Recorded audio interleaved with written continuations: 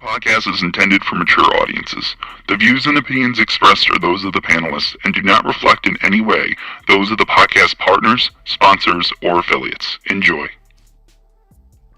Hi, this is Michael Buffer, and you're listening to the Voice of the People. Let's get ready for Boxing Voice. Every day I'm hustling, hustling, hustling, hustling, hustling, hustling, hustling, hustling, hustling, hustling, hustling.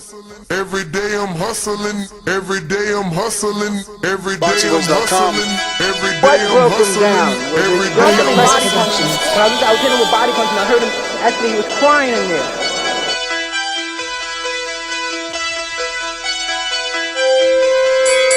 You were saying that Biggs was crying when you hit him? Yes.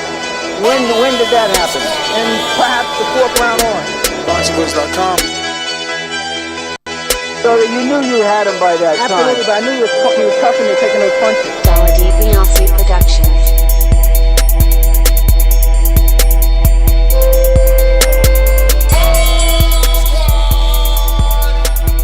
Making women gestures like, oh. Let's go, champ.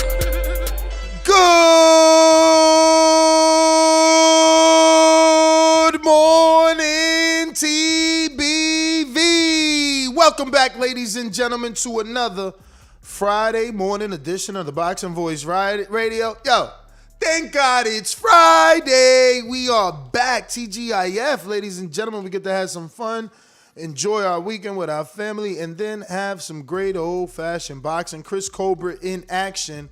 And obviously the topic of today is, does Chris Colbert have to capitalize on all this drama that's been happening? All eyes on Chris Colbert and whether or not he succeeds or fails. So I believe it is a fantastic opportunity to level up. Everyone will be tuned in because of the controversy. The haters will be tuned in to see, does he fail? The real boxing fans will see how he does with such a challenge, since he's taken on a common opponent with Gary Russell Jr. Somebody, the public even wants Chris to fight. Now, Chris keeps dismissing Gary as a smaller opponent. Maybe that gets under Gary's skin and we can get that possible fight, because I just don't see Chris getting that tank fight anytime soon. But that being said, Chris has had a lot of attention this week, and it would be a fantastic thing if he could capitalize on that attention by putting together a fantastic performance and truly shining under the lights, showing not only the people in his corner, hey, I'm always focused. Just because you see me having fun, because you see me doing interviews and getting a little bit, spicy, doesn't mean I'm not ready. Doesn't mean I'm not prepared. Just because I talk about everybody else, that's exactly the reason why I am doing well, because I know I'm talking shit. So I got to be 100%. And that's how I'm taking it. I think that Chris is going into this understanding that there was a lot of drama stirred up. A lot of wind and dust got kicked up over this week. And this is an opportunity that he can run with. He has an opportunity here not only to capture the hearts of the hardcores who are in his corner for taking on a tough opponent, short replacement, late-minute replacement, but also the casuals.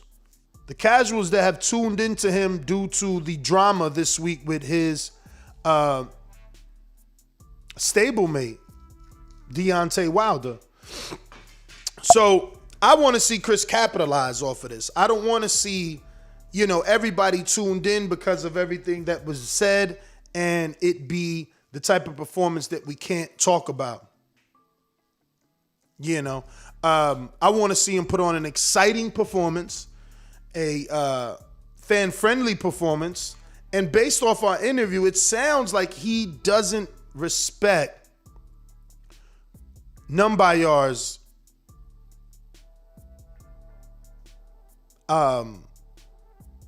size, power, and overall boxing skill. He just feels Numbayar is too small, and he'll prove that.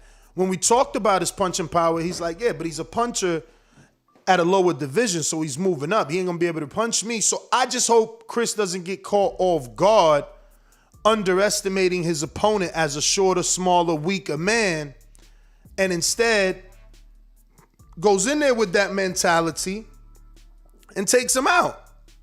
You know, he is the smaller man, so let me step to him and get rid of him.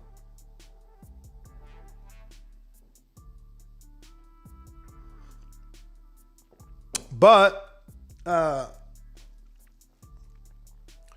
you know, because of his linkage and all the drama, that's why I think that this is an important topic, because is he going to be focused? You know, obviously he's receiving all type of phone calls this week for all types of things. So it's an interesting matchup, without a doubt. Interesting matchup, and it's going to be very interesting to see how Colbert handles it, because he is going to be on the main stage under the lights, and he will have a lot of attention on him. There's going to be a lot of detractors looking to see, does he make a mistake? Does he look as good as he talks? Because he talks good. Does he look as good as he talks? That's what they're going to be trying to figure out. You know, will they be preying on a downfall? Maybe. You know, there's always haters in the sport. Will we be preying on his success? Of course. You know, him and Tug exchange words too, man. Tug is thinking he's going to knock him out. Tug's thinking he's going to knock him out. And that's cool, because, you know, at least we know he's going to come to bring a fight and give us a good old-fashioned war, if not try to bring a war. You know? A lot of people saying Colbert will get shelved after things that might have happened this week. But I think that's why this show is more important. I think that if we put it out there that everyone is watching and that this is the performance where he has to shine, and he does, I think he'll be okay. Because the added attention will add to views. The spectacular performance could take him over the top. You know, the way he's talking about Numbayar, it would be best if he could get a stoppage of Numbayar. You called him small. You think he, you know, doesn't have the power to hurt you. So, you know.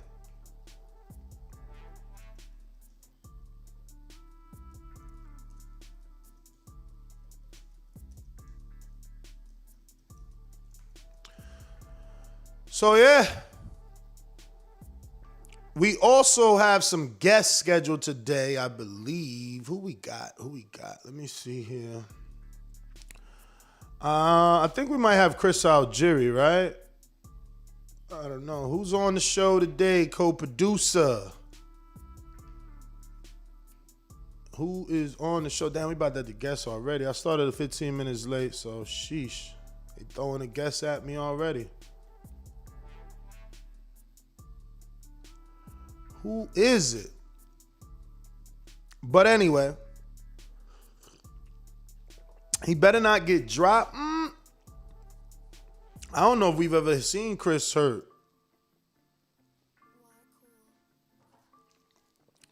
Well, I don't think we've ever seen Canelo. I mean, look, they talking about Canelo. They got me saying Canelo because they talking about, they want to know what Colbert said. Hey, man, if it ain't drop, it ain't drop, man. Powers did be, man.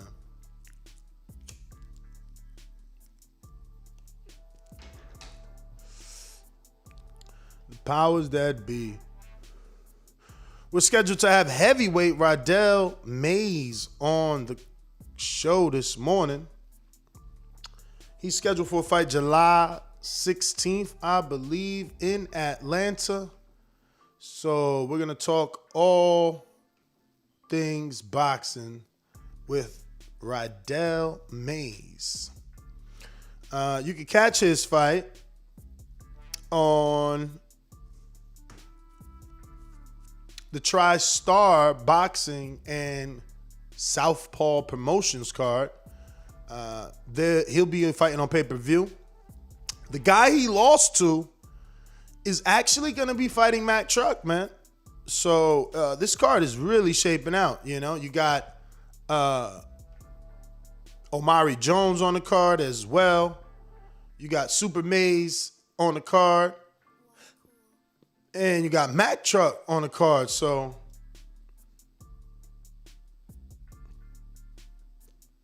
not a bad card. Not a bad card. But we should be having Rydell Mays on the card. This is him, Bubba G. You know what I'm saying? Big following out here, bro, out in Atlanta.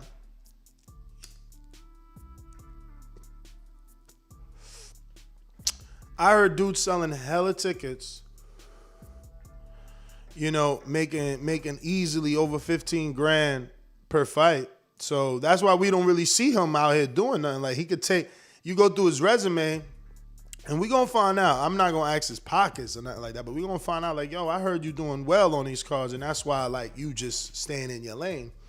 He's creating his own market, and that's pretty dope. You know what I mean? On this level, 8-1 or 9-1, I think, and you know, you can sell tickets and be a main event. I want to hear this story, man. See what it is.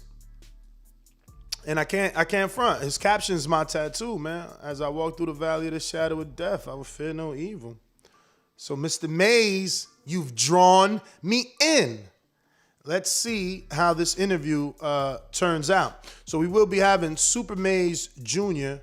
in a bit. Link sent to him. Right now, we're talking Christopher Colbert versus Tugsuit Numbayar this weekend. Can Colbert capitalize off the Wilder attention, right? He's gotten a lot of attention because of the interview he done and where he had some words on Deontay Wilder. It's really ripping the internet apart. Colbert's either become a bad guy or a superhero. So again, I want to see him capitalize off of this attention that he's getting. But looks like we got our first guest, Mr. Super Mays Jr. in the building. How are you, my friend? What's going on, Good man? morning. Man, I'm doing well. I'm doing well. And you? I'm fine. Can you turn your phone sideways, landscape mode, because it blurs you out that way? Oh, okay. He doesn't have good service. Can you hear me? I hear you. You're a little bit laggy, but can you turn your phone sideways? Yeah. There you go. Let's jump right into it, man. I was just telling the audience how I'm hearing from promoters and things that you're a big draw. You sell a lot of tickets and you get paid more than normal people in and around your level. And by that I mean, you know, number of fights, level of opposition. What do you credit that to, being a local star? I mean, you're a main event on a club show, but because you can sell. So that's something to be proud of. And I wanted to at least let our audience know that while we may not know you just yet, people do know you, and you're a bit of a name. So tell us the story, Mr. Mays. Man, I guess I can contribute that to just my past. I used to work in the club industry as far as promotion. Through that, I kind of learned just networking, marketing, talking, communicating with people. And then actually I went to school and worked and got my degree in computer engineering. So I worked in IT. So, just those couple things just taught me a lot of people skills. And then also being from Murfreesboro / Nashville area, I was a football player here. So my name, a lot of people kind of already knew me just growing up, especially when I came through high school football. So once I kind of refocused and got back into boxing, it was kind of easy for me just because a lot of people already knew me, and then the fact that I just made my presence known as far as being active in the community. I think, and that really got me a lot of support. Just doing different things in the community to help the homeless, doing toy drives for kids and different things of that nature on my own dime. And that made a lot of people buy in and say, "Hey, we're going to support everything he does," and it kind of just took off. That's amazing, man. I'm really happy for you that not only can you do what you love, but you're in control. Sooner or later you'll get the attention of a bigger promoter, and they're gonna value what it is you bring to the table. Till then, you're fighting 6 rounds. This will be your third 6-rounder. You don't have an opponent scheduled just yet. Talk to us a little bit about those types of frustrations. Are there any, not knowing who's next and knowing you only got 2 weeks left for the fight, or is it all right? Like, it doesn't matter. Whoever's going to be is going to be. You still going to do what you got to do. Yeah, I mean, it was a little frustrating, actually. Originally, the plan was for me to make my cruiserweight debut on this particular card, but knowing that cruiserweight is it's a smaller division, so it's a lot harder to get opponents. But because of the support, the number of sponsors I have, and the money that we're able to generate, I mean, we're kind of open from bringing in somebody from anywhere in the world. So still wasn't able to make it pan out, but so now it's kind of opened up to where I'll probably end up fighting a smaller heavyweight on this card just because it's so, you know what I'm saying, last minute. But I mean, it is what it is at that point. I'm working hard. I'm gonna be ready to fight. So you want to move the cruiser, but wasn't your last fight like 250, bro? You ready to lose that much weight? Nah, my last fight I was at 224. Okay. I'm looking at the wrong side. I'm looking at 241 for Preston King. Yeah, 224 and a quarter. Not that bad, but that's still that's a solid 25 pounds though. You think that's nothing for you? Yeah. Nah, that won't be a problem at all. I mean, actually, with my small amateur background, I never fought over 201. How many amateur fights, just for the record? I only had 5 official amateur fights, and I say 5 because I got back into boxing when I was around 20. I actually originally started boxing when I was about 15. So I took a long time off. I had a lot of stuff going on, good and bad, kind of a lot of distractions. So once I actually refocused and got back into the gym, I only had about 5 because I only count those after I was 20 and got back in. So the majority of my experience really came from being around a lot of veteran pro fighters, sparring and training alongside them. Give me some names. Who's these veterans that gave you some experience and knowledge? Man, my very first trainer was Jonathan Reed. He was on that show, The Contender. He fought William Joppy. He was my first trainer. Okay. And a little crazy thing about that was he was my first trainer when I stepped into a boxing gym when I was 15. And then when I was about 22, I actually sparred him to help him get ready for his very last professional fight. So that was a good experience. Mike Bissett, who's kind of a veteran guy that's been around a little bit. Harvey Jolly. I've been in the gym with Senna and Becco. And then coming up in the gyms here in Nashville, being around Caleb Plant. I actually got to spar with him one time when I was younger. Austin Dulé. So I've been around a lot of good, you know what I'm saying, guys that are coming from around this area. That's what's up, man. I just want to congratulate you on getting back into it. How many years exactly was it? You said from 15 to 20, right? So it took a 5-year gap. How was it getting back into it? I mean, and even then, when I say I got back into it, it was still kind of like playing around with it, kind of in and out the gym. Like I said, man, I had a lot going on.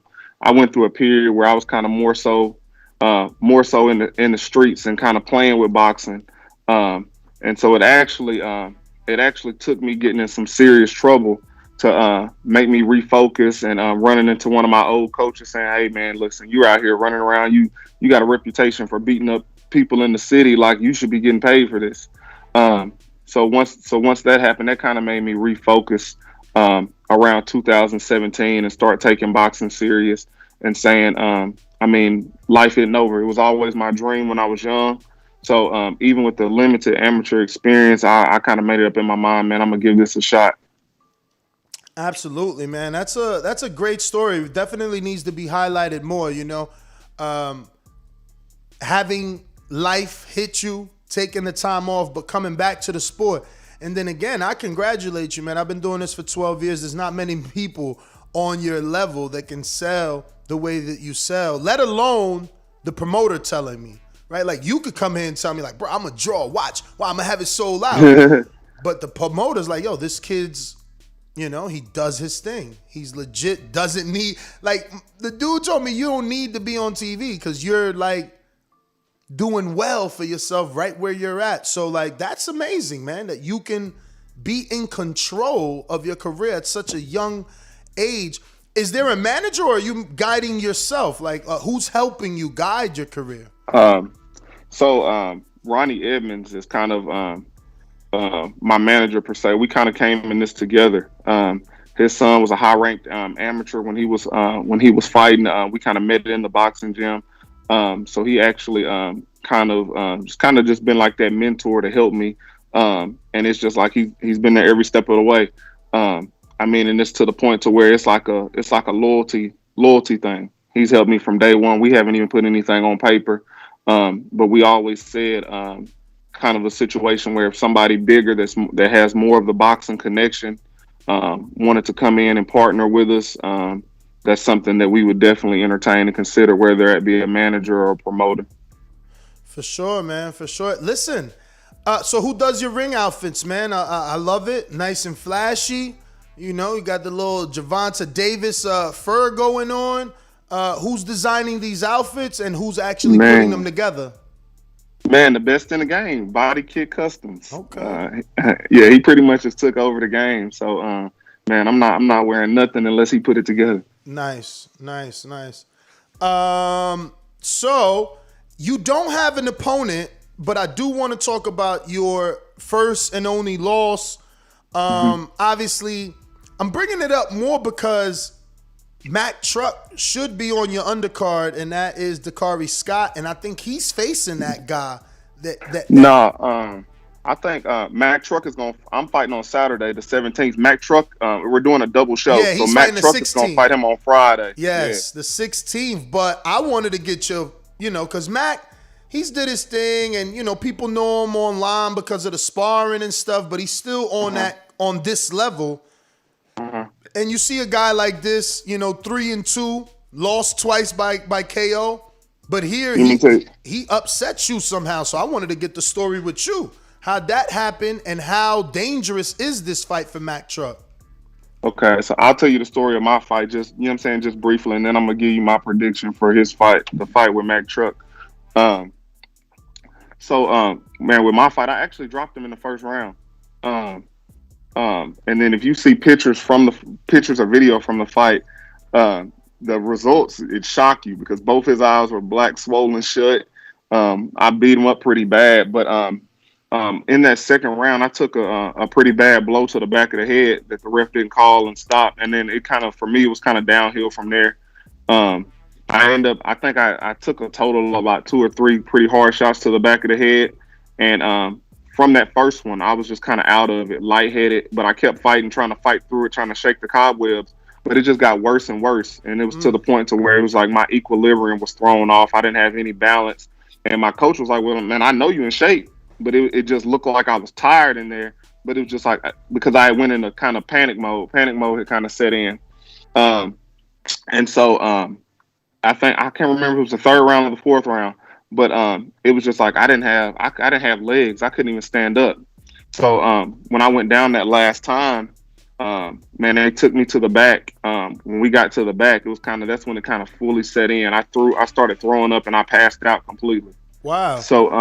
So they actually had to throw me. They threw me on the stretcher from there and rushed me to the trauma center a city away.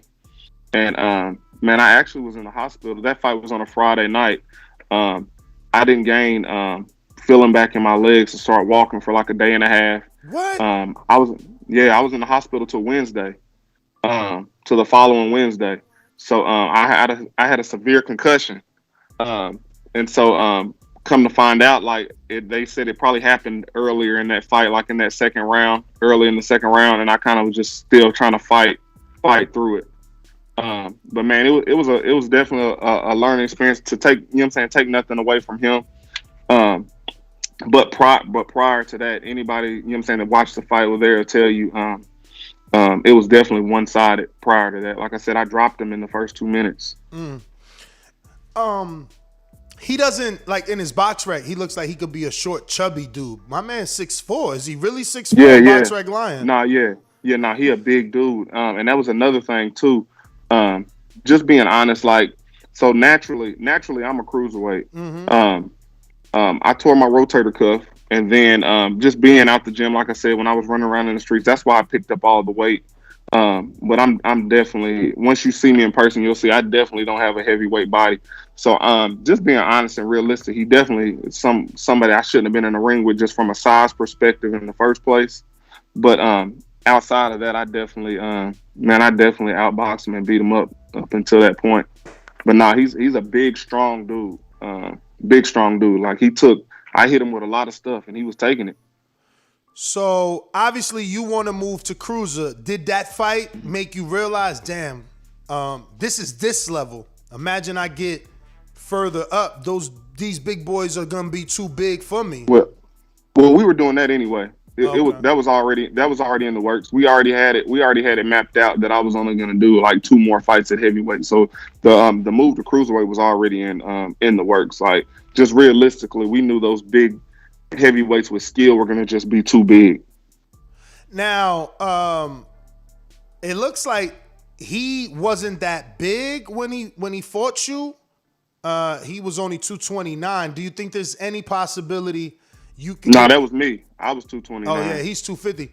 So there's no way you getting that rematch at cruiserweight. It's a wrap. Like, if you go to cruiserweight, you have to walk away from this fight, correct?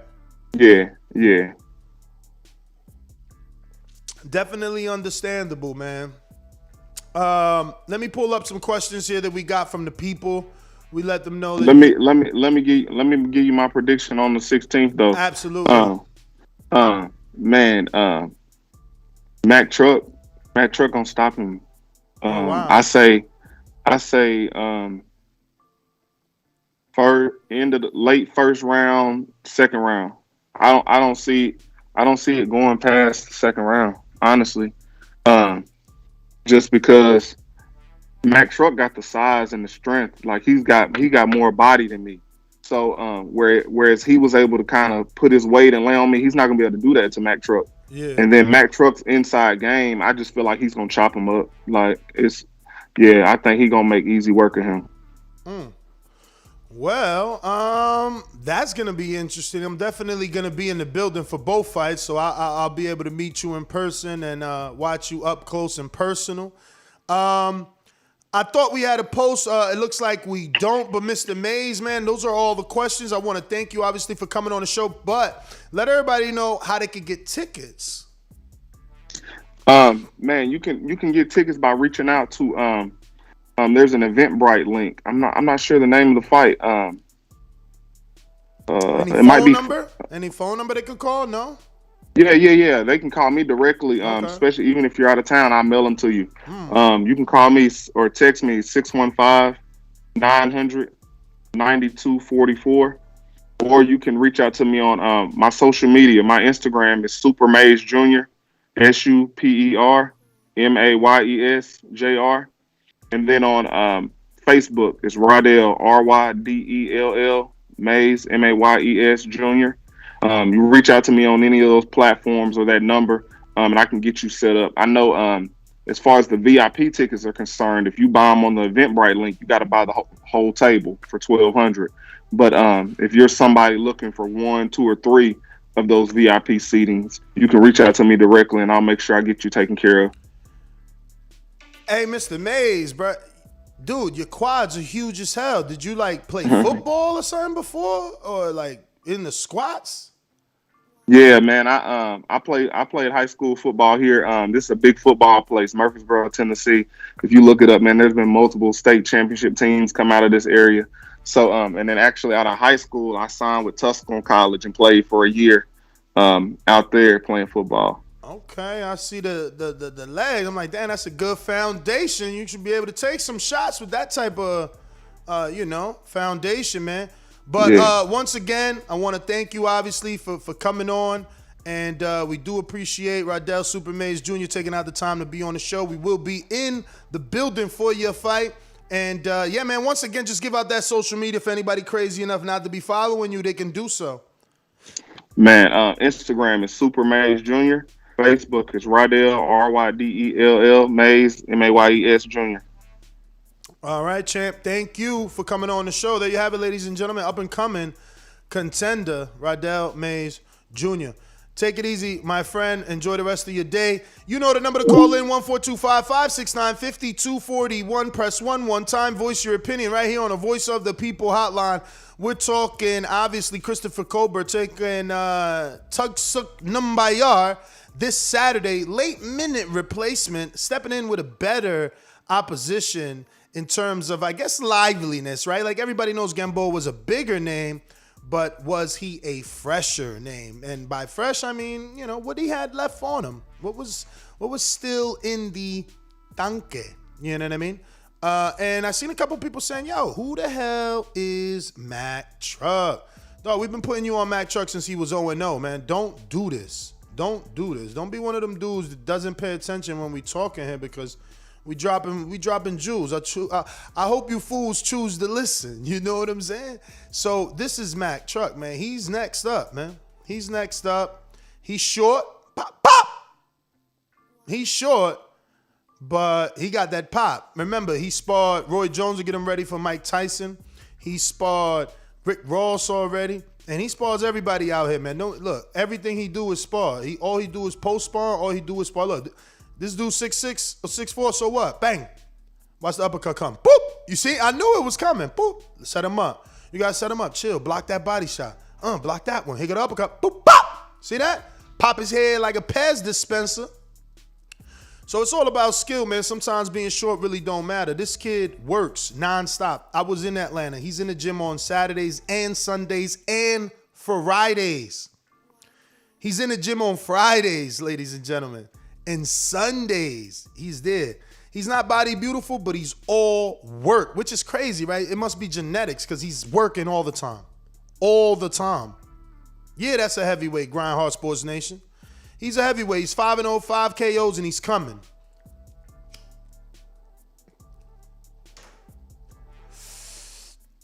So excited to see him, bro. We seen one of his fights on the BPE. Look, he hurts dudes with jabs, man. Look, body shot, working that body. Boop, boop, uppy. Take that knee, dog. Take that knee. How is it that every time he's sparring, he hurting somebody? Look at that, working on that left hook. Ah! Let me get some sound on that.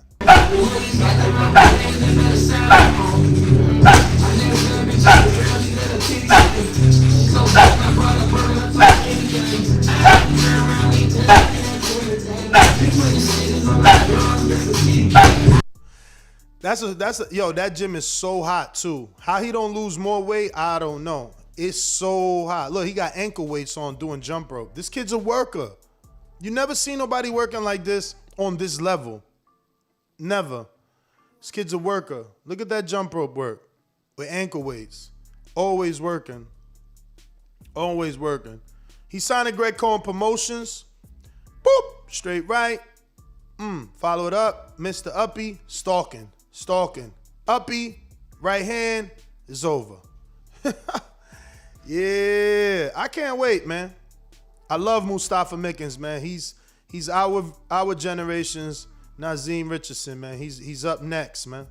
You know, out of the Muslim community in terms of coaches. I love his teachings. I love the way he speaks, man. His patience with fighters. Shout out Christian Otero, you know, who's out there as well. Crunch Time, you know, he's out there as well.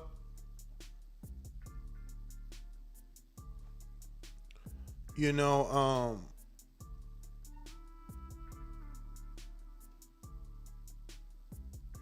Sorry, man. I get all these messages.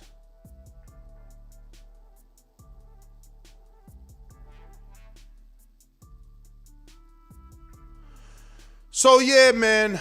Very excited to see what Mack Truck puts together on his card. Now we find out it's actually the next day or the day before Rydell. So, I got to get that down pat.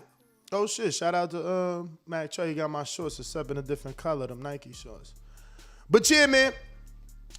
We got to do a quick intermission. I'm Solo Dolo, Scarface, no Manolo. And I got to bring the dogs inside before the motherfucking Bobcats get them. You know what I mean? We out here in the jungles. So I got to go get my doggies. I don't want no Bobcats eating them up. All right, so we be right back. BoxingVoice.com. Dollar D Beyonce Productions. I must be the greatest. Let's get that done.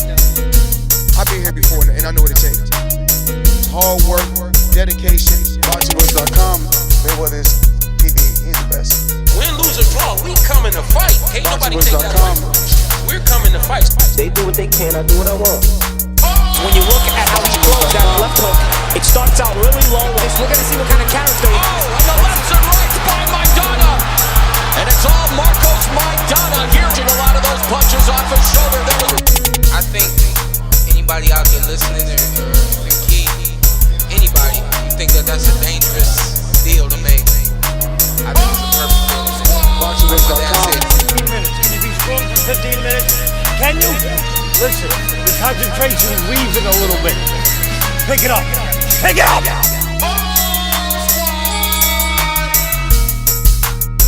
Some things about we got to deal with his body shots. I don't think you want to be that close to us. He's talking about letting the left hook go. Then you gonna take the left hook.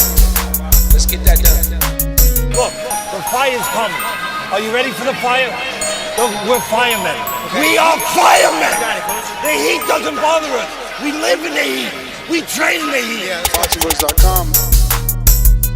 Let's get that done.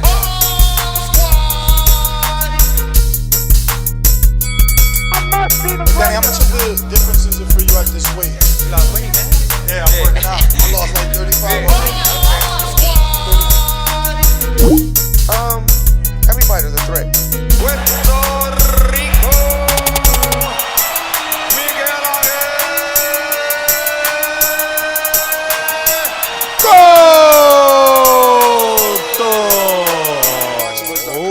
What up? We back. What's up? We gonna go out to the phone lines. You know the number to call in, 14255-6952-41. We talking Christopher Colbert, primetime, Lil B-Hop, a.k.a. tell you what he really feels, Mr. Honesty, and the fact that he needs to capitalize off the wave he's riding. He's riding on that wave all the way into Saturday, and I just want him to get the knockout or a fantastic performance because all eyes are on him right now. Detractors, supporters, everybody will be tuned in. He raised his profile and the profile of this fight with the fight week antics. Certain things happened before the fight that caused this fight to get a little bit more attention. Just a little bit more attention. And because all those eyes are on him, we want to send him that positive energy so he can put together a fantastic performance this Saturday night and get that breakout. Get that breakout. Because can you imagine fights with Shakur Stevenson and Chris Colbert? Tank Davis and Christopher Colbert? Joseph Diaz Jr. and Christopher Colbert? Gary Russell and Christopher Colbert? I mean, the names go on and on. If he can cross over at least into the popular side, right? Then it won't be high risk, low reward. But I'm gonna open up the phone lines. Let's get it, man. Let's get it. Get in the ring, swing. Get in the ring, swing. Get in the ring, swing. Get in the ring. Yeah. Don't forget, man, Border Wars is obviously, when is it? September 18th. Live from Watertown, Wisconsin. We back. Shout out to Watertown. They loved us. We loved you. The energy was lit. We want more. And September 18th, it goes down. Huge card. Huge. I just can't imagine where this thing is gonna be in 5 years from now. But right now we got Jose in Canada back. Lineal champ taking on co-host Mario Munguia. Marvin Tank rematch. Anthony Edwards, Queen City Cobra. Keem the Dream taking on Fight of the Year candidate, or winner, should I say, Chris Vega. Puncher, Jordan Vega versus Talker, Show Kid. I'll fight anybody Donnell Fernandez versus Malik Johnson, former kickboxer. Supermex in a big rematch with the silent killer, Santiago. Then we got Elias, the return of the Lion, taking on James Clark, who lost at the hands of TBV's own Islandri Laura Esteban Angulino. And he's also saying he's back. Talked to him yesterday. Big heavyweight fight. Smoke him out, Jay. We'll see. Is there any fire to the smoke? Or is it just that? Because he's going to be taking on the Mission, which has been impossible thus far, Sean Jones. Heavyweight, superstar, 43 tickets sold, t-shirts made, women screaming his name. Chino Rivera back, taking on yet another challenge, another 330 pounds, 6'1" heavyweight. Oh, it's going to be some fun in Watertown. It's going down. Shout out to Juan Alabarang, who's taking on Rivera. Then we have our first ever female fight. Border Wars is truly growing. Shout out to Rebecca Kramer coming all the way from Canada. Taking on the wife of co-host Mario Munguia.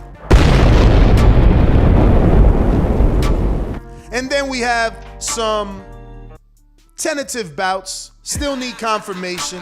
Corey Frank versus Marcus Robert Johnson. Sir Isaac needs an opponent. Coach Myers needs an opponent. Jason Hotsey needs an opponent. And if you want to fight, well, then you need an opponent. Don't forget to hit us up on all forms of social media. Ask us what Border Wars is all about. If you got any questions, let us know, and we will let you know whatever it is that you need to know to be part of the show. That being said, we're going on out to the lines. Remember the number to call in, 142-569-5241. Press 1 time on Blog Talk. A lot of people on Blog Talk, you have not pressed 1. Now, hey, it's all good with me. You want to use the show to get through your day at work, and you just want to hear what I got to say. You don't want to let us hear what you may want to say. It's all good.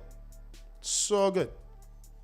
Luminous P says, how do we buy tickets for Border Wars? Tickets haven't actually gone out, but we will be having an Eventbrite ticket link soon enough where we will be announcing ticket sales. We're still 79 days out, so plenty of time for tickets, but people can definitely start getting their travel arrangements in order.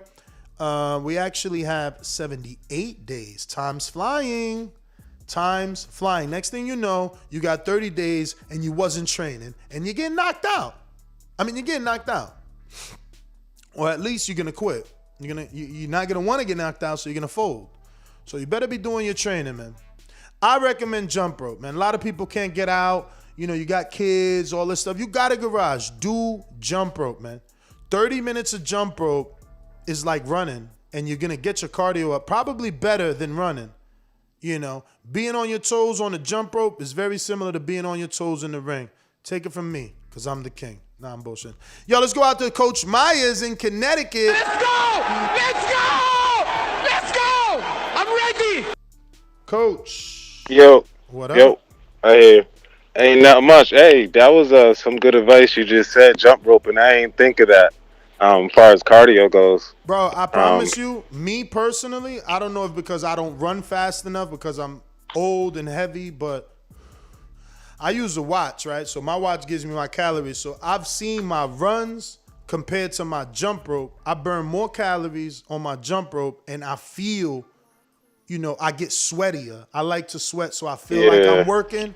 Like if I didn't sweat, I'm like, damn, I ain't really work out. So I feel more, I get sweatier doing jump rope. Okay, that makes sense. I'll take that in consideration, definitely. Because I don't like to run either. Shit. But what was the topic? I just hopped on. Topic is trying to make sure Christopher Colbert shines and capitalizes on all this attention, right? It would be counterproductive to make this wave, have all these people, all eyes on you, and then you fail Saturday night. Best thing he can do is come up with a fantastic performance so that the detractors and the supporters see greatness. Yep, I agree with that. And show up to the Wilder fight. Show up to the Wilder fight. I guarantee press will be all over him.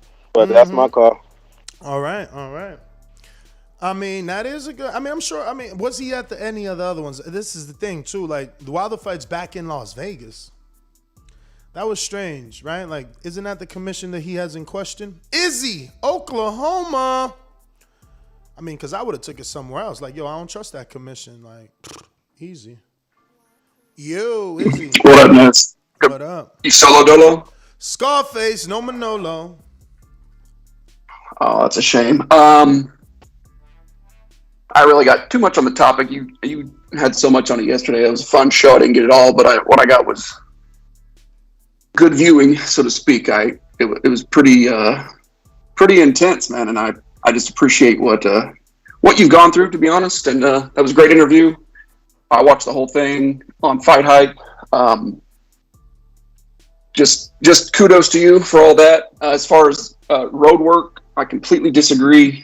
At this level, I'm not. I haven't fought, but I just know. I do know. I think road work's a necessity. I think if you got a guy doing road work and another guy who's just jumping rope, doing like in-house cardio, if you're pretty similarly skilled, the guy that's been put some road time in is going to win just on cardio. I think you can mix it up. You should mix it up. You should vary your workouts and habits, but get that road work in, fellas. That's my call. All right. Yeah, I mean, I don't know, man, because I've talked to so many trainers, right? Like my when I first started, I used to ask a lot of trainers about when to stop doing calisthenics, right? Because there was a myth that you had to stop calisthenics, like the way that fighters stop training for fight week and dial it back. And, oh, no, we only do pad work. No, we just try to shake it out and stay loose, because they don't want to do anything serious on fight week to risk not only injuries, but whatever could come by doing, working out so soon to the fight, so near the fight. But, yeah, I mean, I would ask these questions. Hey, do you do pull-ups the week of? Do you still do push-ups? Are you still running? What do you do for fight week? And, obviously a lot of fighters, they do calisthenics all the way out to the fight. That's something that they don't stop, and it was something that we had to learn.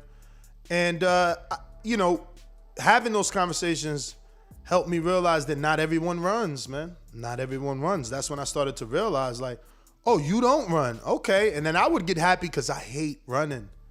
It's ruined my knees. I was never fast. You know what I'm saying? I'm doing like fucking 2.89 miles at like 28 minutes. That's almost 10 minutes a mile, right? So it's like not fast. So that's the other thing that can happen with running, in my opinion. You pace yourself. You're not sprinting. You're not running at a high pace because you're going to burn out. So you end up pacing yourself. You end up running, whoever you are, right? Like me, I end up running, let's say 9, 10, 11, maybe even a fucking 12 when you get tired in that third mile, right? Or that second mile towards the end. So I don't know. And I guess you can pace yourself easier in a run than you could with jump rope, if that makes any sense, because of your body is just moving differently. Like you're moving more parts when you're jumping rope. So I don't know. I feel like you just sweat more. I don't know. You know, anybody like for instance, Izzy, you know, he's saying, oh, I prefer this. I think you need to put on the heart rate monitor. That's how you find out. You know, what is working you better is by tracking your heart rate, tracking your calories burnt, you know, and then you'll know what exercise is doing better for you. Now, in terms of what's gonna serve better on fight night, I guess there is no app for that. It's a matter of you doing one for this camp and seeing how that feels, then next camp. Like, so for instance, you jump rope all this camp and no running, and you're like, that felt like this. Then you go and you do running and no jump rope, or both, and see how you feel. I don't know. For me, being a busy dude, you know, we all blue collar guys, I just felt like I didn't have the time to run my slow ass 30-minute 3-mile run, 35-minute 3-mile run, you know, and then also go to the gym and put in 2 hours. Like, what the fuck, man? We got shit to do, right? So yeah, man, I don't know. You got to find what works for you. Mr. PBC, baby. BoxingVoice.com. I'm the finest. Canelo talking about he believe he can win. Go to my kitchen, get the sharpest knife, and cut the bullshit out. I don't care what you do good. I do every fucking thing great. Mr. PBC, baby. It's a beautiful day in the PBC neighborhood. The sun ain't out. The skin ain't burning. Man, this heat wave was ridiculous. But anyways, when I seen Chris Colbert talk, you know what I seen though? It wasn't about what he said. It's about what I love to see is when I see a fighter speak, you know, sell himself. He's vocal. To me, I seen a Floyd Mayweather in him, like someone who can just, when I see a press conference, if I see him in one, other than the one he was in, I can just see him talking major smack, getting underneath the skin of a boxer. And that's what I like about my favorite fighters. Other than, you know, some other favorite fighters that just say he want payday or something like that. He's actually going to take that fight. And that's what I like about Chris Colbert. And my favorite fighters, Floyd, Deontay, Chris Colbert. They're the best, man. And I hope he keeps on talking like that. And just bring that energy, but, you know, sometimes, you know, knock it down a little bit. Because PBC fighters shouldn't be talking about each other like that. That's my call. All right.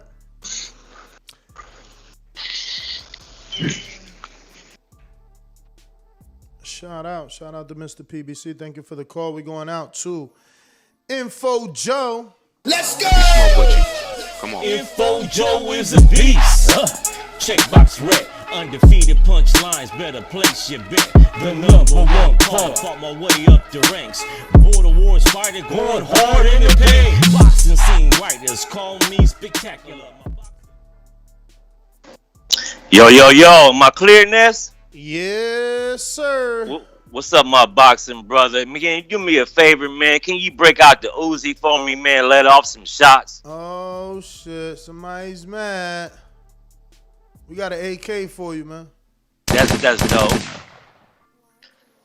That's dope. Okay, I think we clipped off about 4 or 5 of them. Hey, man, that's for the suckers that hit the thumbs down every day. I got up yesterday morning. I heard the show, man, before the show had started, before I was on my way to work.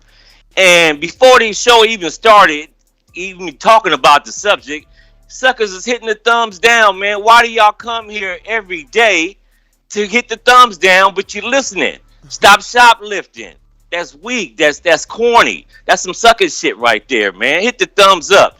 Hey, yo, this is the only podcast that you can call in and talk your shit. Say whatever you want to say, and you ain't gonna get blocked. You're not gonna any other channel, man, they'll block you if you said something wrong, even in the chat or even in the comments section. You got the privilege to come on this show and speak your mind, even in the chat, man. And Ness don't be blocking y'all, man. He let you speak your piece, regardless if you agree with he agree with you or not.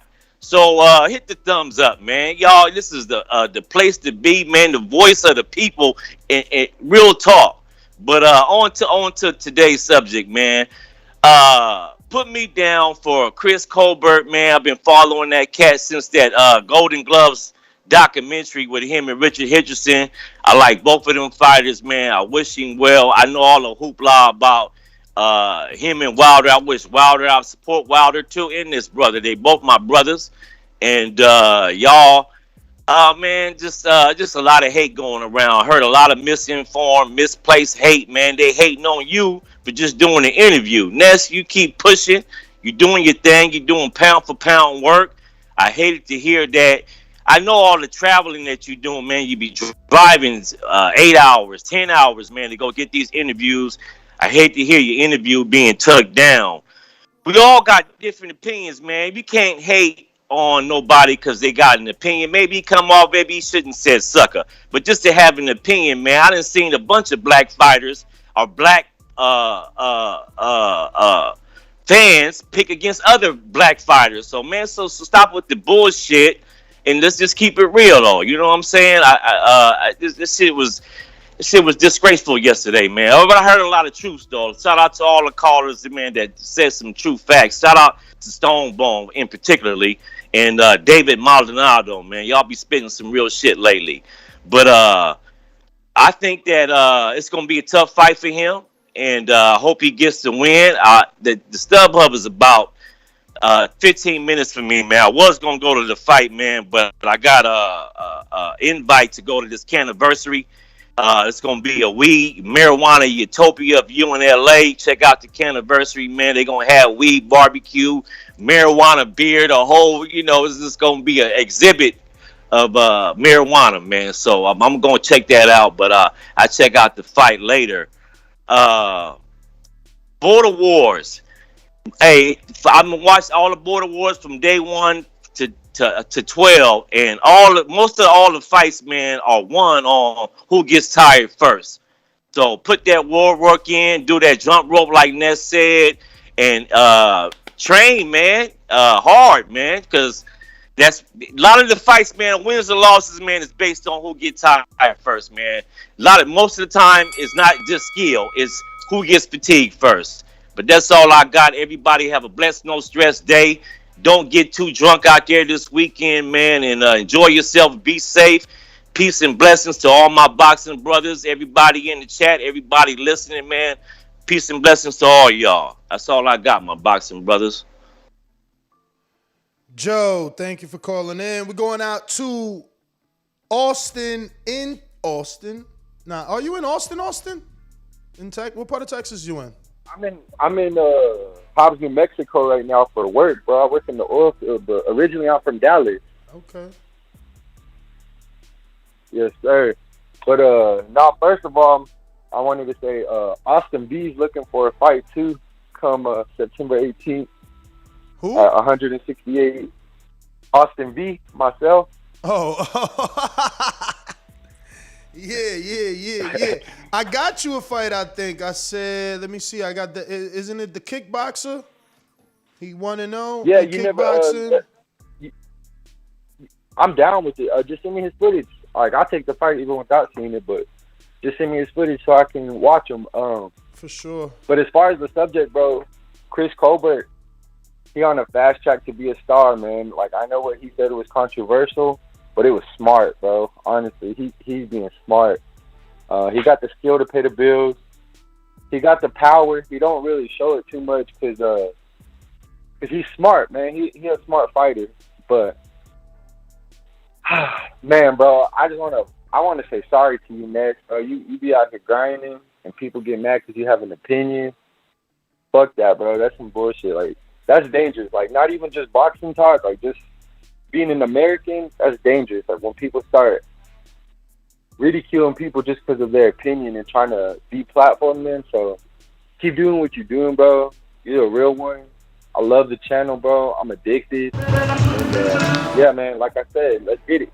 September 18th, Shout out to Ness. That's my call. Good show, champ. Thank you, brother. Thank you, man. Glad that you found the community. Can't wait to meet you at Border Wars, man. And good luck for sure on that first win. We going out to Mad Bet 100. What up? Good morning. Good morning, man. Hey, this is more on a personal level with Chris Colbert. He's one of the best Chris Colbert, one of the best people I've met. He came out of Kansas and he escorted me and my son to meet Clarissa Shields, Sugar Ray, Big Baby. He was Cubist. Yeah, this dude is nice. He wasn't even fighting. He tried to stop him from coming in. And Chris came out like, man, let him in. And he took me and my son. We saw everybody. He personally escorted us all around. Him and Clarissa. She let my son hold the belt, everything. Took pictures, everything. He was rap battling with my kid. And he didn't know us from Adam. And plus, he's definitely a talented fighter. And he's going to knock Mongolian out tomorrow night. That's my call. Peace. All right. Thank you for calling in. You know the number to call, 1-425-569-5241. Press 1 one time. Voice your opinion right here on the Voice of the People hotline. Don't forget to add Nestor Gibbs on Skype to be part of the conversation from anywhere. James Payne is my name, partner, how about you? Standing on my property and I'm gonna see about you. If I come out on my porch, I see you chilling in your wheel. Boy, I hope you know somebody, better be waiting on the bitch. James Payne, baby, see me pissing on the post. If we're playing basketball, you might see me in the post. TBV, can you hear me? How my audio? You sound fine. Alright, you're gonna have to rock it out like this. Yo, man, top of the morning to you, man. Salute TBV, best part of waking up. You know the slogan from the 80s. Shout out to Dooman. That TBV in my cup, man. Hey, big props. Right, good interview this morning. You know what I'm saying? Good work in the gym yesterday, champ.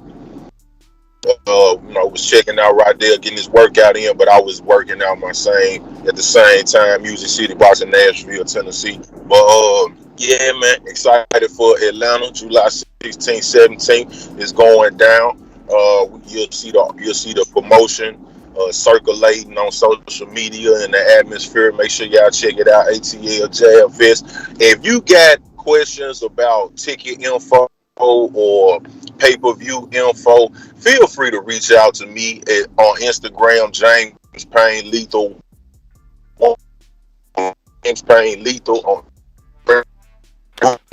price. If you even go boxing in and out, you could get that basic with it, and you will get. But I like what he represents. Damn. You driving, champ. It ain't working for you, man. We'll get to you when you aren't mobile. JT, though, what up? Are you available, JT, to speak? All right. Talk to us. Oh, you ain't doing the intro, huh? Oh, you up shit. and down. Nah, you're right. You know, you guys got to understand, man. I'm only one dude. And we all make mistakes. So interesting that you come across like a nice guy, but you're really a piece of shit. Hey, that comment. Come on. That was a piece of fuck you. That was a piece of shit. You know, we're doing live TV. Man, I don't care. What you gonna do about it? How can this mother? Why do you have to talk like that? Well, I'm talking to you the way I want to talk to you. You have a problem? Turn off your station. I'm the best ever. Nah, that's like yesterday I told you don't worry about the intro. You still did it. So today you didn't do the intro. That's like it was like a back and forth thing. I'm all over the place, man. My bad. Nah, you good. I told you about the interview thing about that. I don't know too many details. You know more than me and stuff like that. Keep it that way. But I know like one thing I like about you, that's your personality. It don't fit everybody, so you go run into problems like that. I don't think you know yes type of man. So if you was more of a yes man, you probably would get away with your interviews. You wouldn't have to worry about your interview being taken down. etc. All if you was a yes man, you probably would have stopped Chris Colbert from being honest, expressing his opinion on the fighter and stuff like that because you weren't about the backlash. But like I said yesterday, keep doing what you're doing. That come with it. Not being a yes man, agreeing to everything and shit like that.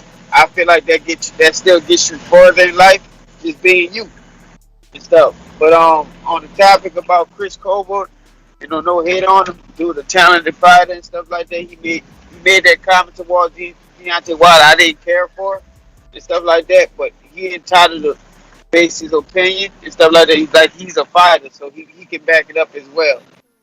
But I think he go win. But like I said, I want to see him in some big name fights in the division. Names I said yesterday. Guys, that Mack Truck. I saw this guy before. He kind of short. He like 6 feet 6'1", but he kind of short and chubby. Yeah. Yeah. So how do you feel? I know you say he's up next, but once again, he kind of short. He look like he's 300 pounds because he got kind of chubby dude. But how you think he do against the bigger heavyweights, the taller heavyweights? Yeah, I mean, listen, it's all about having that Andy Ruiz kind of Mike Tyson game plan, cutting that distance, getting in on the inside as the shorter man and letting them body shots and uppercuts go, which is something that he do very well. Obviously, it's on a lower level, and we're just going to keep following his career on the way up and see how he does with taller men that are more skilled. But right now, he's doing it, man. He's doing it. He's making it look easy. Well, I wish him the best with that. Like you say, he a gym rat, so which is good. Stay in the gym. Especially in that division, you gotta stay in condition. You gotta stay trained. You gotta stay focused. You gotta stay mentally focused as well. That's one thing he got going against him. I mean, good against him. Besides giving up the height. Yeah. I can't say size because size he got the size, so he compact. So I wish the best. I think he gonna kill people, but I'm gonna get to some other call. I think he gonna kill people with the stamina. He is gonna outwork people. It's like you said, because of being a gym rat, you always in the gym, you always hitting the bag, you just in better shape. You in better shape, and he spars so much. So it's like, I don't know. It's gonna be the way Mike Tyson lost, the way all heavyweights. Shorter heavyweights lose. They'll lose to the bigger man that is just as conditioned or just as skilled as them. But he's gonna beat dudes up all the way up to the title shot or to facing the champion, because that's who's not gonna take him lightly. But on the way up, dudes are gonna see him with man boobs, chubby. They're gonna underestimate until they get punched in the face. It's just that simple. Listen, look at all the sparring that he posts. You barely see the same person twice. It's just like, bro, these dudes they going all over the world getting sparring, and it's evident that's what he does. Ain't nobody else posting sparring. A Mack Truck getting beat up is yet to be leaked. Yet to be leaked. And he made it to what, qualifiers or first round in the Olympics. Not Olympics, but the trials and all that stuff. So we'll see. There's always, I feel like, the more we watch the sport, we realize that there's always a lane for people. Like, look, we just talked to Rydell Mays, man. This dude's making more money than, all right. He's making more money than Big Baby Jared Anderson. Big Baby Jared Anderson just made $7,500. I can tell you for a fact, Rydell's making more than that. And he ain't on TV. He's streaming. He ain't fighting eBay or none of them names we seen on TV like Anderson. He ain't on the wild card undercard. Now, is Anderson gonna make more money this fight being on the Wilder undercard? I don't even know that, because we all know that the budget is smaller because now we got to pay the big boys, and there's a lot of big boys on that card. But let's hypothetically assume that because this is the biggest fight of his career, which is against someone we don't know, maybe they bump him up in pay. But that's why I'm impressed with Rydell. Like, holy shit, what the fuck he got? You know what I'm saying? he's selling hella tickets, man. At this level, he's selling hella tickets, and that's why his purse indicates that, because he got a ticket deal. He getting percentages off them damn things. So, yeah, man, Mac can do the same. Mac sold out his first show. You know, I heard he sold hella tickets that first show. You know, I don't want to say the number because I didn't confirm it, but it was a pretty big number. You know, pretty big number. I don't even have a way to confirm it because it's not like they Ticketmaster or anything. You know, they get at this level, the fighter receives tickets. The promoter might say, here's 100 tickets. You know, how many think you can sell? 50. Here's your 50. He got to go sell and bring that money back. Ask for more if you need more. So it's something you would have to take up with the promoter. But again, you got to think the promoter is the one putting them on the card. Both he and Rodell are on two separate cards, so you can see that they're two separate draws. They know what they're doing.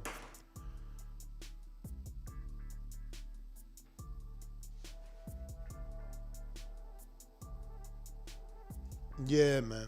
I'm still getting messages over this shit. Fucking unbelievable.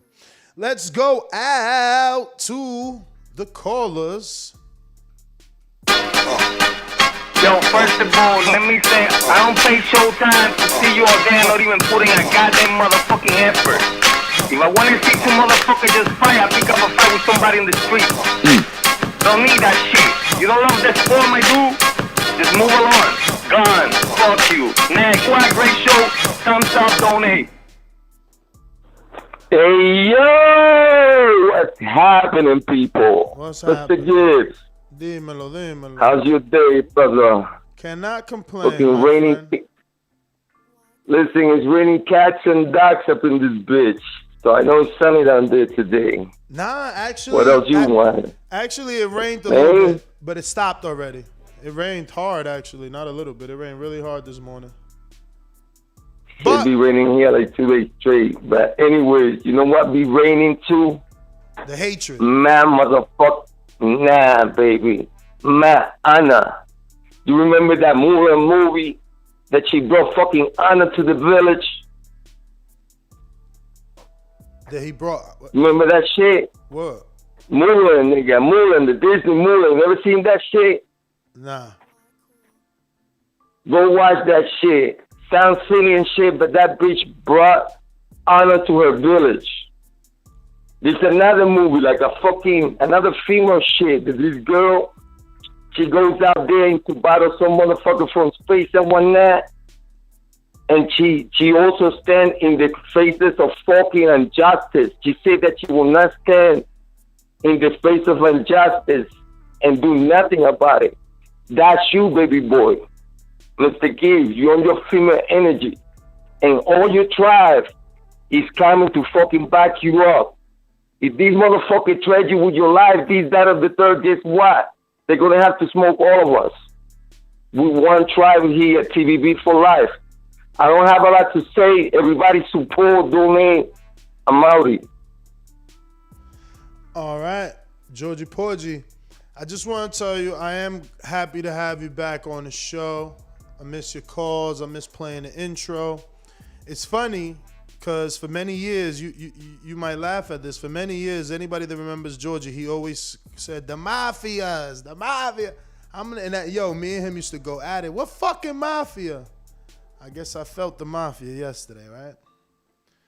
I guess I got a piece of that mafia yesterday. But shout out to Georgie coming on back and choosing the platform to express his frustrations. We're going out to Edwin Solano. What up? Yo! What's up, What's champ? up, Nash? How are you, man? Good morning. Good morning. Man, oh shit. They're gonna blame you if Wilder loses. Nah. Yes, that's gonna be the excuse. They're gonna be like, oh man, Nash and Colbert got in my head, that's why I lost. But man, thanks for your show, man. Keep the hard work and keep that road work going. It's awesome, man. Thank you, champ. Thank you. Alright, that's my call. All right. We're going out to LV Slugger. LV Slugger. TBV, what up? What up? How it sound? You good? Good. All right. Definitely tuned in this weekend, man. Excited to see how he look. You know, regardless of being a Wilder fan I am. You know, I was tuned in regardless. You know, it ain't got nothing to do with with what he said about Wilder. I ain't about to leave it. Oh, I thought you knew. Wait. Yo, what is he doing? We going out to Aaron and actually, Aaron, you're not up. Who's this? We got who in the building?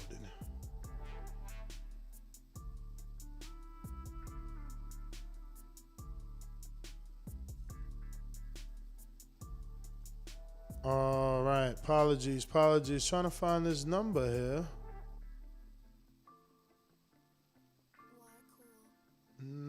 Dead Game Boxing, Baton Rouge. What's that? New Orleans? What's up, man? That's Lafayette, Baton Rouge area. What's up? What's going on, champ? How are you? Oh, man, just call to see what's up, man. All this drama, man. You good, boss, man? You good? I'm alright, man. I'm alright.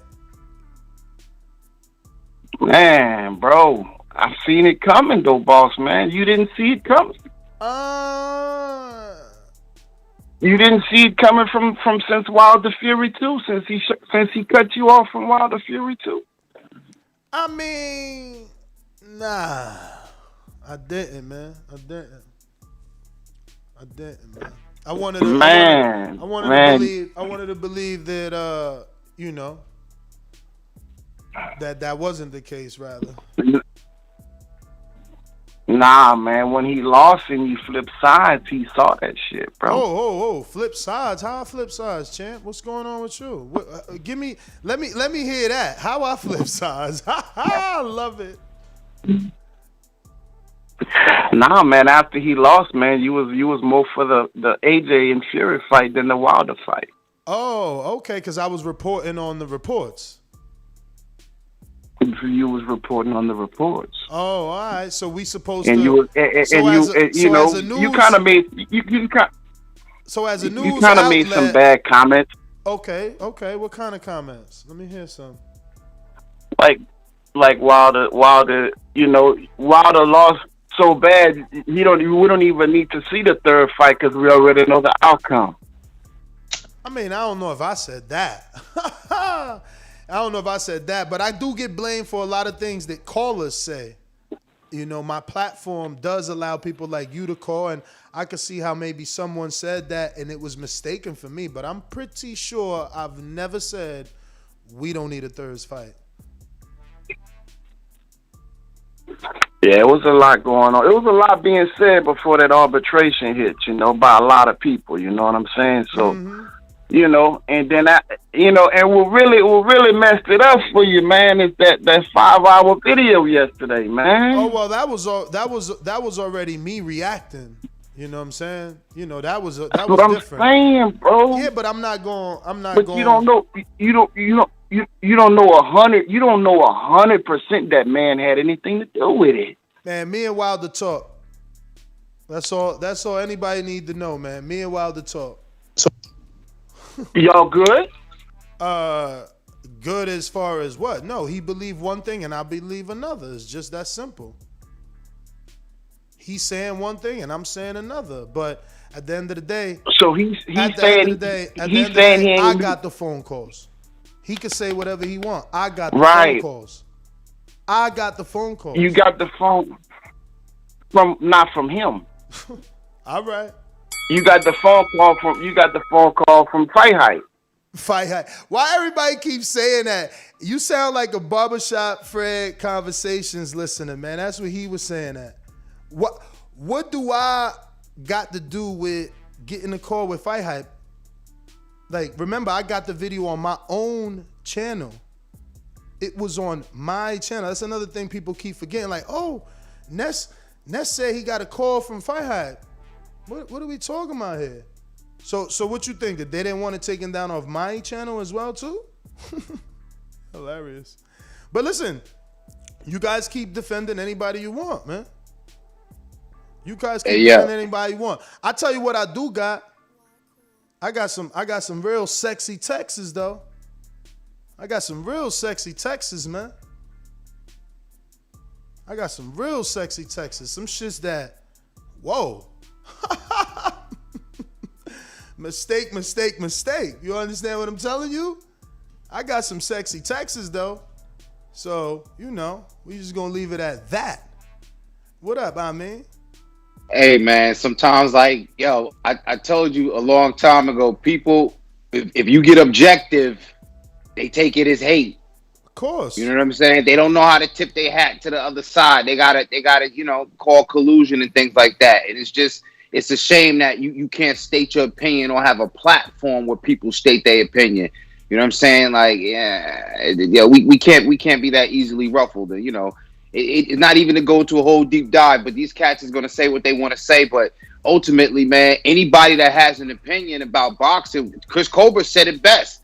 You know what I'm saying? Like, anybody that has an opinion, state what you say and just stand on it. Like, why are people uncomfortable that somebody's willing to stand on their position? I don't get it. Yeah, man. Me either. But it's more about Chris capitalizing on all this attention. And that's what I'm saying. Because, you know, we like to throw around the phrase, oh, all publicity is, you know, good publicity. So capitalize on this, shine, you know what I'm saying? So that people, you know, do take notice now that everybody's looking. Because I feel like it's all eyes on Chris today. You know, it's all eyes on him for at least Saturday for sure. People gonna be, the haters, oh, you know they out. You know they gonna be out and they gonna be, you know, hoping he loses. And you know what else? Because I think the one thing people forgetting, you know, because if you need a cause, you need a cause. Everybody need a cause to run to stand behind something. What people are forgetting about Chris Colbert, how we don't know, not only do I hear, you know, that's just kind of the way he is, but yo, he also said, you know, Mike Tyson wasn't nice. Like, he's, you know what I mean? Like, how you don't know that he's not trying to drum this up? How you don't know that he understands that without controversy, he's going to be another people consider good, but, you know, what else does he bring to the table? How you don't know that he don't see what Tank did and say, yo, that's what I'm trying to do. I'm not trying to do it the old college try. I want the fast track. And if being in the public lights, you know what I'm saying? If that's what, you know, saying something, you know, kind of, yo, that's how it is. Let him do what he's doing. And I think so when Mike Tyson hear that, first thing he gonna do, who is this kid? And that's what you want. Who is this kid? Mike know him. Mike know him because remember, he cool with Tracy Morgan. He been on a podcast. Mike know him. He been on a podcast with Tracy Morgan. Like, that's the thing. He don't give a fuck about your feeling. He talking boxing. You know what I'm saying? So it's like, he giving his opinion over the sport. He not mad at Mike or dislike Mike. He just giving his opinion over the sport. And you know, it's being taken a certain way. Yeah, but he's definitely going to be in the public eye all weekend, and maybe this is what he wanted. You know, the bad guy, right? The bad guy. Mm-hmm. Everybody loves a bad guy. You know what I'm saying? Listen, it's better to be the bad guy. That's what Floyd Money Mayweather was. When he was Pretty Boy, he was the bad guy. He choked you. You see him in when he went to the UK, they booing him. He dancing to the boos. He dancing. You know what I'm saying? Like, you ain't never see that clip of him and Ellaby? Yeah. He got the jersey on, the burgundy. It's like a UK jersey. Floyd know how to live in that moment, and that's what these other dudes need to do. They need to embrace that moment, and if they making you a villain, fuck it, man. Fuck it. This is Chris's moment then. Be Bane. You know what I'm saying? That's one of the best villains out. They making you a villain, man. Go ahead and be Bane, man. Shout out to Chris Colbert, though, man. And, you know, even the press conference was spicy, though. You know what I mean? I know you probably spoke about it already, but even the press conference was spicy. So this ain't about just one person. This is other than Chris Colbert. This ain't about nobody else but Chris Colbert. And so I'm excited to see that. I'm rooting for him, personally. Punch Drunk Boxing with the super chat says, bro, you the voice of the people, not the voice of one boxer. Keep doing you, my brother. Real, There you go. recognize real, man. Shout out to you. And like I said, man, you keep doing what you doing because you killing it. My man put extra work. I was just telling him yesterday, like, damn, bro, I don't see how you find the time to do all that fancy shit with, like, his interviews. He always put in, like, overlays and fucking nice music. I'm like, bro, I don't got time for that shit. I'm just putting it out. My man go above and beyond. And I told him that's gonna take him further because of that. The extra work. We got Rich Mendez with a super chat. Good morning to the most popular guy on the boxing sites last night, Mr. Ness. All right, well, thank you. People probably was talking very bad about me. Luminous P, how do we buy tickets for Border Wars? Tickets aren't exactly out yet until we get a full capacity count because I'm gonna be real. This is really gonna be the biggest Border Wars. Like now, the future mayor doesn't know that he wants to do it in his bar. Now he's looking at bigger venues because they're expecting more people. So it'll be in Watertown, Wisconsin, but it might not be at the bar or it might be at the bar. It all depends. They're looking for a certain amount of tickets that they could sell. So if the bar could accommodate the number of people they have in their mind, then I guess we'll be in the bar. If it cannot, they will be getting another location in the city that can host us and would be bigger. We're going out to Shout out Cool. to the mayor. Yeah, shout out to the.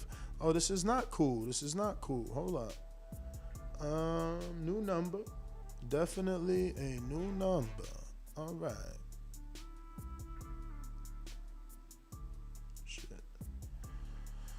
Doo-doo-doo-doo. And this is Atlanta. Who's this? Hey, can you hear me? Loud and clear. Oh, okay. I'm so excited. I'm a first-time caller. Oh. My name is Cooper, and I had to call in. Your name is I what? listen. I've been a long time listening. Cooper. Cooper. Thank you for calling. Yes. Yep. And I'm new to Chris Colbert, but after watching him keep it 100, I'll be watching the fight and I'll be supporting just the way that I'm supporting you because it was some people calling in on some crazy shit like you got to support a black man, and support is not being a yes person. It's not riding with somebody when they're obviously clearly fucking up. It's saying, hey, this is wrong. Get your shit together. So in my mind, Chris Colbert is a better friend to the people in that man's camp than the people in his camp. He need to get them yes men up out his circle. And you're doing your job reporting the facts. So these fanboys and them leeches in his camp, y'all need to really do better. So I'll be watching the fight and I'll be supporting. And thank you for all y'all doing. That's it. Thank you for calling in, man. Shout out to the 7.6% women that we got. At least she's making her voice heard, man. We appreciate it. We did bump up, man. We were at like 4 point something. So we bumped up in the last 2 months to 7.6. And we appreciate you calling in, Cooper. I got you down. We'll address you by name in the future. And that's exactly what I'm saying. This is why I don't understand why things like this are looked at in a negative light. Like, I get the whole we a company, we shouldn't go at each other. Like, yeah, me and I mean, we shouldn't be beefing. But I feel like as long as we ain't getting crazy, like taking it to the street where we talking like, Jamal Charlo, that got a little bit crazier. They talking about guns and shooting people and all that. I got riders. But if we could fucking talk shit to each other, it's gonna drum up interest. Look at this young lady now. She's never heard of him. She heard him when he was giving his honest opinion. She's Absolutely. drawn in by his fucking character. Let's highlight that character. Nah, y'all want to silence that. You want to black him out. Come on, man. Hey, you know what, Ness? Yesterday, I think, and shout out to Cooper on that call because yesterday showed the difference between leaders and sheep. Like people that just jump behind I'm not talking about, I'm not disparaging anybody in the TBV universe, but I'm talking about individuals that are afraid to chastise. Look how many times we done been on this show. And again, as a community, how many times have we chastised Mario? But we support him because nobody's doing it with any malice. You know what I'm saying? It's like whether it's battle bars, border war, and he's a champion. And so when you don't call guys out or you don't call them to the table, that shows how much you don't care about them. That shows how much you don't give a fuck about them. So, don't be afraid to speak up. You know what I'm saying? Be a man of good character. A man of good character speaks his truth and his opinion so long as he ain't trying to tear nobody down. Now, this is why we doing this show, because Colbert, he cannot drop the ball. It's over. He's trending up. Don't spike down. Yeah. He's trending up. Don't spike down. You got to do you got to have a great performance and then keep going. Spike even higher. How do you spike higher? You do what Mayweather did. Mm-hmm. What did Mayweather do? On that post-fight, you don't know shit about boxing. HBO need to fire you. That shit is synonymous with boxing. So he need to take this opportunity to say something that is going to be memorable. Yeah. That's all. More memorable. That's the only advice I'm giving. When you knock this fool out, be memorable in that post-fight. Be memorable in that post-fight. That's all we want. That's all we want, because that's all we remember. I still remember Terrence Crawford saying no to Max Kellerman about Manny Pacquiao. So I know it haunts him. Like, damn, maybe I shouldn't have said live on HBO on one of the biggest platforms, I don't need him for my legacy. If I get him, I get him. It don't really matter. Whatever weird shit he said, like, no, be memorable. Because what you say will be remembered. It will be remembered. We see that. But let me go out to some of these callers, man. We got Brandon in Cincinnati. What up? Hey, whole nother time zone. Jumped up for back with our mind on. Can't play when you here, get your life stole. If you bring it here, then the price grow. Folks jabbing and punching the line long. I drop a pigeon, let 9 go. We slap with the fake glass and white go. This only happens in Ohio.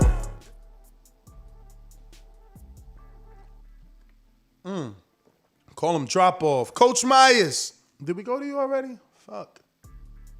Boomerang, Myers. Oh, there you go, Brandon. What up? What's up? What's up, Ness? Can you hear me? Yes, sir.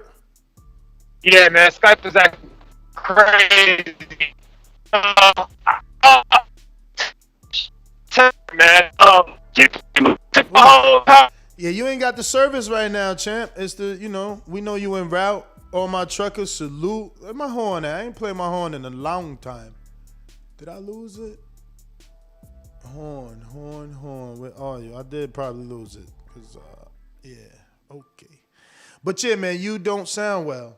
Are you there? Yeah, you don't sound, you're not there. All right, we went to Info Joe, Izzy, JT, LV, okay. And we got a couple of callers on Blog Talk. Hit that numero uno. If you want to, voice your opinion on the show, you want to talk, let us know what you think. So what you think of the press conference? I mean, Chris kept telling me how he felt Tug was small, but at the face-off, they ain't look too small. Nah. Tug, I didn't think he looked that small either, but I guess in his mind, since Tug is coming up from 126, I guess, Chris is just feeling like, he's only going to be but so big. And maybe Chris is factoring, fight night. He like, nah, this dude is only going to come in but so big. So, because remember, Tug may be, close to, he's probably not going to go, more than like 133? You know what I'm saying? If he rehydrates. You think that low? But Tug, listen, you think man, that low? Only what? That's like, you talking about what? 133? You talking about 7 pounds? Nah, because he was 126 moving up to 130. So you saying, but they're fighting at 130. I know, but you saying that he could only gain that little bit?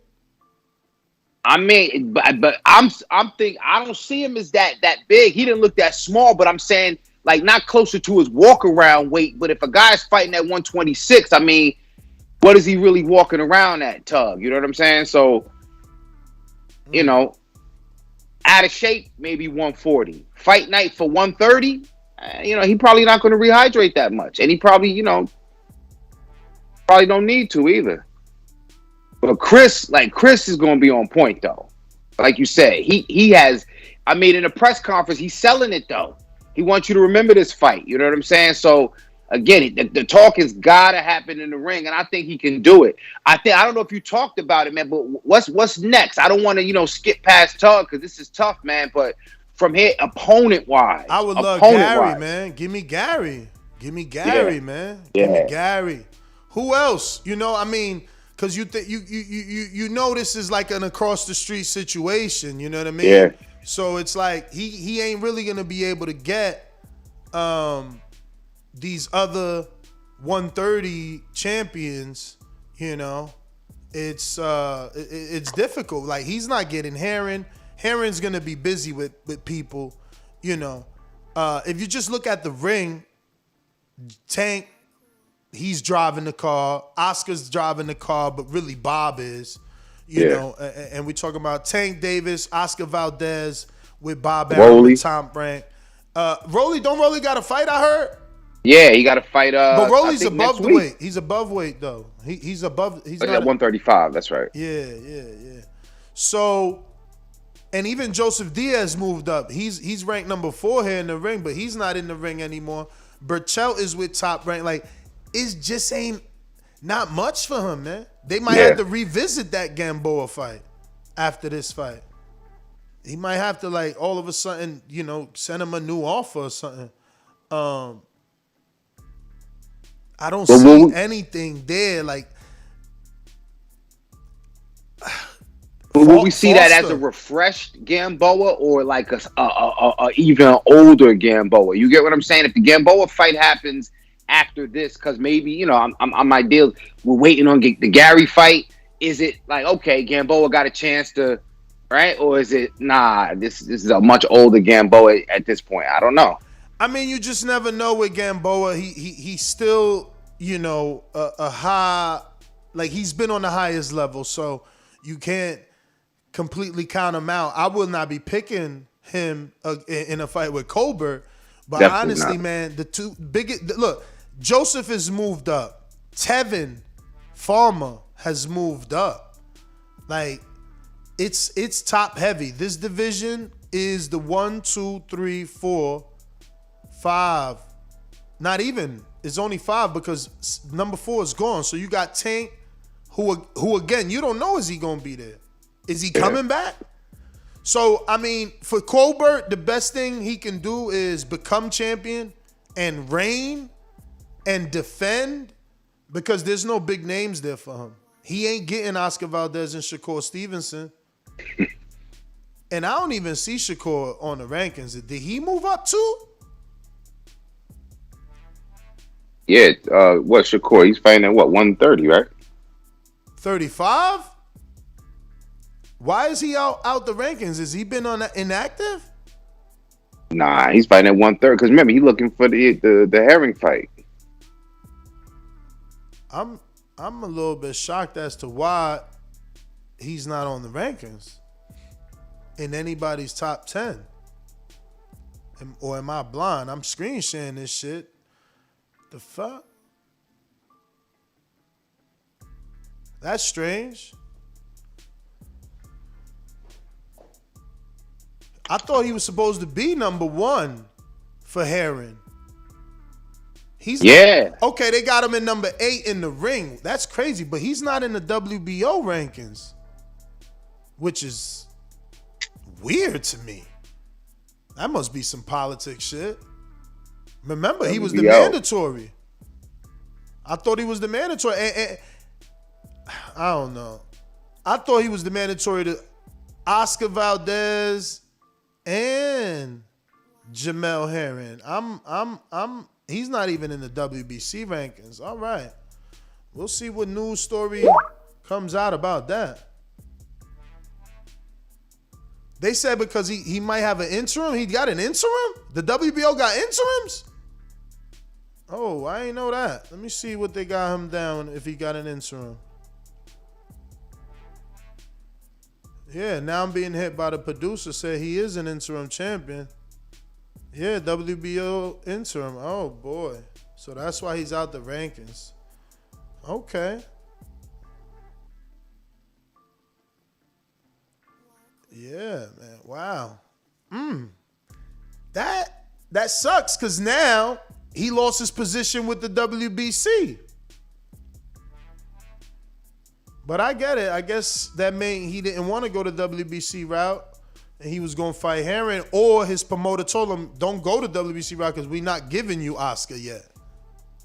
So even if you... That's probably the likelihood. Everybody's like, nah, go to WBO route, get it, and then we unify with Oscar. Make it a bigger fight. Top rank diet, man. That's Bob's menu. You trying to figure out the menu over there. That shit confusing.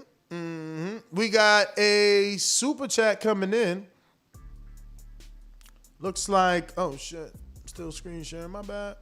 Looks like from, oh shit, my bad. We got King Boxing, TBV is a democracy.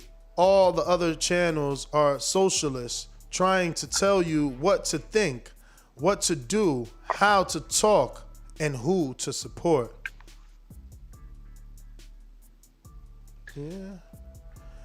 Yeah, man, we just like to talk boxing. We get a little bit crazy here and there. You know what? I think the difference is some people, you know, they mixing the business with the boxing, and I know we talk more about it, but I'm glad this is a platform that don't exercise it. You know what I'm saying? Like we talk A side, B side, contracts, promoters, we talk that, but when it comes to the business of it, I haven't even as a caller and as a contributor, I haven't seen it to where somebody on the show, beyond supporting their favorite fighter, that they're just so blind and trying to, you know what I'm saying, just talk crazy, man. This is definitely a democracy. Everybody can call in. Yo, if these people feel so strongly about it, man, listen, get you a Patreon, get you a Boomerang, come down to Border Wars. Like, yo, it's so many opportunities for you to challenge any of these ideas and any of these opinions in a constructive manner. You know what I'm saying? Don't be a keyboard warrior. Don't be a troll, man. Lighten up. Wow. Talk boxing. LV Slugger counterpunch. LV, did we not go to you at all? Because I thought I did. Are you there? Not available. Coming back to...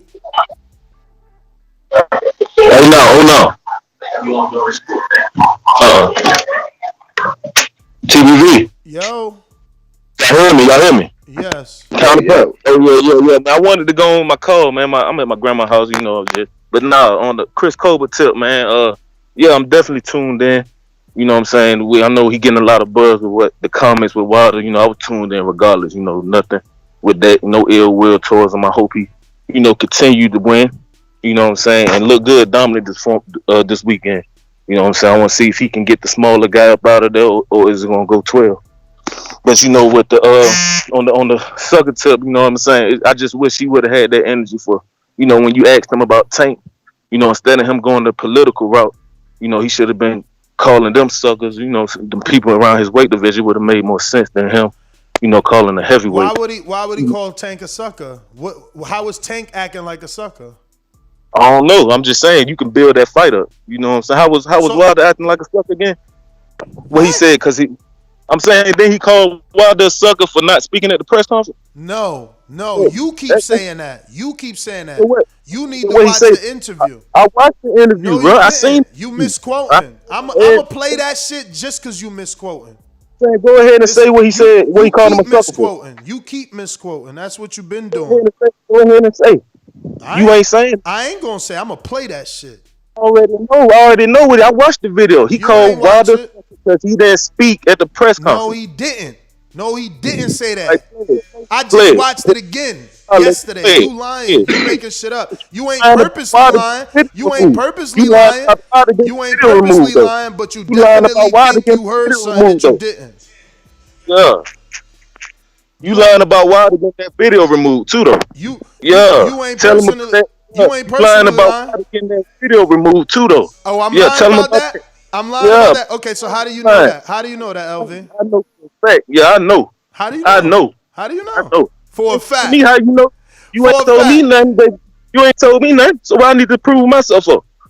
Which you ain't proved, man. Hey, yo, exactly, on, right? what I gotta prove Ain't for? this the same argument from yesterday though, LV? Think about it. You was saying that Danny and Colbert got no proof of these gloves. Exactly. But you also don't need proof from Wilder. Exactly. Okay. Well, but listen here. Okay. Listen here. So then why you mad? You mad? You are mad. You saying one dude need video proof, but the other one don't. You ain't never let me get my point across. Every time I make one, you talking over me, and then you say you give me 2-3 minutes. Come on, man, let me go and get my point across. So we gonna believe. So it's not no pro box. They the only 2 pro boxers who we gonna take and stamp for them MX gloves. When it's other pro boxers that got way more accomplishments in the sport and said them gloves look fucked up. So we just gonna pick them since they against Wilder. That's what we doing. What you mean pick them? I'm saying there's other pro boxers that said them gloves ain't supposed to do no shit like that. But since they saying they do, we just gonna take their word for it, right? So we not gonna take their word? I'm saying who word? How you know who word to take? Because there's other pro boxers that say them gloves ain't. So I'm asking you. I'm asking you the question now, LV. How do you know whose word to believe? I don't. I'm not no pro boxer, but Wilder never showed me in his career that he's a cheater or a liar. Fury done cheated before, so why are we gonna back up a cheater? But what Fury got to do? What does Fury? It's bullshit. We just gonna sweep that up on the rug. My man. What does Fury got to do with Chris Colbert telling you that he could do the same shit with the gloves? What you mean? That's Tyson Fury gloves. Is the reason why he's showing them gloves doing that. Is Tyson Fury? That's the reason why. Are you satisfied with your counterpunch so I can let you go, man? Because I don't want you to say that. I don't want you to say that I'm not giving you time. I'm just saying though, ain't he explaining the gloves because of Tyson Fury? So that's how Tyson Fury got something to do with it. I hear you, man. All right, yeah. Dudes is just you guys are in denial, man. You're in denial. I don't understand you. You're in denial, brother. Like, you're saying that there's no way to believe, there's no way to know who to believe, right? But then you want to discredit one of the people that you have no way of knowing who to believe. Yo, look at all these fucking fanboys you should have called Wilder. Oh my God. Man. Give me your number. I'll send you the screenshots of how many times I motherfucking text Wilder. What the fuck are y'all talking about? Y'all sound stupid. Y'all believe in any dumb thing. Any dumb thing. Why wouldn't I reach out to Wilder? And guess what? I see Wilder found my number yesterday. So when I reached out and he didn't answer, it's because he chose not to. But when shit hit the fan, he found my number, right? So stop it. Y'all in denial, man. Y'all in denial. Your king is a regular man, and that's just it. That's just it. And I have the messages. I have the messages, and I will always have them. That's it, man. It's just a fucking boxer. We boxing. This is all we talking about. Y'all the ones taking it next level, man. We ain't even talking about Wilder. We talking about Colbert capitalizing off that wave and not fucking up. And that's what I was going to say. All this take away from Chris Colbert. Chris Colbert made a statement. He had his opinion. Yo, anybody. So now we got to criticize everybody. Then everybody felt that somebody did a sucker move or he did some like. I mean, come on. He's entitled to his opinion. That's what he said, and he's willing to stand on it. You know. Thinking about that. Yo, the saddest thing is that LV calls in here every single day. He don't got Wilder's number. He never been to Wilder's camp. He don't know Wilder personally, but he say he know for a fact. It's a damn shame, man. Your love and lust for a man is insane to me. Not for nothing. I heard, because I had to go back. But I was listening to the joint yesterday, and I heard a cat, Mike. Matter of fact, Mike was like, "Yo, it don't make sense. I done spent 16 hours back and forth in the car with Ness going to this man's camp. So it's like, you know what I'm saying? The time and the rapport you can't blame one man for the communication. Like it's misunderstood to the layperson, to the person on the outside, even to me. You know what I'm saying? So it would be wise for people that, you know, you haven't been there, you don't know, just chill. Just chill. Chris Colbert's entitled to his opinion. And by the way, this is a boxing podcast. Ness was doing an interview. Shit. So, you know, it is what it is, man. Shout out to Wilder. Shout out to Chris Colbert. Shout out to Tyson Fury. Shout out to boxing, man. It's about boxing, man.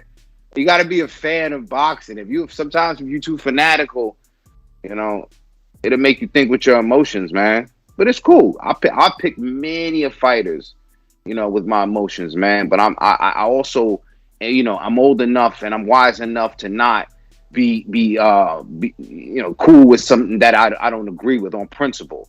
Everybody got their own set of principles, and if on principle you disagree with somebody did, that's your choice. You have the right to call him a sucker. You know what I'm saying? Didn't we say old boy had the right to say snack on my nuts? You know what I'm saying? Like, yo, freedom of speech. Freedom of speech. Wilder texting Ness now.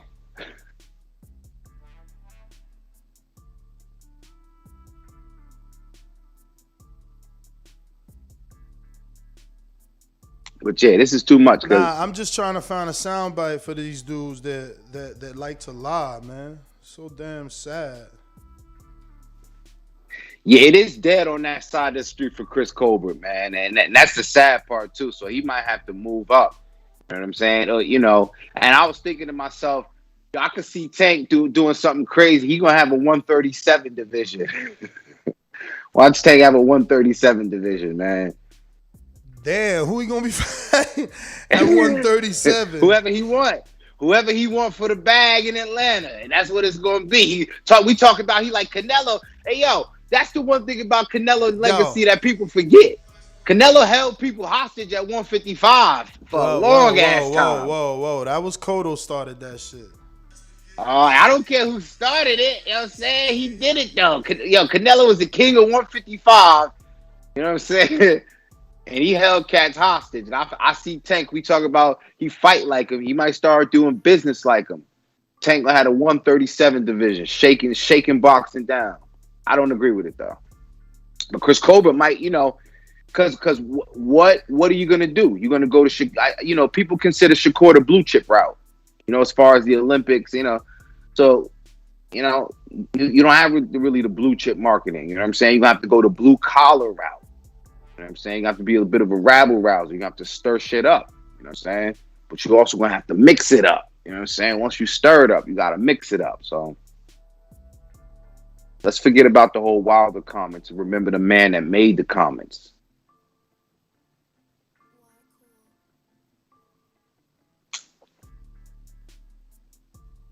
Speaking of those comments, we're going to get that sound bite. Yeah, I'm almost there. Nah. And yo, shout out to everybody in the TBV. Don't forget, hit us with the super chats. If y'all on Blog Talk, don't forget to press 1. I remember them Blog Talk days. I still be calling it on Blog Talk, man. With any opinion that you got, come on, let us hear it. Shout out to Earthquake. Shout out to Doomy, hopping in last night.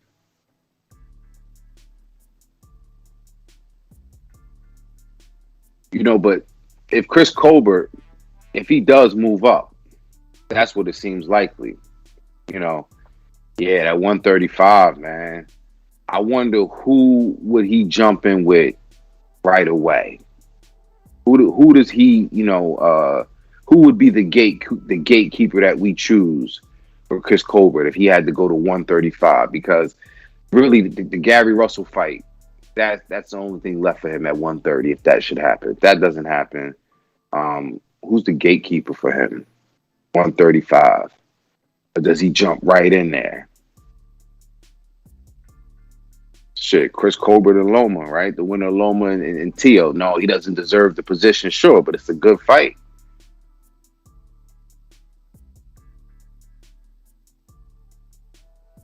Epic video, man. Epic fucking video, man. Yeah, I had to go back and listen to it, man. You gotta sometimes. You gotta. Yo, again, this is what Mark Breland was saying. You know, pay attention, y'all. This is what Mark Breland was saying, and people want to throw him under the bus. He said, "Yo, I don't really know how to deal around a man or an individual that, you know, 2 or 3 people in between them. I'm just saying, this is who, you know, y'all are saying, like, okay, a guy that 2 or 3 layers, oh, he's in a bad mood today. Don't say nothing to him. You know, and this is what Mark Breland been around him enough. I'm not saying that. Check Mark Breland's, you know what I'm saying, interview. So, like, yo, what the fuck kind of grown man is gonna feel like he's restricted from approaching another grown man? Not no man of character, not no man of principle. You gonna say, all right, motherfucker in his bag today, or he's a, you know, you usually deal with children like that because they have a fragile psyche or a fragile ego. So, again, take the names off of it. Take the names off. I'm just saying, any of you guys out there is that how you deal with people? Is that how somebody tell you that another man is upset, so you stay 2 and 3 layers away? I don't think that's the best way to approach things. So, you know, if Mark Breland is saying that, and these are kind of reflections, you know, that people's talking about his character, if somebody should choose to say that's a sucker, that's their choice. That's their choice. So shout out to Mark Breland, man.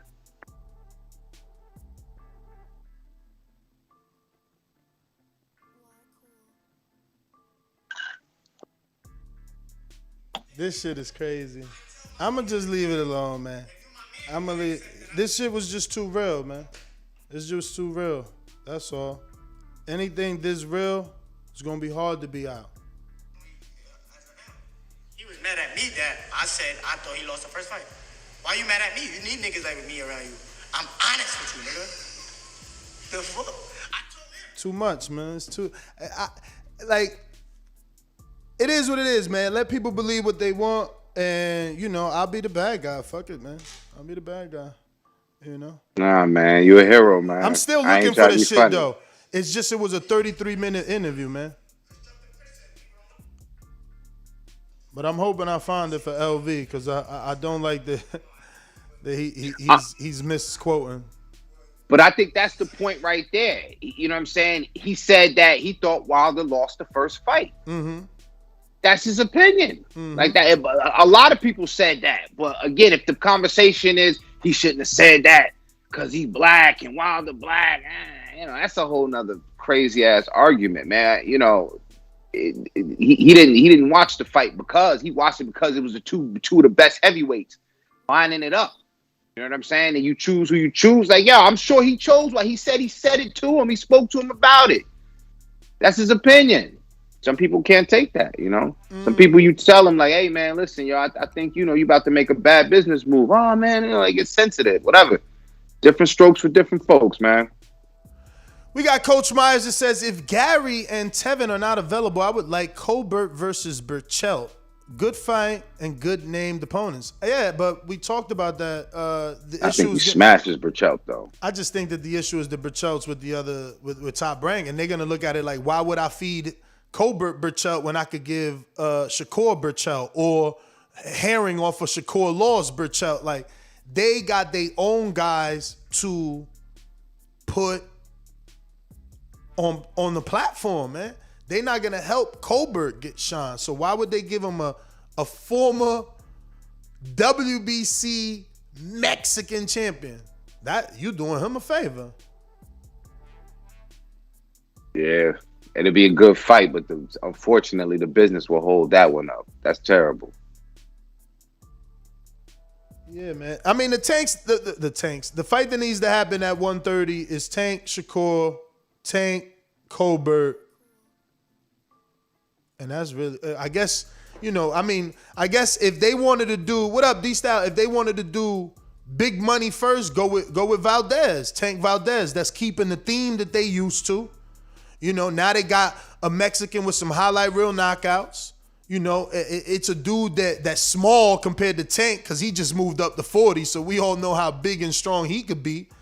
You know, and it's a pay-per-view for Valdez. Bob Arum probably won't turn that down, you know.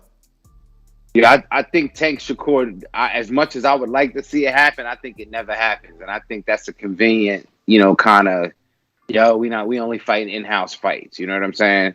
And I don't know. I think the younger generation too, they not, they talk it. And I know Shakur said it, but at the same time, every time you ask them about a fight, and that's the difference between Chris Colbert. These young fighters you ask about, that's my brother. That's my brother. That's my brother. You know what I'm saying?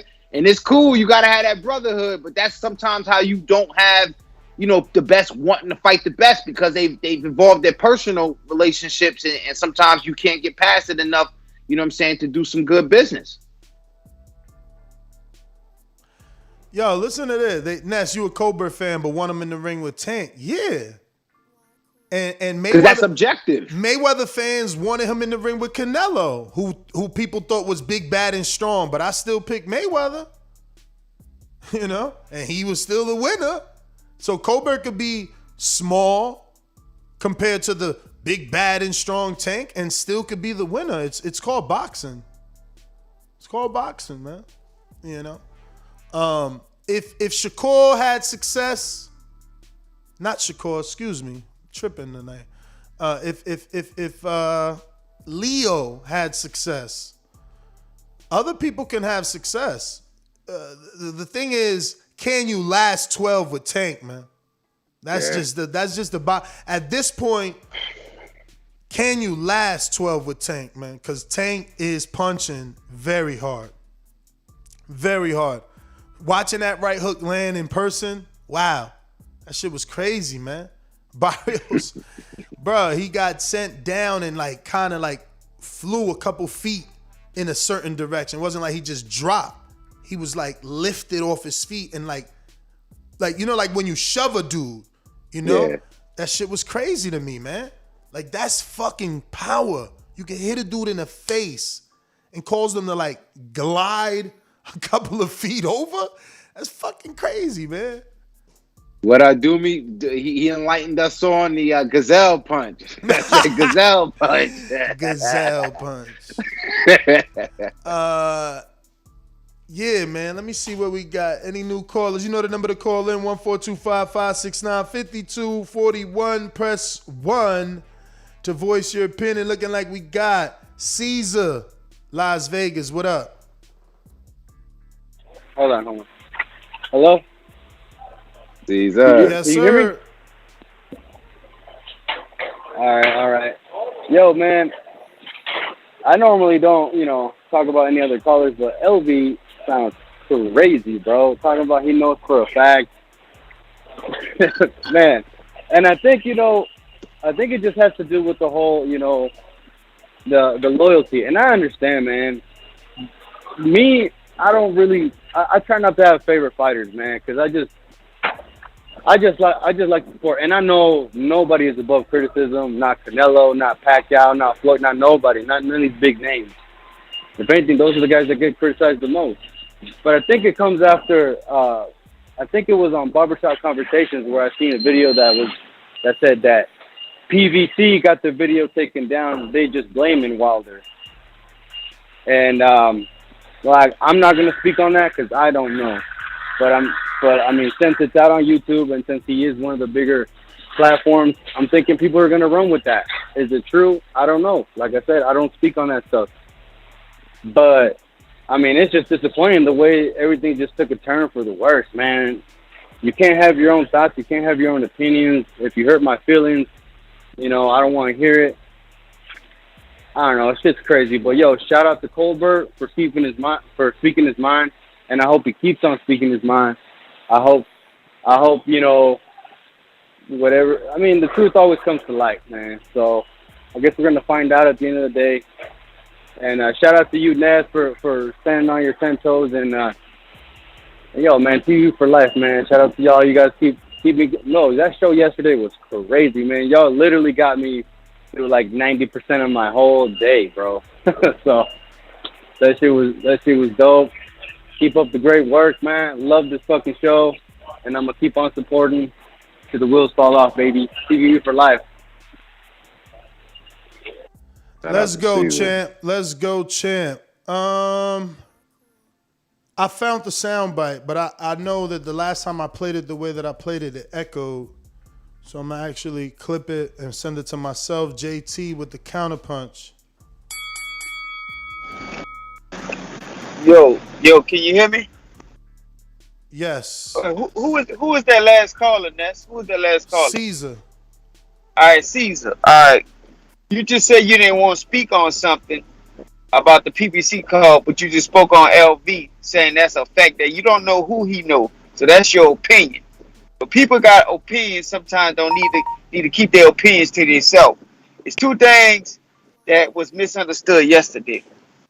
I understand that's what you was trying to defend Colbert about all the stuff he was saying about Wilder, which probably had some truth when it came down to boxing. But like any man, if you talk to a man, then you just call him out a name saying you're a sucker.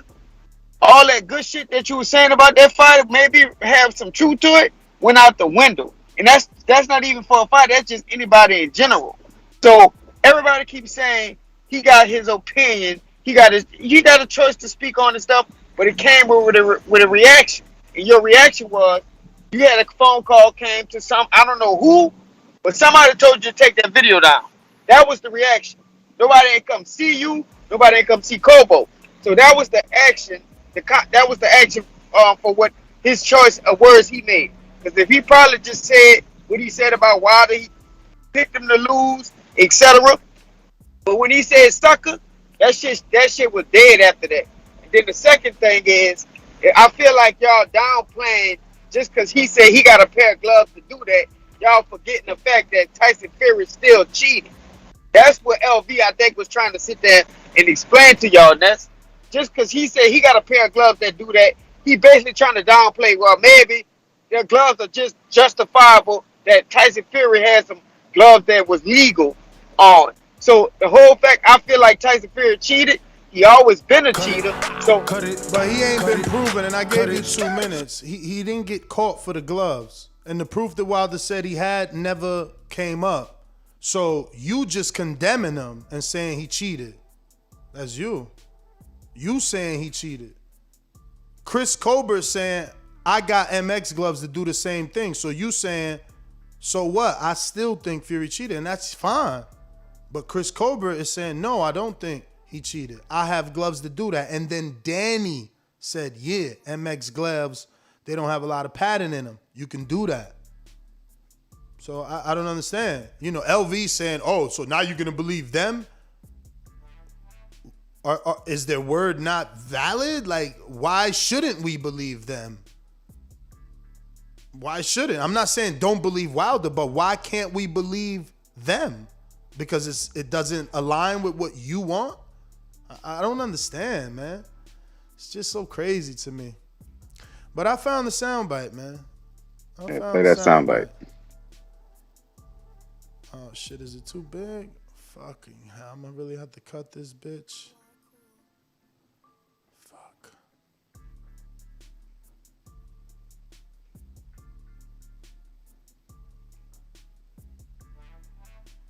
Wasn't there a point in the interview, and again, it's a shame that the interview is jammed up in that kind of thing. But wasn't there a point in the interview where Chris was saying some things about Danny too, whether it was playful or not? Of course, he told Danny. Yeah. He told Danny like, "Yo, I told him too. He wasn't gonna beat Earl if he don't let his hands go." And I told him too. He didn't beat Thurman. Like, bro, my man. They trying to make it like he got something against Wilder when they know that ain't the case, man. And like I said, if the rest of the shit come out, you gonna see his thoughts on Caleb Plant. I guess that ain't never gonna make the light. You know, whether it's PBC or whoever, you know what I'm saying? Yeah. Might not make it, man. Here we go. Let's see. She Tyson Fury said, I ain't worried about nothing. Tyson Fury coming out with his chain and shit. Did you see the press conference? Gold chain. He just he make Wilder look like a sucker. See, he make Wilder look like a sucker. Not Wilder is a sucker. Tyson Fury makes Wilder look like a sucker. But I get it, man. We gotta villainize somebody. We can't say, damn, Colbert He right. Tyson, the one doing this. No. Colbert, you called him a sucker. So, man, to each his own, man. Everybody's going to interpret things the way they want. But the audio is there. Shout out to Ring IQ. Like, they made me take it down. He got the whole shit on his YouTube. That's how I heard the soundbite. He did a whole thing on it. I listened to it, and I'm like, oh, shit, look. You know what I'm saying? He ain't even calling him a sucker. He's saying Tyson Fury making Wilder look like a sucker. Tyson Fury making Wilder look like a sucker.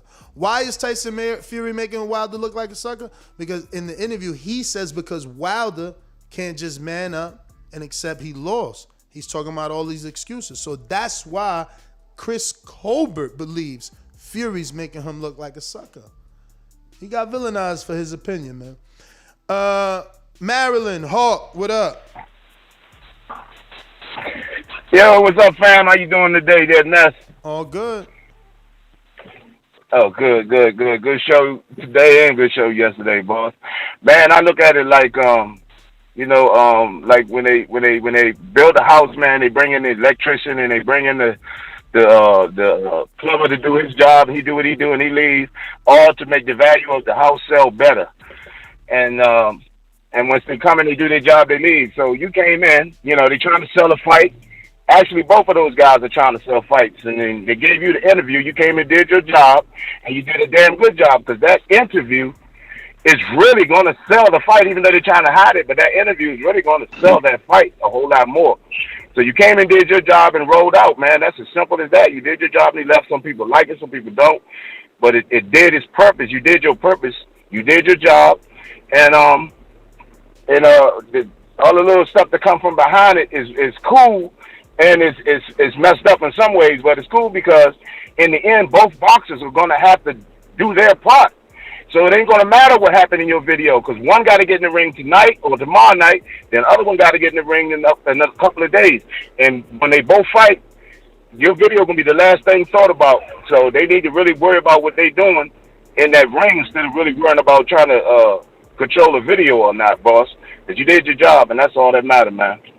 But I just appreciate how you stuck to it and stood on it. So good for you, Ness. And that's it. That's the call, boss. All right, champ. Thanks for calling in, Hawk in Maryland. I believe I should have this on cap, and that's Houston, right? Let's see here. Let me play this intro.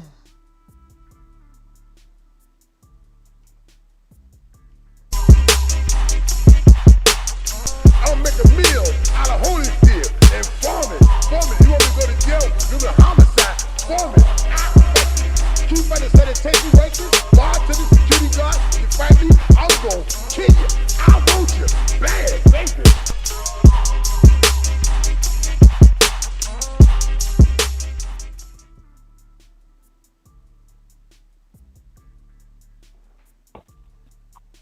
You? What up, Ness? What up, Amin? What's going on? Enjoying the show. Man, this dick riding stuff, man, is crazy to me, man. I love sports. I love, I have my favorites, but it's never to a point where I'm obsessive. I'm ready to do bodily harm to anybody or call somebody their name or report a video behind an athlete. Like David Benavidez, I said it many times, is my favorite fighter. If David Benavidez said something crazy or did something that I don't agree with, I don't have a problem with somebody calling him out for it. You know what I'm saying? It is what it is. At the end of the day, David Benavidez ain't paying my bills, man. Like, he's not, like, I get it. People want, I guess they want, as a black man, they want you to stand by, other black people want you to stand by no matter what. No matter if dude is wrong or right, I guess that's what they want. But I personally don't subscribe to that method, man. If somebody do some shit that I don't agree with, I'm going to call him out for it. Secondly, Chris Colbert is entitled to his opinion. Like, how the fuck you gonna get mad because he said what he just said was highlighted just now? Tyson Fury made him look like a sucker at the press conference, which I did. He made him and Maurice Scott look kind of weak. Personally, I can admit that. Not a problem. You know what I'm saying? Another thing, and people get mad at Ness, like, bro, Ness, salute to you. I know personally, Ness He goes hard to get this content. He works hard. He travels up and down the highway. And people, I don't know, bro. It's just lame to me. All that shit, dick riding, that shit is lame. Cut it out, man. I seen David Benavidez kick David Haney over Teofimo Lopez in a fight, and guess who got on his ass? They was on his ass in the comments, and it wasn't black people. So it happens either way it goes. So it is what it is, bro. You know what I'm saying? And one more thing, I keep seeing people say Tank, Leo. He did his thing against Tank or Barrios. The thing about Tank is he's not even showing you what he can do boxing wise. He's literally he plays the shape that first couple of rounds and he's waiting to see where he can land on you. You know what I'm saying? And once he knows he's not hurting him, then he turns it up. So anybody thinking that just because Leo Santa Cruz did a little bit, Tank was letting him do that. And you'll be shocked when Tank actually starts to box. Tank is something else, man, and that's my call. Yeah, man, that's what Truck Simpson told me at the fight. Like, yo, I knew this was gonna happen, and y'all still ain't seen Tank have to box, man. I keep hearing that, man. I need to see it though, because that's what I'm saying. Somebody called in, I say, yo, Tank, you know what I'm saying? No, Tank is ready. Tank can do it all. Well, I mean, stablemates, man. The stablemates and the trainers is saying it, so that's what matters to me. Callers, I take that with a grain of salt unless you've been in the gym with them or something like that, where you be like, nah, I grew up with Tank. Oh, all right, word, how was it? Because that's different. But like, if you're just on some caller shit and you ain't getting no extra inside info, I'm going to believe the trainers. I'm going to believe the fighters that's training alongside them, that's been in the amateurs with them. Everybody keeps saying this boy could box, and he ain't had to yet. And that's the beauty of it, man. I wish more people were like him and Wilder that wanted to entertain us. You know what I'm saying? Because Tank running after you to knock you out. That's what really drew me in. Like, damn, he chasing after this dude. Like, he doing little dances. He's an entertainer. He's out here, man. He's out here to please the people, and that's what's up. And look, that's what I like and don't like about that Tank Shakur fight. You know what I'm saying? Because that'd be the fight where Tank would have to box. But I don't know. I think that could be the fight where he's more of a madman because Shakur is the boxer. And obviously, this is just cliche, but right? The boxer's supposed to beat the puncher's supposed to beat the boxer. So it's like, you don't want your puncher to turn into a boxer and face the boxer because now you doing what you... It's like us saying Wilder got to outbox Tyson Fury. You know what? I guess I was thinking because Tank, looking for those shots, he'd spend more time. Like how he spent time against Benavidez and people misconstrued that. If Benavidez, he needed a longer look. I mean, not Benavidez. Damn, I'm talking crazy. What's my man name? Barrios? Yeah. Lou Diamond Phillips. Barrios. Yeah. La Bamba, right? If it took him a couple rounds to download, remember that download thing? I think against a boxer like Shakur, he might spend a little more time downloading than he would prefer. You get what I'm trying to say? So he wouldn't, unless that means he coming out the gate like, fuck that boxing shit. This dude ain't coming to box me. I got to lay him out. You know what I'm saying? But that's what I think I like and don't like about the fight. I feel like, Shakur could dance with him. Shakur could make him have to dance. Shakur could be very elusive if he wanted to. Very in and out and do a whole bunch of nothing. Really on some Floyd Mayweather shit. And Tank might spend a little bit too much time looking for him. Those are the type of fights I want to see him in, though. Colbert and Shakur Stevenson, Oscar Valdez. Those are all great names. Even Herring, if he could get him before someone else. Counterpunch, LV Slugger. Did we do that? LV, did we go to you?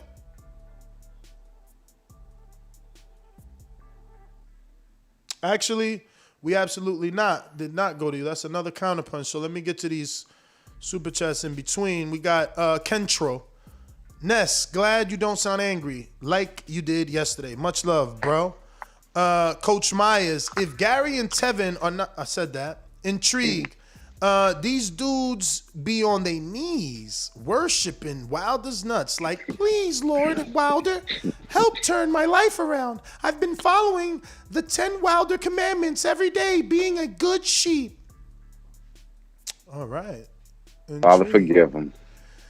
We got Supermax in Texas says Colbert versus Leo Santa Cruz would be good next. That is, but I don't think they'll do that to Leo. You know, he named his son Al. You know that, right? Leo named his son Al. Yeah. I don't think Al is gonna turn around and put him in 2 hard fights. He just fought Tank, got knocked out, and he's still somewhere sleeping. You know, Jay-Z voice. Look at him, still sleeping. 7 million in another Lambo. That's true. Being there like this. That's true. and listen, there's less danger from a punching standpoint if you're facing Colbert. I want to say that until he starts showing us the power of Tank. He ain't got the power of Tank. But LV Slugger, your counterpunch is definitely up now. And yeah. No, LV, you still busy? Hello? Okay. We here. Hello, y'all. Yeah.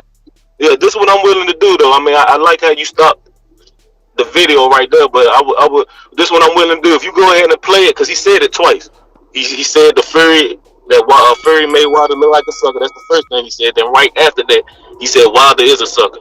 And what I'm willing to do is, if you play it, if I'm wrong, you know, I'll super chat you 20 right now in front of everybody so they can see it. You know what I'm saying? Just to show that I'm not bullshitting. I watched the video and I remember what it says. He said right after that, Wilder's a sucker. But I like how you stopped it right there and made it look like it was, you know what I'm saying? Made it look like stopped it right there because I've been asked to take it down, but you guys refuse to hear the fucking video. You making me show you the shit again when you know they asked me to take it down. Like, what are you talking about? Yelling for, you know what I'm saying? Ain't nobody even yelling. That's what I'm saying. Bro, because I'm going above and beyond to keep a listener that's been listening and doesn't believe me, and you still don't believe me. Me proving it to you. You want more proof. So LV Slugger, take yourself and move on. I'm not proving nothing else to you. That wasn't enough. That wasn't enough. That wasn't enough. You said he didn't say it. You said he called him a sucker. I showed he didn't, but that's not enough. Bro, he said the shit twice, Ness. Okay, that's what I'm telling you. He said it once. Right after that, he said Wilder's a sucker, but I see how you not gonna get it. But that's what I'm saying. I'm willing to pay you if I'm wrong. I don't want your money. I want you to go get the video because it's out there. It's out there. The same way I proved it to you. Now you trying to tell me he says something else. Go find it and bring it back and prove it the way I proved it to you. I proved what I was saying was right. You go and prove it now. Okay? I'm not going to help you. You help yourself and your argument. I'm debunking your argument. You now have to counter that debunk. I'm not helping you. See you later. Rue 504. Well, what is going on, man? What's happening to me? What's up? What up, Rue? Hey, man. I guess to what Troy said, if Chris had kept it just technical in his criticism and just stuck to the facts of the situation, I don't know if I really buy that. We did a spin show after the car wreck, and people were in the chat coming at you and the channel saying you're a hater for doing this video. You're reporting on the facts of the situation. That was a terrible accident. When people like a fighter at a certain level, they just get triggered so easily. And I wish that I love Lomachenko that much. As a matter of fact, now that I'm thinking about it, can you take down some of those Lomachenko videos and Usyk videos? Because I'm actually thinking I might be a little triggered too. I mean, let's just get all this stuff out here. I mean, people are calling Colbert and Charlo coons in the comment section just because they said something on one fighter. People really need to get a life, man. Y'all try to enjoy this weekend. Shout out to Rue. Rue, man, thanks for calling in. Looks like we got Davidian, Buffalo Falls. What up? Davidian. Faithful, reliable Davidian. On time Davidian. What? Can y'all hear me? What's good, yes, TBB? What up? What up? Yeah, I don't really know. I just started kind of listening, but yeah, I don't know why people, get so.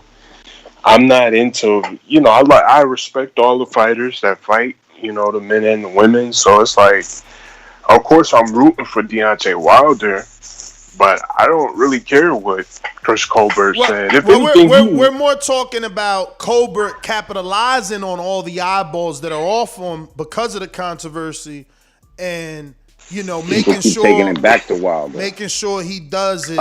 He has a good performance, because now that people are looking at him, it's his job to take this attention. Yeah, I'm still rooting for him in the fight. I feel like he's gonna beat King Tug. I don't know if it's gonna be as easy, because I do like King Tug too, but I don't know. I don't think he's gonna lose the fight, because they would crucify him if he did. He's crazy. Yeah, no, I hope he wild lose. fans. You kidding me? If he lose, that's they would be all over him. That's gonna be real. We will have to see, right? Because that's his thing. He's questioning the way Wilder came back from a loss. So if he lose, then he's got the ultimate platform to show how he would react. Yeah, I don't know. I don't know why people be so up in arms. Of course we love Wilder, but hey. He said what he said. But right. Good. Davidian, thanks for calling in. We're going out to Jonathan Sims, Cincinnati. What's going on, man? What up? All right. Ness, I always nothing but respect and love. And I learned a lot. Oh, by the way, not the last caller, but the caller prior. The reason why he's being called a coon, because it's about staying on code. And if you don't understand that, then you just don't understand the culture. You said what? Say it again. I didn't hear you. What? The reason is why? It's about staying on code. And if you don't understand that, it's a culture thing. It's just like, Canelo. Ness stays on code for Canelo. That's his guy. But Marquez don't stay on code for Canelo. And I didn't stay on code. Hold on. And I didn't stay on code. See, that is you. First of all, you're totally wrong, because I am Dominican, not Mexican. I understand. I've never stood on code for Dominicans. In fact, in my 12 years until recent, where we've actually had some decent Dominicans, I've said don't believe in Dominicans. Marquez has told you Canelo ain't the you would never call a fellow Dominican a sucker. If anything, you'll give your opinion. I've shamed Joan Guzman for notoriously missing weight. That's missing weight. That's something that's within the realm of boxing. But nevertheless, I learned a lot from the show yesterday. And I'm not here to say that you're wrong for how you feel. But like I told you, you gotta mute yourself, champ. You walking over his call. But like I told you, since 2017, it's not what you say, it's how you say it. And when you consider the whole show, and I sit back and ask myself, Jonathan, I'm gonna come right back to you. Bill's on the line, brother. Just stick around, and to remind me in case I forget.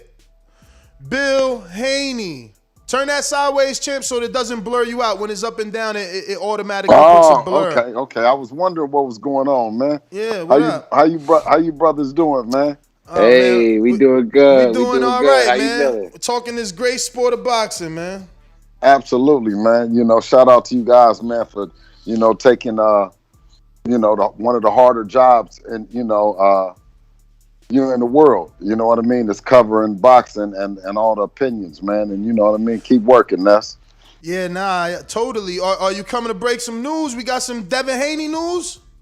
No, you know what? I had just been tuning in to the whole Chris Colbert thing, you know what I'm saying, and just been watching it, you know what I'm saying, from like a distance. And then I just kind of wanted to come on and talk about that for a second. Man. Okay, let's see where you're going to take this. Let me just ask you this, Bill, right quick. Touchy subject for people, for real. So it's like, oh. Let me just ask you something right quick, Bill, because you too have a hard job of being, a father, a promoter. You know what I'm saying? Like that job right there. But see, I want to know, how do you objectively, because people have a hard time handling objectivity in boxing. And every time anybody challenge what you think about Devin's career as opponents, you find a way to objectively manage that and negotiate that. And I'm not trying to be funny when I say that, but what is it that makes you feel like, you're able to discuss it more so even regardless if it's your son. How do you deal with that? Like, how do you deal with that so objectively? Well, with Devin, is just a little bit different because he truly has a talent that's been given from God. He's truly blessed with a lot of physical attributes that help him in the sport of boxing. He always says that boxing called him; he didn't call on the boxing. So it's been quite an easy road with him. He's always been like he was a standout amateur. You know what I mean? When he started, his coach, the first coach that we went to, a guy by the name of Derek Harmon, ex fighter who fought with Roy Jones, who now works over there with Top Rank, who described Devin as a natural. So it's been easy, a lot more easier with Devin in the sport of boxing than some of my other kids in their respective sports. So, before you get into, I guess, Colbert, man, we got Amari Jones. What is he? July 16th in Atlanta, right? Absolutely. He's working hard, and he's getting ready to. It's his third fight. He's 2-0 with two knockouts. Another standout amateur, won a bunch of national tournaments and stuff like that. So we're looking forward to him and what he brings to the table. He looks a future world champion and a very promising career. What division is he? Yeah, I was about to say the same question. He fights at 54. Okay, sexy. You know what I'm saying? He fights at 54. Do you foresee him? There's been talks about him maybe even going down to 147. Okay. But right now he's at 154. Okay. Because I was just gonna ask, do you foresee him winning a title at that division, or is there another division in mind for campaigning at? But you've pretty much answered it. I guess as he gets more active, the weight will come off on its own. Yeah, well, similar to even the way that Sean Porter and his dad, they started out initially big.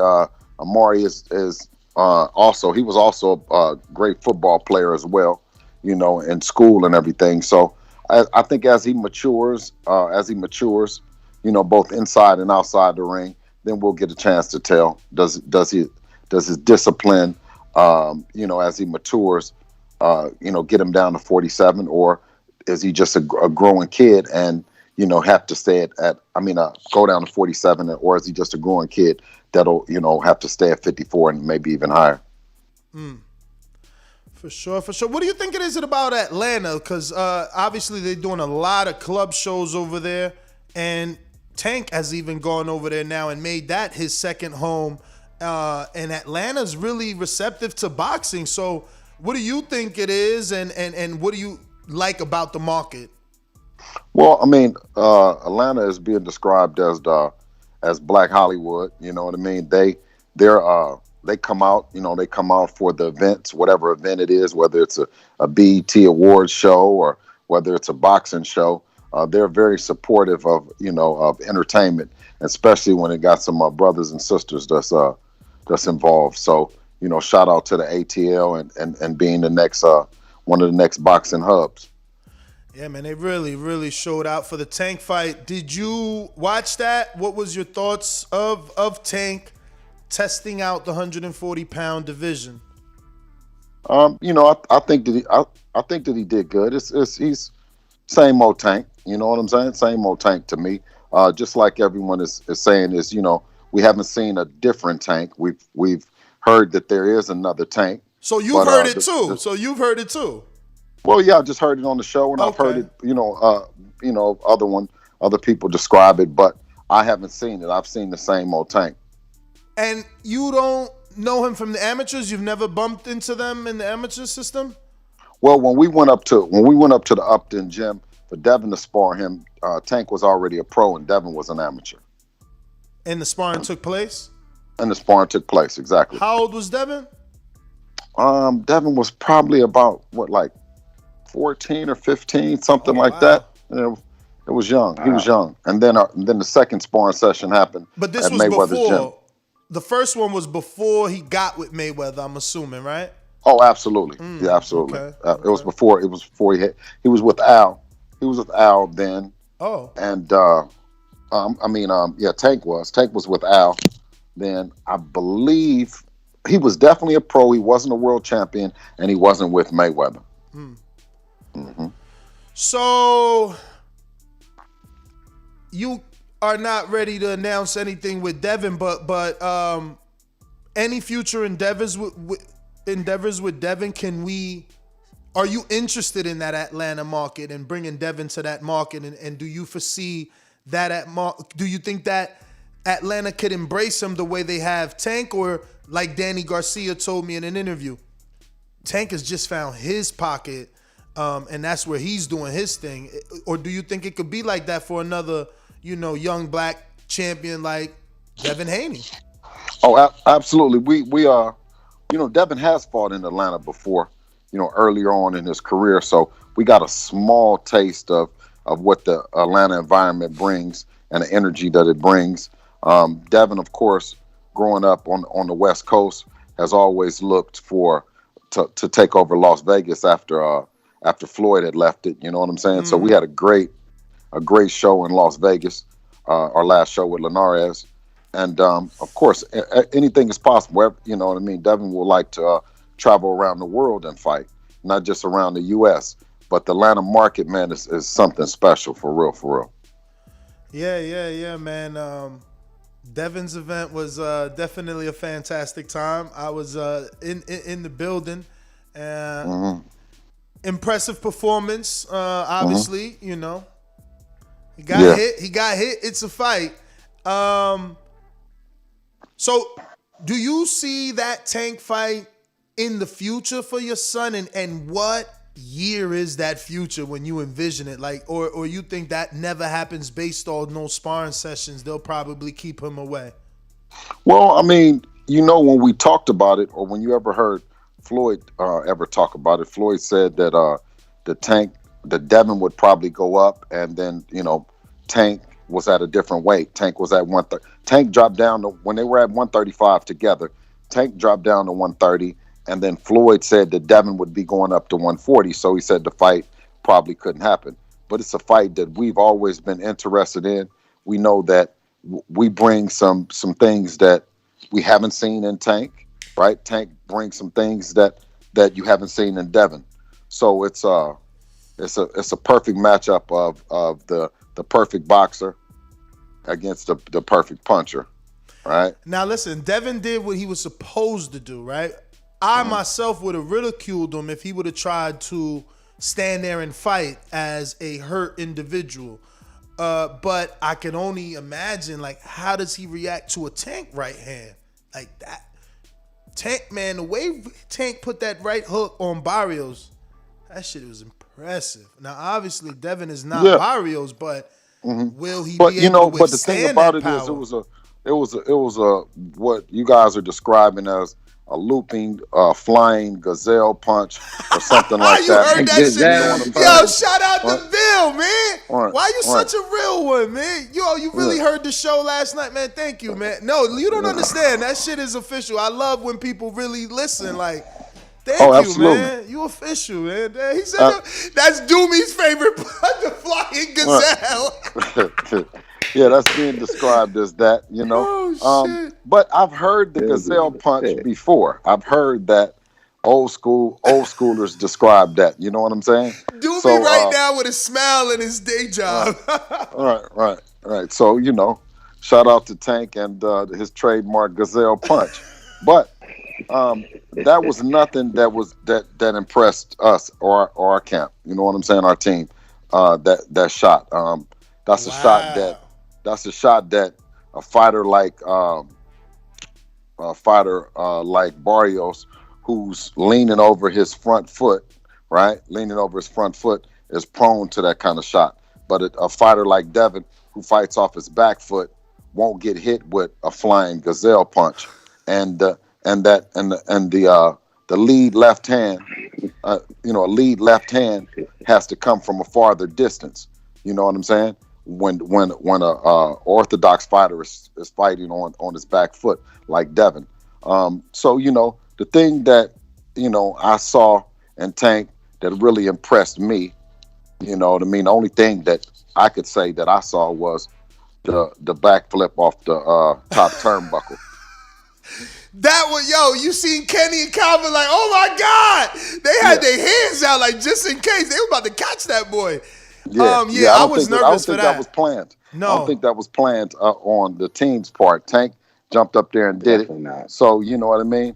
It was it was impressive to me. I mean, that was definitely something that me and Devin as a team aren't going to be working on no time soon. You know what I mean? So, shout out to Tank. Y'all not working on for doing backflips. yeah. Shout out to Tank and the big backflip as well. Hey, when you heard after that fight and you hear the announcement that they're gonna keep things in house, and then you talk about the prospects of that fight even happening in the future or not. Like what do you think about that? Do you think that closes off some opportunities you guys might have been looking for, or does that just kind of let you know that you got to keep steering in your own direction like you guys been doing? Well, I mean, it's two things that we understand by that comment. You know what I'm saying? Is the first is that it's bullshit. You know what I mean? And the second is it's bullshit. You know what I mean? Because, and I'm gonna tell you why, is because when you say that you're gonna make them all in-house, but then you come back and you start talking about Ryan Garcia, you see what I'm saying? It's a direct contradiction, right? They say they offered Ryan the fight. They say that Leonard Ellaby now says that that's a fight that's going to be a big fight later on down the road. It's one of the biggest fights in boxing. So I think that they're picking their poisons,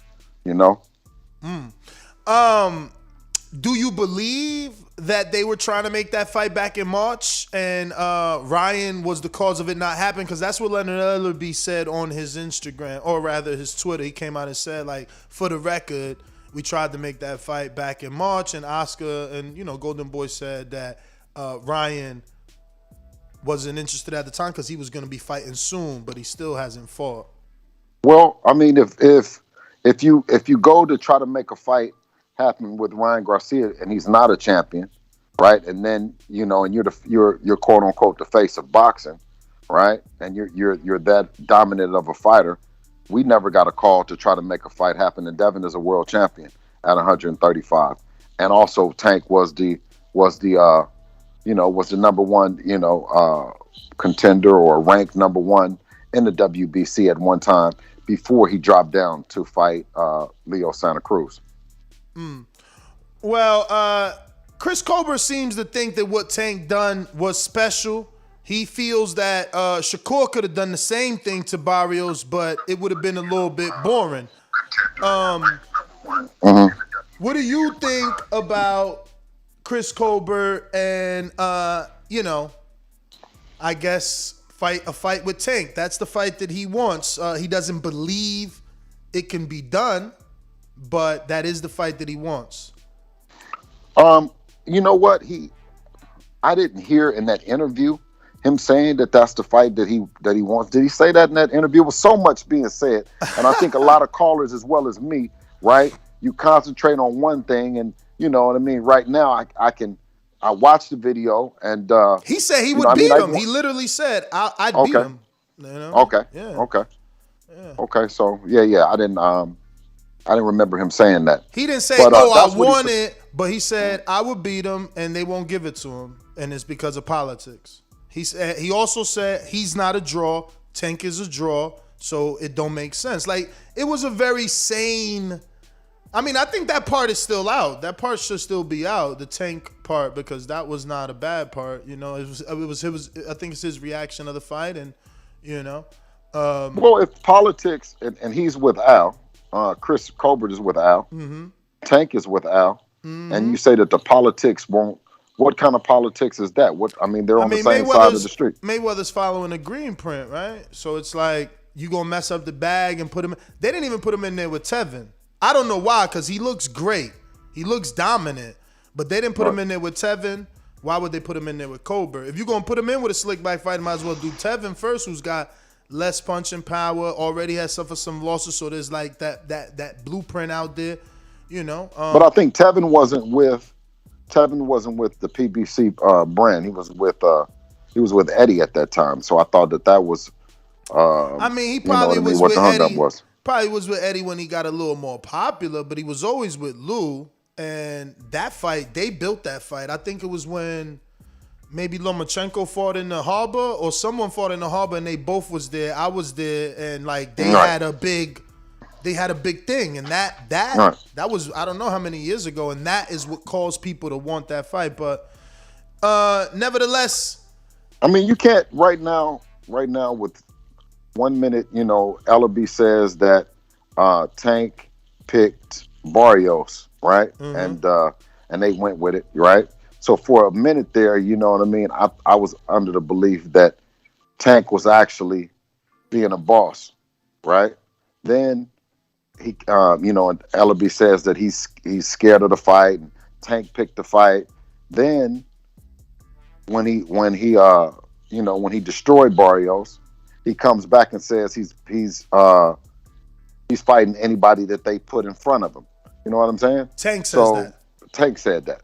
Yeah, Tank said that. So those were two conflicting, statements on their part as a team. But Bill, I mean, if you got Mayweather in your corner, you're one of the highest paid. But you don't just have Mayweather in your corner. You got him in the stands. You got him up in the press box. I mean, you got him. Shots you got him. I mean, shit. You may as well have Mayweather. You may as well have Mayweather in there refereeing the fight. So you telling me you wouldn't want that? Of course you would. That's like residual exposure. Like if he was in the stands for Devin, kind of coaching from the side for that, people gonna talk and write about that too. I mean, it's publicity at the end of the day, no? No, absolutely. I mean, Mayweather is TBE. You know what I'm saying? So, but let's say it for what it was. I mean, Tank definitely had an advantage, and the fact that he had Mayweather, who didn't recognize any of the rules of a traditional boxing commission, right? And when he came over and told Tank what he told him, it sparked a lot. It gave him a spark. You know what I mean? And that was the same round that he went out there and stopped him. So you're saying you believe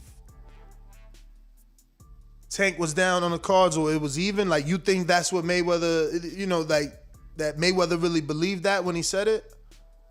I mean, I don't know if Mayweather got a chance. Did he have, you know what I mean, a television in the arena with him, or was he looking over far hoods and them shoulders when he knew what the unofficial cards, or did he have an earpiece, somebody else watching the TV? But when he said you were down on, somebody could have texted him. Yeah, somebody could have texted him. So you know what I mean.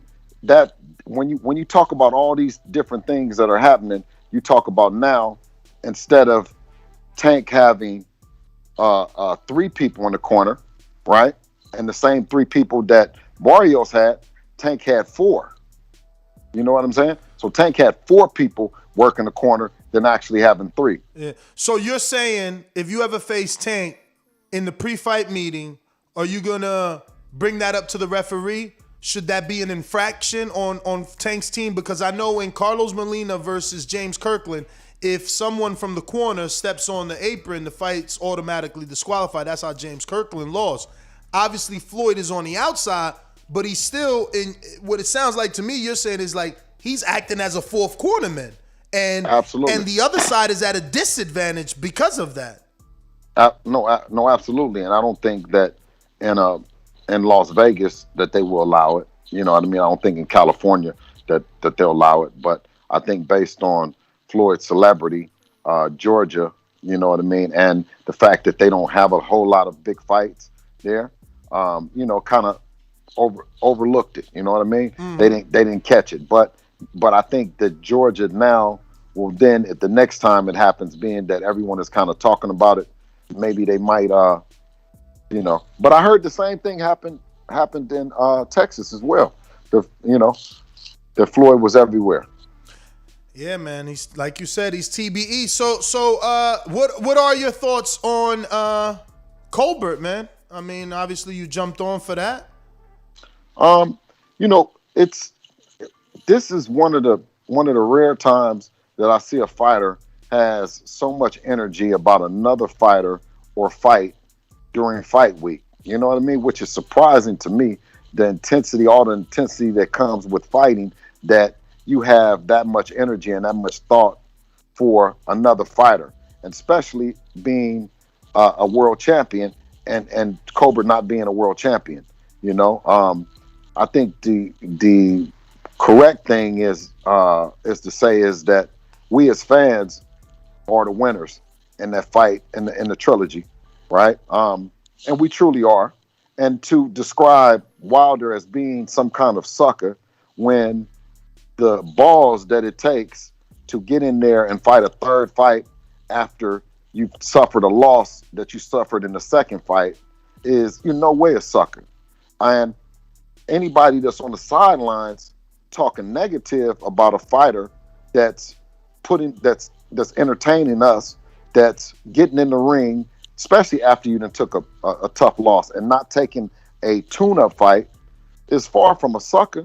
No matter what kind of strategy he's going into it with the headphones and, you know, all the other things that are being said, you know, the war of words, the war of nerves, you know what I mean? If we can honestly say that what Floyd was doing, right, was okay and acceptable, then we should be able to say that everything that Wilder is saying and everything that he's doing is also acceptable, because it's just a war.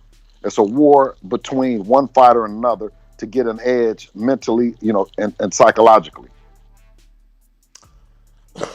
So, Bill, let me ask you though: if somebody says, just for argument's sake, they say, "Yo, Chris Colbert is a sucker for making those comments about Wilder," right? I think just what we have here, you know, is people are entitled to their opinion, and I'm not using that as a blanket statement, but I think when he made the statement about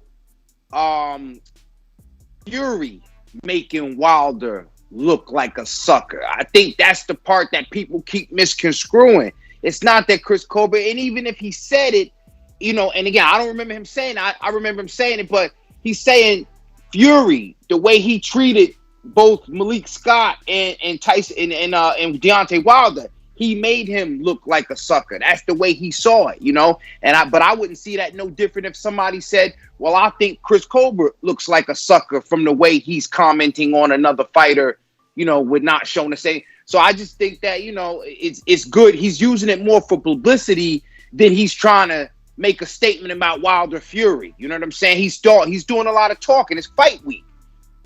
You never seen as much action during fight week? I mean, yeah, I just want to touch on that. Like, I was the one who conducted the interview. I went to his gym, or not his gym, but the gym he was in Miami. And yeah, I don't know that the energy, like you said, like, oh, anyone that has this much energy, I just think that's him. You know, like the way he reacts. And that's why I chose, I think it was the day before yesterday or maybe yesterday, to show that by going back to interviews that I've done with him on the very same topic all the way back in August of 2018. And he sounds exactly the same except for the pitch of his voice, because he was a lot younger 3 years ago. And then we played another one from October 2018. And then another one after the win. This has been his energy. Bill, the issue is, Fight Hype is a powerhouse.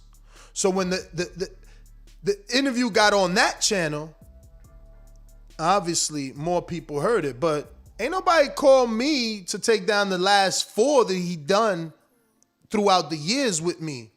The initial prediction on the first fight, his reaction on the first fight after the outcome, then his prediction on the second fight, then his reaction on, like, all that is still documented there. So I don't think that his energy was animated or heightened for any reason. You know, it's just his energy for this particular fight. And like, for instance, when I pick it right, I don't have the right to gloat. Like, yeah, I knew Haney was gonna knock him out. Like, why the fuck can I be happy the same way like I could be mad? Like, fuck, he knocked Haney out. Yeah, no, you as media and the fans, right, who pay the bills, right, have every right to show whatever emotion that you get, or whatever reaction that you get from it. You know what I mean? But as a fellow fighter, or as someone in the business, right? It's just certain things that you don't do when it's not your business, right? An OG told me one time, too much being in too much of somebody else's business will take you right out of your business, right? And for this guy, Chris Colbert, and I would say more so, instead of him being a sucker, he was more a clown to me. He was on some clown shit, right? And instead of staying focused with his fight at hand, and and Tug, that he's speaking on that, and he's speaking in a way that a fellow fighter shouldn't speak, in terms of how the guy is looking at the press conference. The guy has signed up to have a third fight, right? And he knows what the energy that it takes to get in the ring, right? He knows how he's feeling, no matter what you'll say outwardly, right? You know that you have a certain some certain butterflies and that kind of energy with any time you go into the ring. Mike Tyson said that he was scared to death every time he went into the ring. So the gentleman in Wilder has signed up for the fight. Fury has signed up for the fight. So saying that anyone is looking like a sucker at the press conference, right? Or he made him look like a sucker, right? Is not right, and it's false, right? It's false. And when you say that Chris Colbert didn't say he looked like a sucker, he absolutely said he was a sucker when he said he made him look like it, because it was of his opinion that Wilder is looking like a sucker, right? He didn't say, well, somebody else said that, or he said he had him. So Tyson Fury sucker never came out his mouth. Wilder sucker never came out his mouth.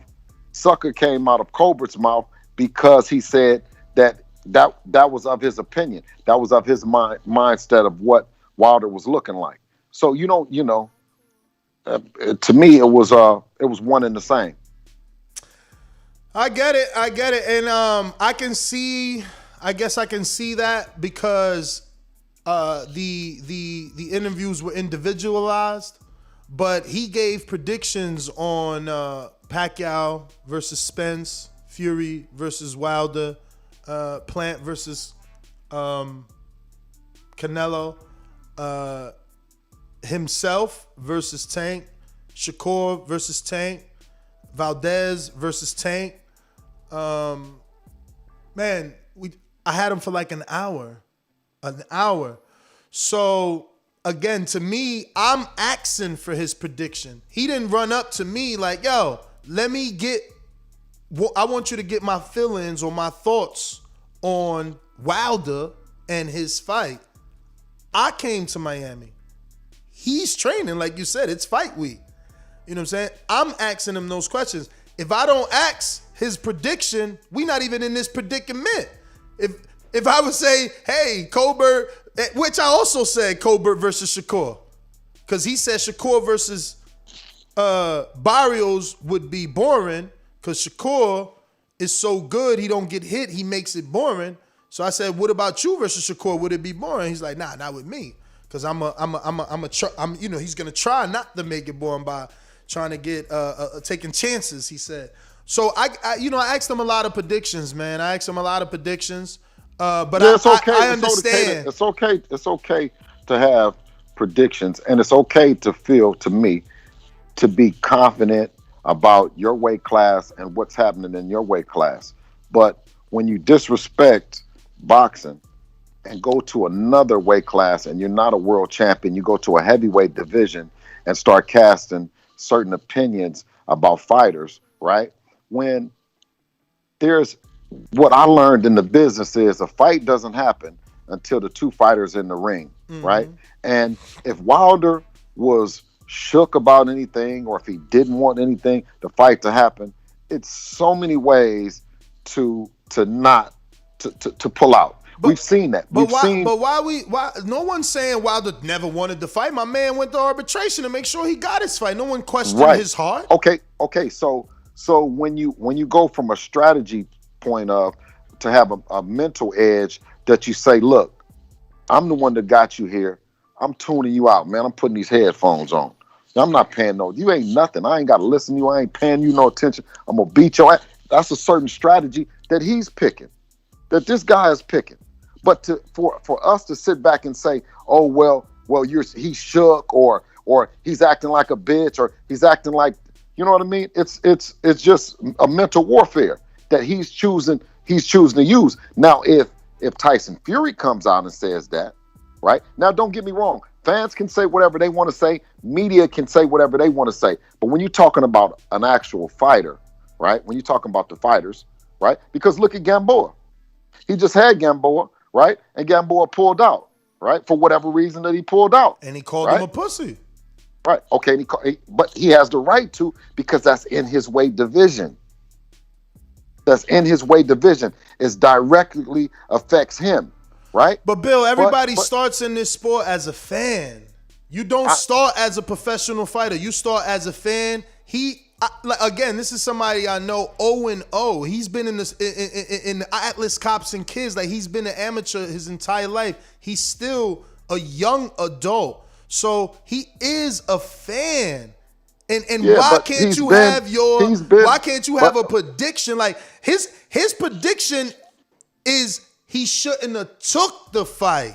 That's what he's saying. Like, he don't see Wilder winning, no way, no how. And that's why it's that animated. So he's saying, I said this the first time and look what happened. So then he's saying, look, this is what happened, and these are the excuses that Wilder's making because that happened. And he's going through them excuses. I don't know. Well, man. you know how Ness. Imagine if someone cheated you, right? If someone cheated you and you said, you know what, I'm not gonna fight you because you're a cheat. I'm not gonna fight you at all, right? But we've got past that. We've got past all the past things that Wilder has said, right? And Wilder is now fighting this guy, right? He's fighting this guy, and I think that but that's as fans, the point, Bill. Right? That is the point that Chris is making. It's like you said all of this, and you didn't produce any proof. And now you get in front of him and you're quiet. That's what he's that's what he's saying. No, what I'm saying is the lawyers had the arbitration, right? Right. And if it's just like you could say the same thing is that if oh shit, he got a call. You signed it. He signed up for it, right? So it would seem that not the person that got cheated wouldn't want to fight versus the person that was cheating. If Fury never cheated, never did anything, why didn't he want to fight him? Why did they have to go to arbitration? I'm just asking. Because he didn't want to fight him. Why? Because they thought they could find a way out of the contract and make a bigger money fight. Okay. So if it's a question about your word, no. So what I'm saying is bad business. So if you sign, so bad business. So if you're doing bad business, and that's a sign of you doing bad business, then how much bad business have you done, right? Mm-hmm. If now it's clear that you do bad business, Fury, how much bad business have you done thus far, right? Or is it just that you got caught in the arbitration by a judge? Right, which makes you now say, okay, I concede. Let's fight. I'm just asking. I think it's absolutely the way that you say. Like, he had to be forced to fight because, like many people in America and around the world, we're opportunists. He's seen an opportunity. I'm sure his team seen an opportunity. Eddie was dangling a carrot, and they went for the loophole. Wilder has a good legal team. And we're at the rematch. But a legal team versus a signed contract is one thing. You know what I'm saying? Like, everyone is saying that it doesn't take a great legal team if you have a signature by the defendant or by the the person that you're. What we were leaked the little bit of information we got was obviously only from one party, and it was that there was an alleged expiration. So that, you know, that's why, yeah, there's a signature. But if it's a time frame and you allegedly expired that, you know, that's probably why they was trying to find their way out of that situation, you know. But I never believed it, you know what I'm saying, which is crazy. I felt that he would win and get his rematch. But again, that doesn't have anything to do with anyone's prediction of the fight. It's a prediction. Right. No. It's one thing to have a prediction, but then it's one thing to then bring up all the other stuff that as a fighter, as someone in the business, you know, we look forward to the fight. At least I know that I was at both of the fights. You know what I'm saying? I was at both of them. And it's definitely the fans are the winners. You know what I'm saying? But all the other stuff going into your fight week, are you really giving the people your thoughts, or are you building your fight up? Oh, so you think this was a 50 Cent? You think this was a 50 Cent? Like, you know, when 50 would drop an album, he would beef with somebody right before the album dropped. I don't know. It seems that way. It seems like it could be that way. Okay. I mean, listen, everybody's entitled to their opinion, Bill. That's all we pressing out here, that everyone should be entitled to their opinion. And you have an opinion that maybe he was drumming up interest for his fight during fight week. And, you know, other people are going to have a different opinion, that he dislikes Wilder or even worse, you know. It's an unfortunate situation, man. He definitely didn't show Wilder any kind of respect or any kind of love, in the sense of, right, you as a fellow fighter, the fight is signed, the press conference then happened, right, and it's on like popcorn.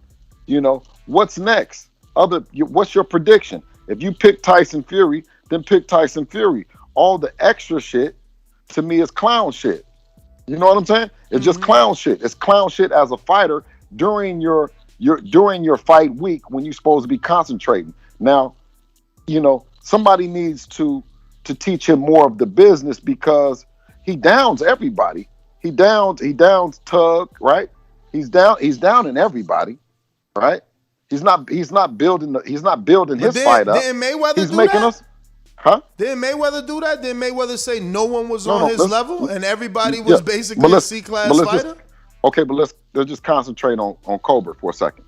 Is that when you're going on there and you come out, and I know how you take your time and you come out and you want to, you know, help draw interest in the fight and get some eyeballs and get a fighter's opinion on what they're going to do in the fight. And he's saying that Tug, it's not going to be you know what I mean? Virtually, it's not going to be a great fight. It's not a fight that it won't. He made it clear Tug ain't on his level. And when I said, but yo, he's a puncher, I came down, and listen, let's take it back, because you got it misconstrued. I specifically went to see him because I was impressed. He was supposed to fight Gamboa, that people could criticize him because he's not at the, you know, prime of his career. And normally when a fight gets canceled, you get a lesser opponent. I don't think Tug is a lesser opponent. I think he is a dangerous opponent who's a puncher. Colbert isn't known as a puncher. So that's why I took the time to go see Colbert. When I get there, I was shocked at his opinion. He isn't as worried as me. He doesn't perceive him as a puncher. And he feels like even if he was a puncher at a smaller weight, so moving up, he wouldn't hurt him. He's just saying, he's just dismissing him as a worthy opponent for him because he's too good. He didn't say the fight wouldn't be good. He said he gonna make a statement. And even in the press conference, he said, I'm gonna whoop his ass. He ain't say, oh, I'm gonna just beat him. I don't know. Nah, man. I didn't hear him say that the fight gonna be corny, Bill. Right. He But said he gonna put hands on that boy. Yeah, I didn't hear him say the fight was going to be a good fight. Like, and I didn't hear him say the fight was going to be a good fight, and it's a fight that we as fans need to watch. Nah, he definitely told you Gamboa that he was let down because even though Tug is a better opponent, and I'm paraphrasing, but this is basically what he said. Even though Tug is a better opponent, Gamboa is a better name. So yeah, he was. Tug is the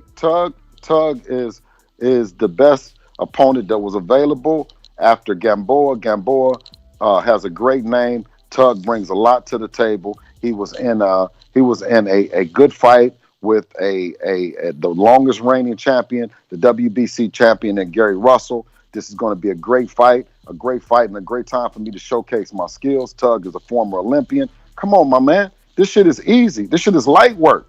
Bro, you know what I'm saying? But what's wrong with what I'm saying dismissing them and show, like, if you dismiss them and you also do like a Mayweather Canelo where you blank them, then you showing I'm next level. He not on my level. Okay, but let's stay focused and not stay on Mayweather and what Mayweather might have did, because it's kind of hard to go back to when Mayweather wasn't Money Mayweather, right? Able to do what he does even as a retired fighter. He does and says a lot of things. He is TBE. So when I'm saying about Chris Colbert, and I'm saying is when you have the opportunity and you have fight week, he's young though. He's a young fighter, right? But to me, taking the time out to get the people interested in your fight, right? To get the interest in your fight and what's happening, because we're more interested. Are we not more interested in the problem the comment? is, Bill, No, let me ask you. Let me ask you a question. You Can I want ask you me a question, not Ness? to be. You Can want I me ask not you- to bring can up I ask you a Mayweather, question? but he gives you the blueprint. He gave you the green print. He even called it the green print. And what did he do? Can He I ask totally you? Are we more interested dismissed. in this fight? Got it. Are we more interested in this fight, or are we more in this fight, or is the people more interested in the comment with Wilder? I mean, the people, Well, they're more interested in the comments. Me, I'm interested in the fight. I think at this point, that's why I went to Miami and to I think see at him. this point, people are now going to be tuned in to see if he's going to lose or not. You know, Exactly. and maybe that's the impact he was going for. I get it, Bill. Maybe he don't have enough respect to see the marketing opportunities that you might have seen, but maybe he's going for the Mayweather didn't. Why he gotta have respect? Then Mayweather said, "Fucking God, he was a C-class fighter. I'm an A-class fighter. This dude ain't on my level. Why the fuck we gotta be nice all of a sudden and be PC? Mayweather wasn't out here being nice to nobody. He was choking motherfuckers at weigh-ins. Like, what are we talking about? Why can't he do him the way he want to do him? Why he got to be in his box and be like, oh yeah, Tug's an Olympian and he's a great fighter? No, you a bum. You ain't on my level, and I'm going to show you Saturday night. Goodbye. That's it. And then the selling point is, I want to see this kid lose. But guess what? He too good to lose. He got to prove that, though. He got to prove that. He got to back up that tough talk. Okay, I like that. I love Mayweather Gotti. That shit is legendary. Name another fight more promoted than Mayweather Gotti. That shit is all over. That whole A-class, C-class fight. That's a legendary little motherfucking clip. Like, why wouldn't you do that? Who did Mayweather give credit to? But Gotti did a lot of talking as well going into that fight, right? And that's fine, but Mayweather dismissed everybody. Nobody's on his level. He's TBE. Listen, it's because you're talking about two different things. You're talking about Mayweather, and then you're talking about what Chris Colbert did in the interview to promote his fight. Only thing that I'm saying that I said about that is that I think that he did more talking about Wilder and promoting Wilder and Fury's fight than he did promoting his own fight. Just to me, and that's just my opinion about it. And that's because of the way people reacted. That's all. It's not. He didn't know how people would react to. I mean, obviously, maybe he did. I don't know. Look, all I'm saying is I spoke to him in great length about the Tug fight. And my opinion, how I interpreted his answers is, Tug ain't on his level. You know, while I took the 3-hour ride down there. Why is Tug not on his level? He said he fit. I'm gonna have to pull the shit up because I know I'm asking. But I'm just asking. What is he? I even questioned him, Bill. He said he's small. I said, Chris, he only 4. You acting like 4 pounds. I literally said that. Like my interviews are like conversation. I'm like, Chris, you acting like 4 pounds is a lot. He's like, man, he's not gonna be. He talked about rehydration as well. He's like, yeah, 4 pounds, but what are you gonna rehydrate to? I'm gonna be like, I don't want to misquote like 150 something. He said he's gonna be like 150 something. and I ain't want to misquote him because of that. Look, 150 something. Man, the dude, he's confident in him. He ain't worried about fucking Tug. Why you gotta prop Tug up? No, just outclass him. Outclass him. Right. Well, if Tug, like I said, if Tug is not bringing nothing to the table, he's going to outclass him. It's something that. But it's a common opponent with Gary. It's a common opponent with Gary, so that's all he got to do. That's all he got to do is outclass him, and he'll get the shine. He's going into it. He'll be 150 pounds. It's just a lot of things that's being said in promoting his fight that I probably wouldn't want Devin to do, right? And then spend more time promoting Tyson Fury, right? He's promoting Tyson Fury as being a bad motherfucker and what he did to Wilder. What time did you spend saying what you did to your last opponent, right? And how, it's just like I said, like an OG told me, being in somebody else's business might take you out your own business, right? Just to me. And it's sad that if he's being asked his prediction, it's still being interpreted as being in someone's business. He's literally being asked the question. He could choose what you want him to say. No comment. It's fight week. So that he could be you asked him about Glovegate? Hell yeah. I said that. So you don't believe the gloves? And he said, no. I got some MX. I could do this. And then Danny said it too. I was countering everything he said. I brought the counter and I still got ridiculed. But yeah, man. No, I asked the questions. That's my job. Well, listen. I don't know what PR person that was there, but I would have been right there saying, talk about us. Talk about Devin and who we fighting. No, don't talk about all that. What we talking about? Wilder, Fury, and the gloves and what they do. For what? For what? For what? I hear you, man. I hear you. You know what I mean? For what? Because you're being asked that question. Just as a fellow. I mean, because you're being asked that question. That's why, because you're being asked that question. It's as simple as that. You're answering it because you're being asked that. Now, you can choose to say, I don't got no comment on that fight, and you will be labeled. Right. There are other fighters out here that choose not to give comments, choose not to do interviews, and they pay-per-views are self-explanatory of that attitude and personality.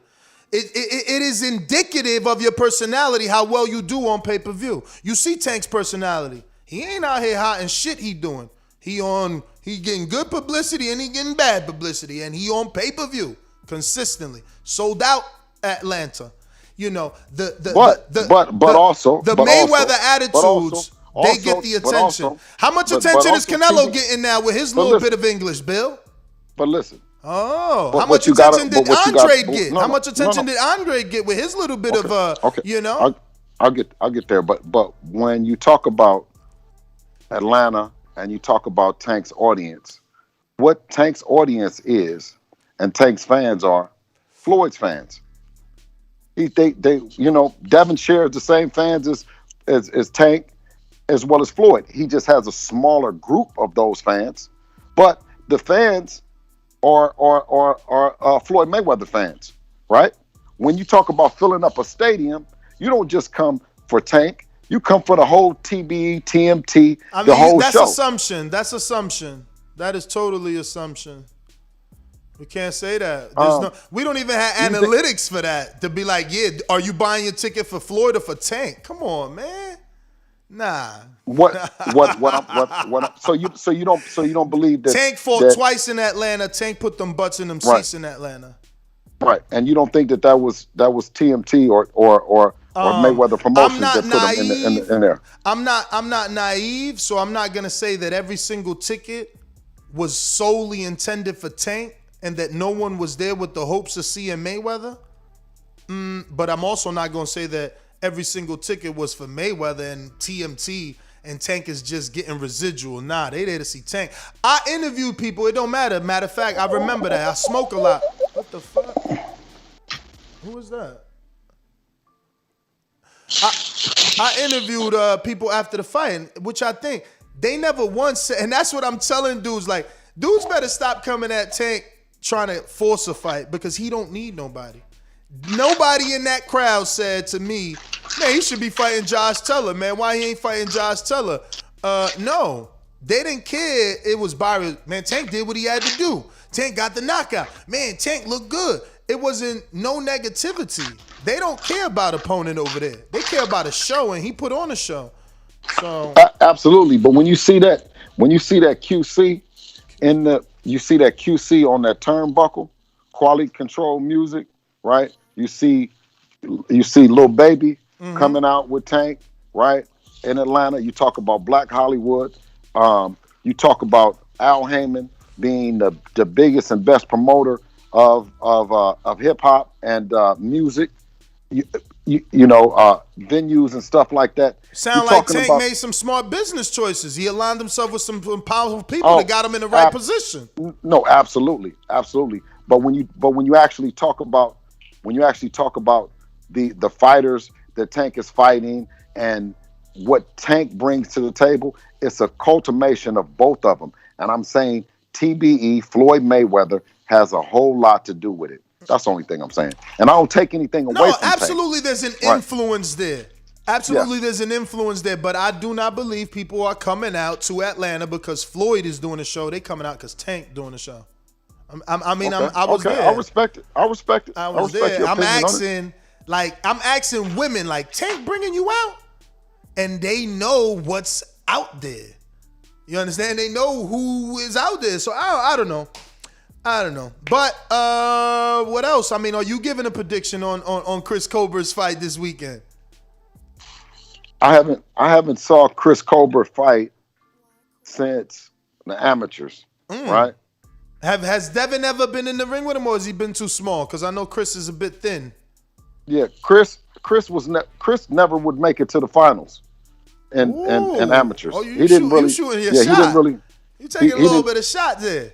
No. What I'm just telling you, I'm just saying is that Chris, as an amateur fighter, I don't remember him having a bunch of the national titles and all that other stuff. When we went to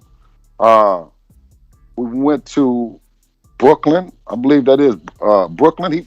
He fights out the same gym as Richard Hitchinson and Shushu, right? Yes, Shushu more than Hitchinson. Hitchinson no longer trains there. He went with Lenny. When we went up there to put in some work, Chris Colbert was doing the same thing he doing when you was interviewing, talking. Oh, so you saying he ain't spar with you? No, I said he was talking. He didn't want no work. He was talking.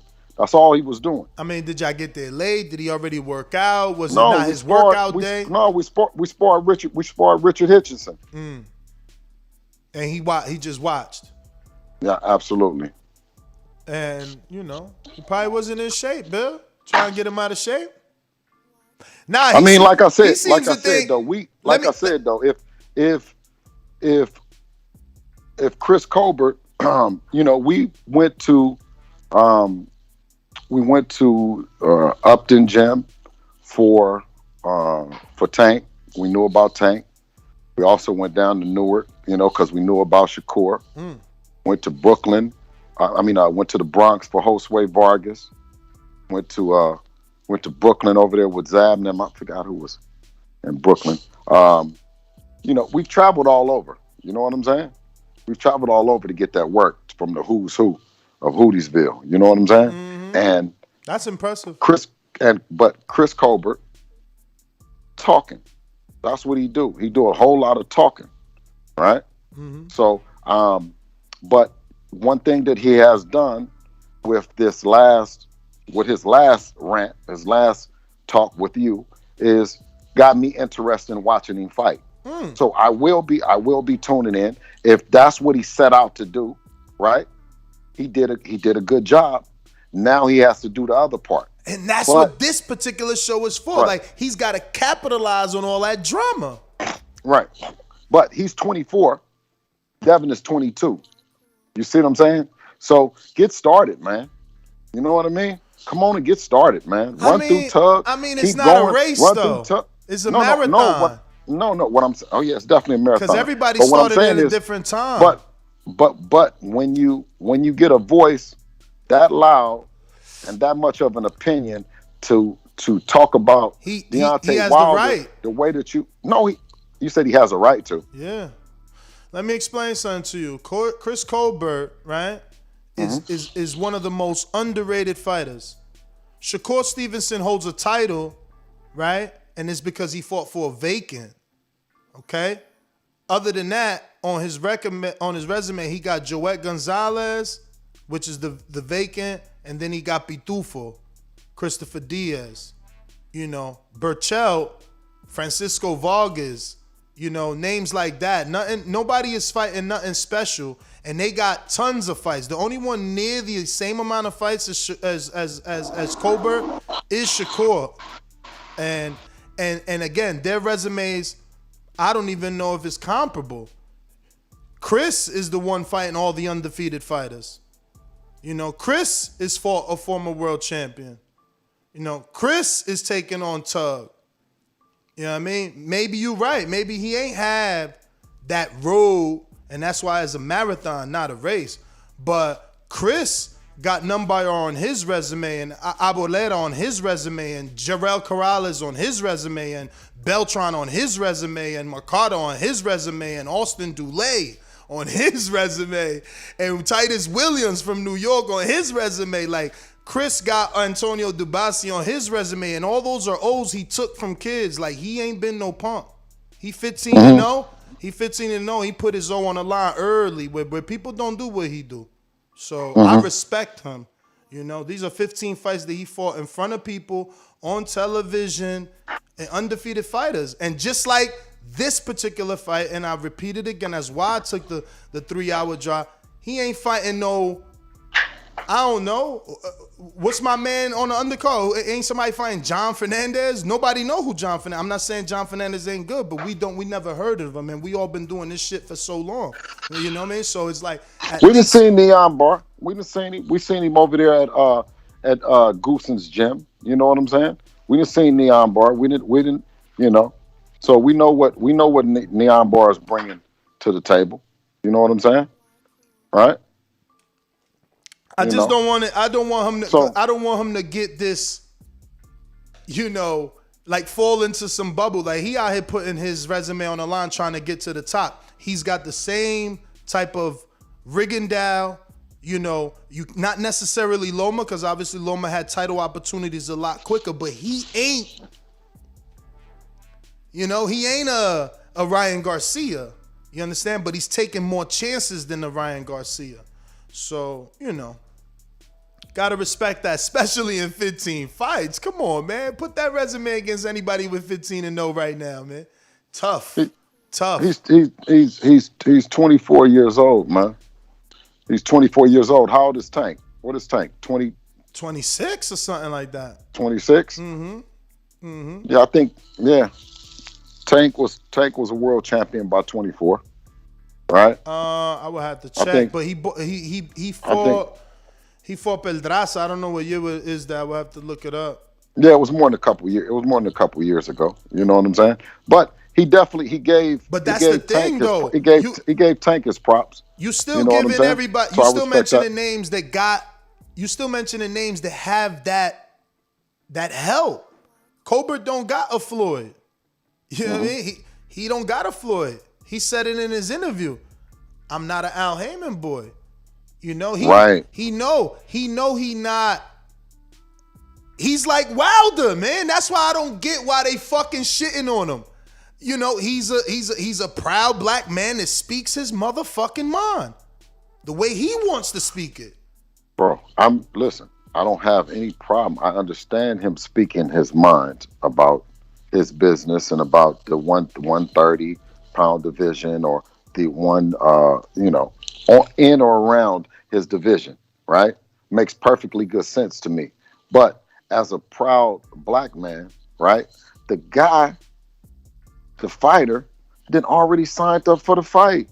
He did the press conference. What makes it proud that you shit on the man and another fellow fighter when the guy's about to fight him? I mean, okay, so if he didn't sign to fight him, yeah, that's one thing. Or if the fight hasn't happened, what's proud about that? What's proud about that? You as a fighter, you're doing your fight week, right? Shitting on this other guy who has a fight coming up, a hard fight at that, right? A fight coming off a loss, right? What's fly about that?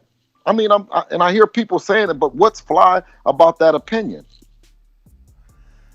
I mean, listen, your opinion doesn't have to be popular. It's still yours. Still yours. Hey, let me ask you, Bill. You familiar with the whole Snoop and Eminem thing? When Eminem or Snoop said, "Yo, I don't listen to Eminem.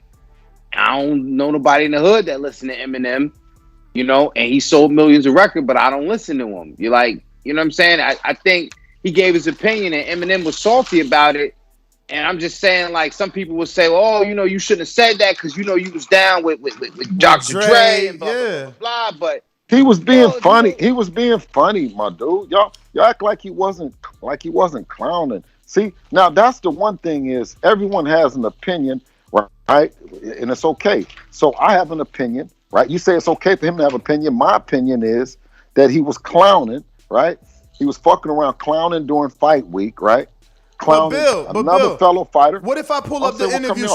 No, I ain't trying to. I apologize. I apologize. No, but you know, and that's what I was here to say. Is I'm saying is during fight week, right? If the opponent is who you say it is, and you're so serious about impressing the people and all the stuff that goes into a fight, right? And how you gotta look during that fight week, right? You're talking about another world champion who signed up. You guys are on the same PBC or whatever. He signed up. He's already signed the contract to fight, Ness. They've already did the press conference, right? The fight is bigger than you. You know, the fight is bigger than Chris Colbert, right? The fight don't need no help, right? It's on every channel on the shit. If you're not trolling, right, then what are you doing?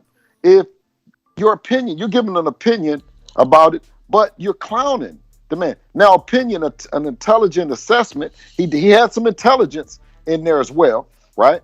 But he had a lot of sarcasm and a lot of clowning in there as well. You know what I'm saying? It was mixed up. So I'm not saying that he doesn't, you know, he doesn't know boxing. He's been fighting, you know what I mean, probably forever as, you know, as a kid, right, growing up. So he does have some intelligence, but he was also knew that he was clowning the man. And I'm saying is, what man or what fighter deserves to be clowned after they've signed the contract, after they did the press conference, after all that? To me, I'm just asking.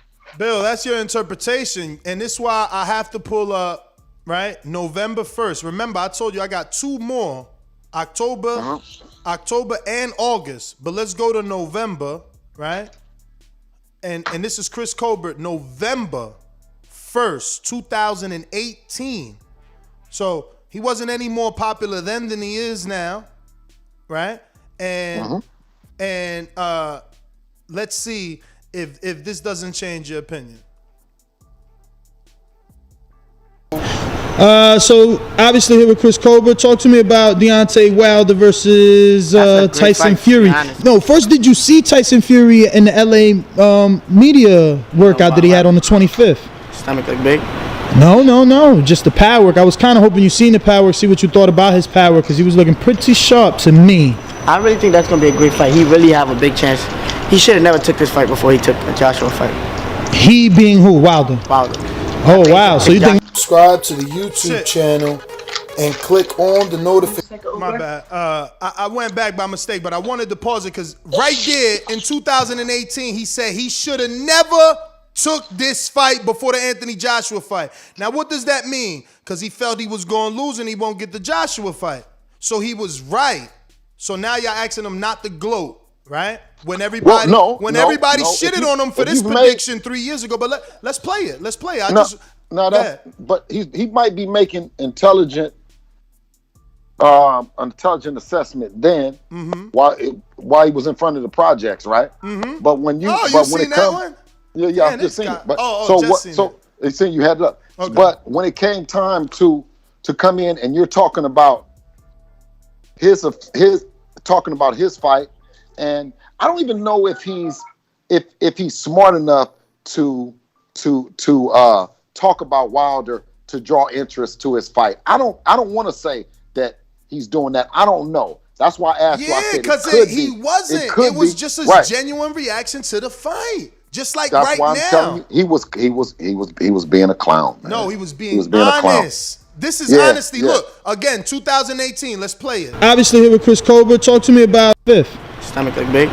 No. Just the power work. I was kind of hoping you seen the power work, see what you thought about his power, because he was looking pretty sharp to me.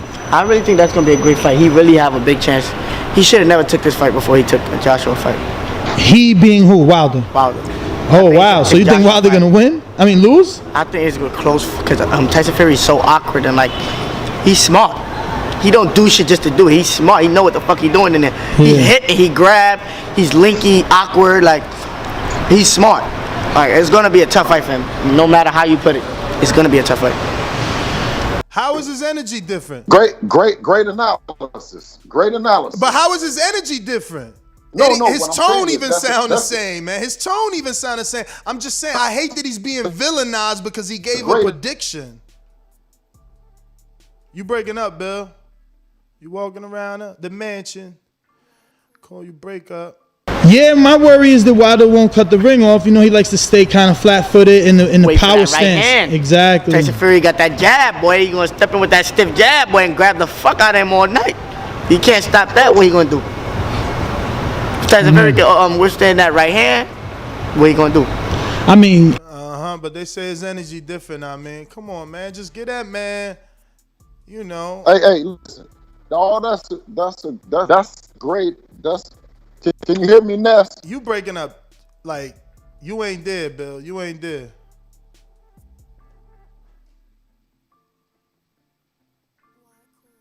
Hello? Yeah, we Can hear you me now. We hear you now. They keep having this Amber Alert right here. So, but okay, can you hear me good? Yeah.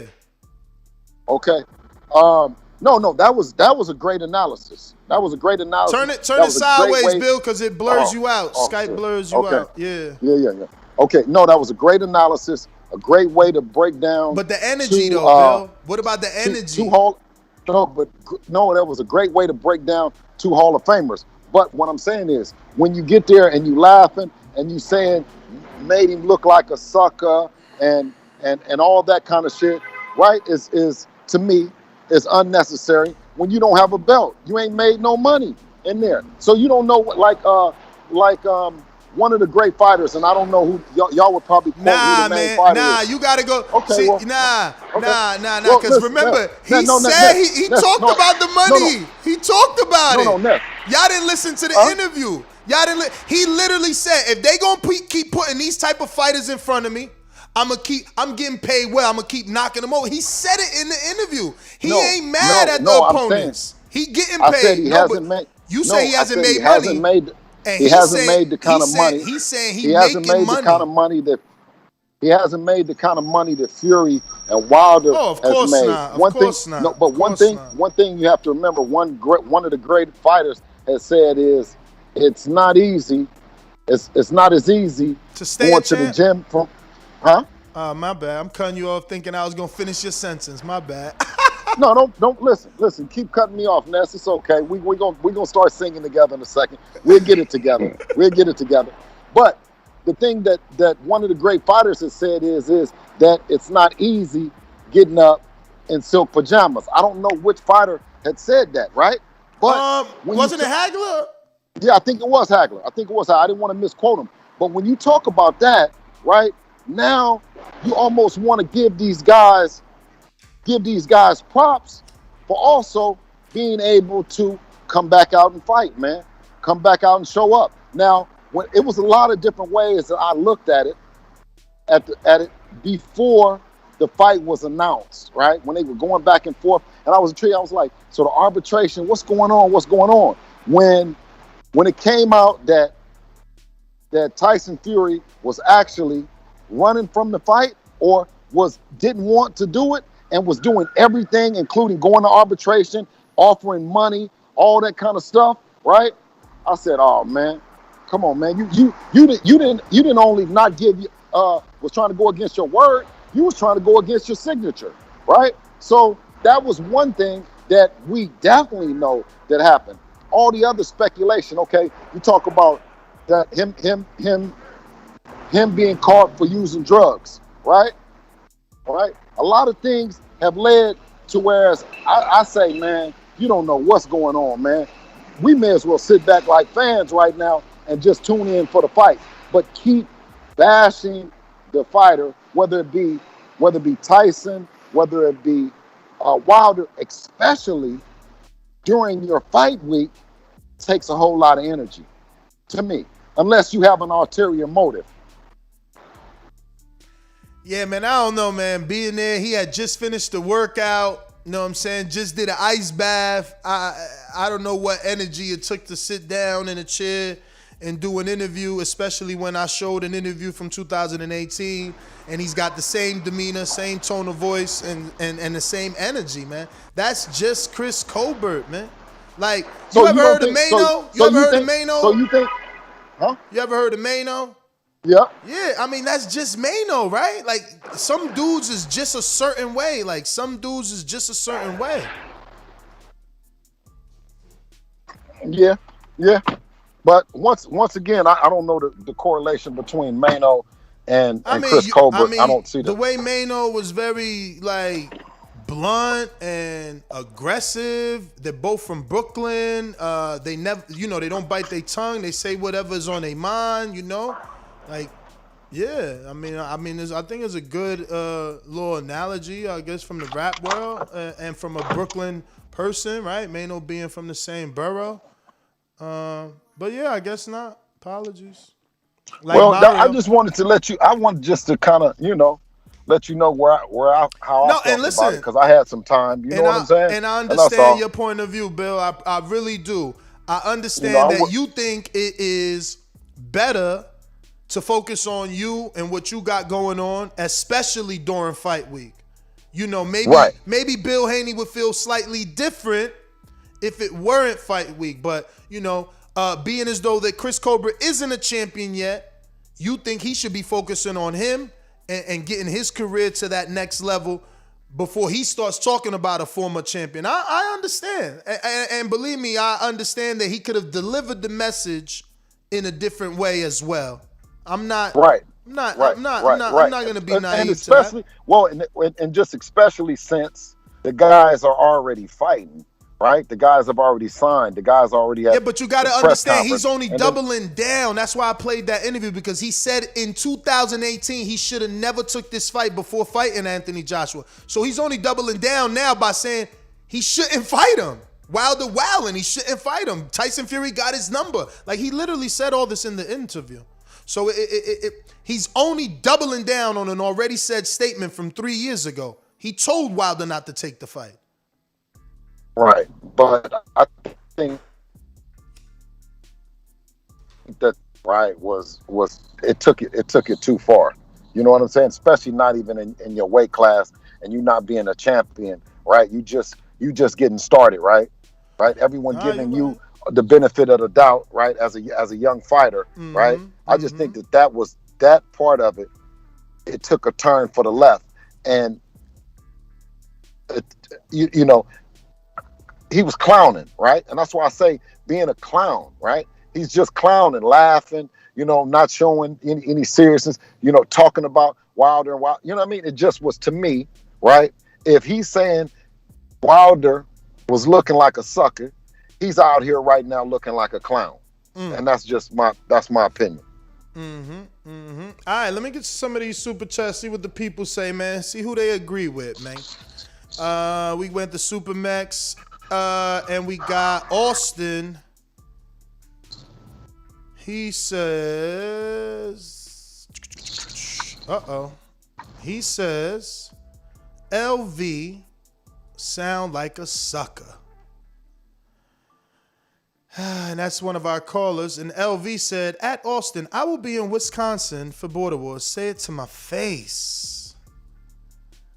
All right. And then we got Cannabis Cove. Where are you? Cannabis. Who says, still crying, cheating with no proof. Pathetic.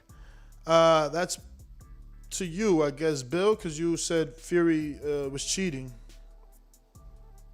Are you frozen, Bill? Oh, shit. He's frozen, fellas. Should we leave him there? Who's up next? The heavy-handed. Oh, you're back. Did you hear? Did you hear that? Oh, that's not. Hold on. Let me see. Shit.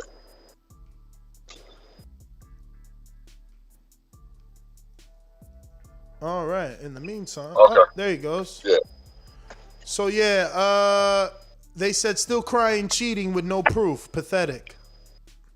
Cheating. Did he not get caught using drugs? Yeah, definitely. I think cocaine and Narnderdal or something like that. Yeah. So I'm saying is, okay. Now, if you go to rehab, right? You use drugs and you go to rehab. What they say is, once a dope fiend, always a dope fiend, right? Recovering, right? So once a cheat, always a cheat. He's just recovering, a recovering cheat. Now, once he came back and then tried to not give Wilder the opportunity to have the fight again after you signed it, that's another sign that you cheating, right? You know what I mean? Or you not being totally honest, right? Or shady character. Or shady character. Thank you, Ness. Thank you. Yeah, that shit was pretty weird though. It was like trying to get out the fight. Heavy-handed edition says, keep being you, Ness. Man, thank you, brother. Why, thank you. Who else we got here? We got Davidian in Buffalo Falls, right? Niagara Falls, Buffalo Falls. He says, hey, Boxing Voice family, my bad, brother Ness. Didn't mean to mute you.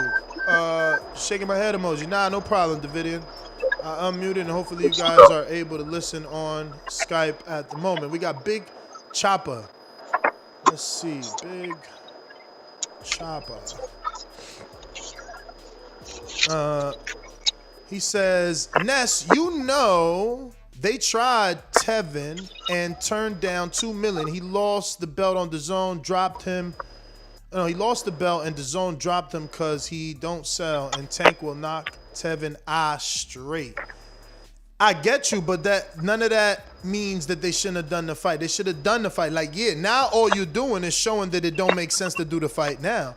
But back then it made sense. It made a lot of sense. You know what I mean? People were interested in that fight. It had self-promotion, you know, and he could have checked the box, right? Like, give the people, oh, boom, slick black fighter. I checked that box, you know? Next one is from Deadly X. Deadly says, shout out to Bill Haney for speaking the truth. Chris was clout chasing hard. Shout out to Bill Haney for speaking the truth. Chris was clout chasing hard, and now they blaming Wilder for taking down the video. I heard it was PBC. Everybody got a source, man. Yo, shout out to Bill, though. Uh-oh, Bill's nemesis. Let me see what Punch got to say. Punch!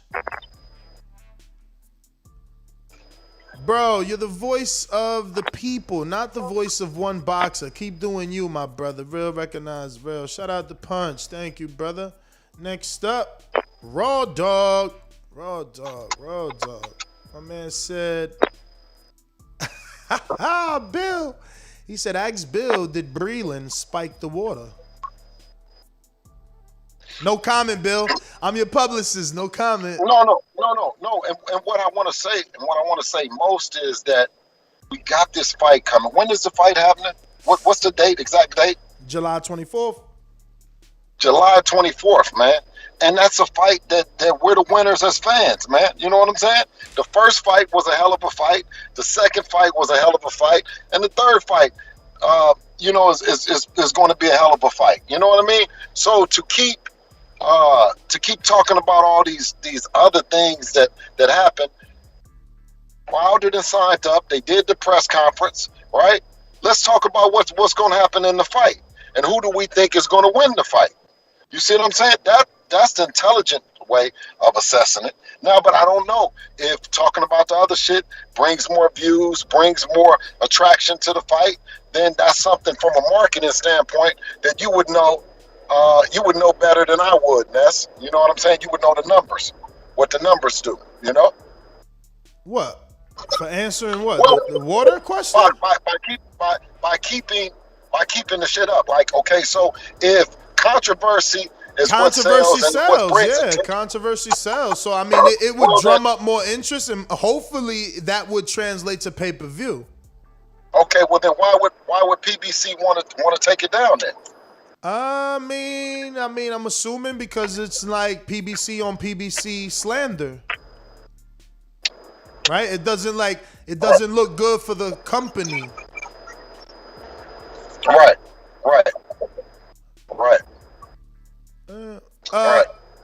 We got. I want to see, was it PBC or Wilder? I've been curious to know who told you to take it down too. Was it part of management? Bill, like I said, multiple people were called by multiple people to take that down, man. Take that down. Use the left lane to make a U-turn. Deadly Was it anybody from Colbert's team? I am not at liberty to say if I want to remain safe, man, from death threats. I've got. Well, that's what I'm saying is if it's mutually agreed, if it's something that's mutually agreed by both teams, then what is anyone to say? They're both on the same banner and they both agreed to do it. Why should Wilder take the biggest hit that from the people that they're saying that it was him? Yeah, man, I don't know, man, but you could contact my attorney, man. I'm not at liberty to speak anymore after I've received death threats over the matter, man. So, unfortunately, I can only say but so much. Are the death threats coming? Are the death threats coming out of Brooklyn? Is it Maine on them that's giving you death threats? Man, I mean, I didn't know that it was this big. So, yeah, I'm getting even international death threats, to be honest with you. So, yeah, it's not just Brooklyn or, Alabama, Nah. It's definitely not. But you got a super chat says, shout out to Bill for speaking the truth. Chris was clout chasing hard. Oh, yeah, we just went to that one. You got a double read. But we got another one from Punch. Bill, you got mad background, man. Is them headphones even plugged in? Oh, that's what I got to do? Let me put them in. Oh, shit. I thought they'd been plugged in. No, because I got inside the car. Is this better? Yeah, why am I reading the same one? Where's this other one he got? Oh, here it go. He said it twice. That's what it is. Left for you. No, here it goes. He says, and that's Punch Drunk Boxing says, yo, this PG culture and cancel culture is infuriating boxing. So now this is a gentleman's sport again? How about a want gray poupon, sir? Shaking my damn head. As Punch, has he seen Teofimo Lopez? Punch, have you seen Teofimo Lopez? I mean, and as Punch, because President Trump, he had COVID and he addressed the people. You had Eddie Hearn, he addressed the people. You had Chris Paul, who was back 2 or 3 days. He was back on the court. I mean, why we can't see him? Why do we gotta wait? Why didn't he want to be vocal and show his face while going through it? Oh, you talking about Tio? Yeah, Tio. I'm asking Punch. Wait. I said, so you questioning the COVID? Well, listen, not if Punch didn't seen him, you know, because Punch he gonna keep it real if he didn't seen him or not, right? If he seen him, then you know he didn't go up to the hospital and go see him or send any flowers or to the hospital. You know, Come on, Bill. You horrible, man. What? No, I'm asking. I'm just I wish T.O. well, but we haven't saw him. We saw Trump when he had the COVID. We saw Eddie Hearn when he had the COVID. Chris Paul. We see a lot of people do. You know, they do the FaceTimes. You know, I mean, and just let everyone know that they're doing well, right? Yeah. Why aren't we seeing that from T.O.? I mean, but now you're saying that everybody has to be public with their illness. No, their recovery. I was just giving my opinion of what I've seen in the past about it. Now, isn't it nice to be able to give your opinion? No, yeah, absolutely, no, absolutely. No, everyone, like you said before, everyone has an opinion. You know what I'm saying? It's just if you are you clowning with the opinion, or are you know what I'm saying? Yeah. So I'm fucking around. I'm talking shit, right? But I'm talking shit in the division that we're in, right? That we've had back and forth with the T.O. family. You know what I'm saying? With T.O. Female Senior. So you know what I'm saying? I don't think that I'm picking on somebody it's not warranted for me to pick on. Definitely. Super chat for you, Mr. Haney. It became facts, Mr. Haney. It became beyond boxing. Clown emoji. So he's in agreement with you on the Chris Colbert situation. We're going out to Andrew. Andrew Gomez says, imagine if Ryan or Canelo made excuses like Wilder.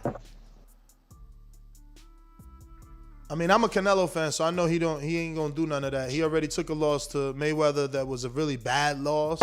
You know, I didn't pick him to beat Mayweather, but he got outclassed superiorly, and you know, he didn't make any excuses. He just bounced back.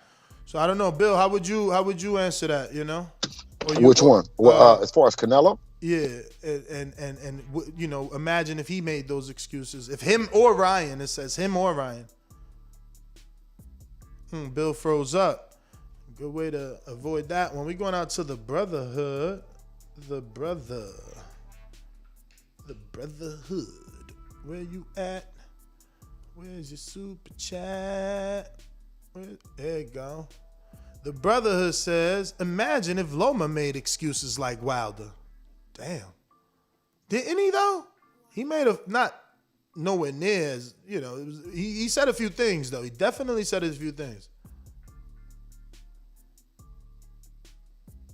Definitely said a few things, man. What else we got? Big Chopper.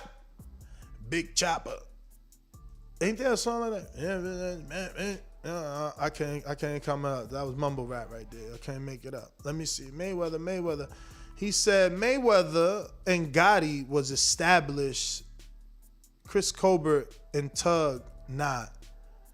I know, but I'm not putting it on that level. I'm saying he can talk down about his opponent, because when Mayweather did it, it put that shit on the next level, and that whole rant lives on. It just lives on, my friend. We got Austin.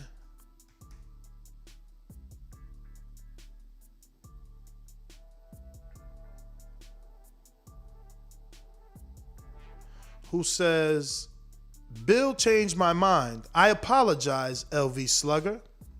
LV Slugger. Austin V says he apologized. Bill changed his mind.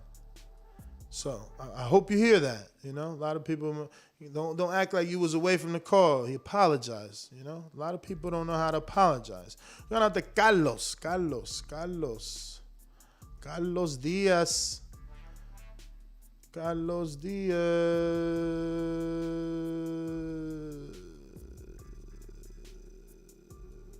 The first one he went to was, okay, this one.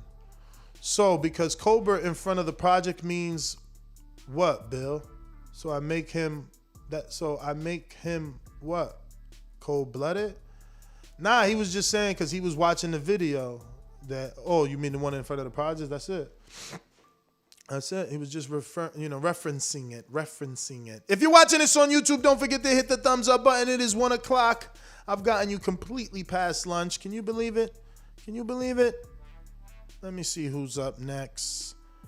It looks like Carlos Diaz.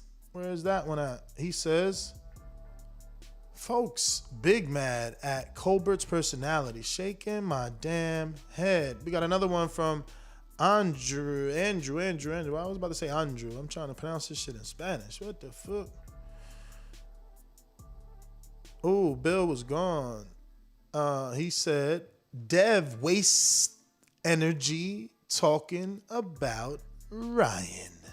That was to Bill Haney. He's saying Devin wastes his energy talking about Ryan. You know what I mean? Ryan Garcia. And then we got TB. Where's TB? TB Rice. $10 super chat. Ness looked like a clown for lying on Wilder. You know Wilder don't give a fuck about a dude to get a video take down. He would have been taking videos down over the last year. If that was true, salute, Bill. There you go, man. Thank you for your $10. I hear you, champ. Carlos Diaz. Bill, so let me see what yours is. Bill, so okay. Bill, so Sha'Carri Richardson should be known for the rest of her life for smoking weed. Bill, stop it. Keep the same energy. Man, you lost me, Carlos. I know you're probably driving at work, trying to get that in. Fuck, I'm gonna try and decipher this again. I have no clue. And let me try and Google this first of all, right? Like, who the fuck is this you even talking about? I don't know. We're gonna have to come back to that.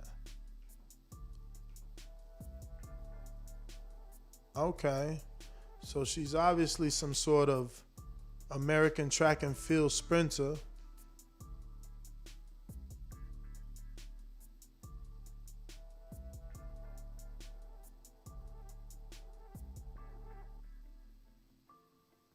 So what? She got a failed drug test for weed? That's what's going on? I still don't. Okay, so now that we know she got a failed drug test, he says, Bill, so Sha'Carri shouldn't be known for the rest of her life for smoking weed? Bill, stop it. Keep the same energy. What the fuck is you talking about, bro? I can't decipher that. You gotta somehow put that in the box. And so you're saying Chris shouldn't be known for the rest of his life for talking? Oh my God. Or isn't gonna be known? I'm man. Carlos, just put it, bro, man. And help us that you left that one in the hieroglyphics. That one's is undecipherable right now. I don't get it. Who's next? We got Bernie. Is it? Yes, Bernie.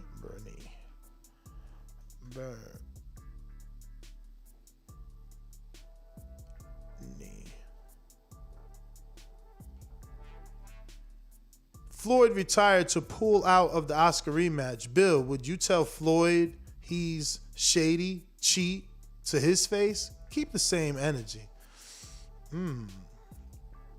Bill's gone, man. No Bill, man. No Bill. Let me see on the refresh. Out of here. Yeah, man. He was trying to drive around Oakland and shit. Okay, that's the last one. Let me see who's on the line here. We got a number here, but what up? Headed to work? Nah, man, just Friday. I got so much shit to do between this contract and it's I'm working remote, so it's a day off, but it ain't a day off, so I'm all over the place.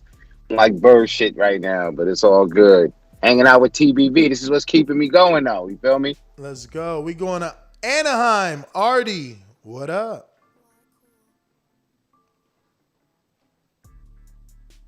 Oh shit. Oh, that's over. All right, we going out to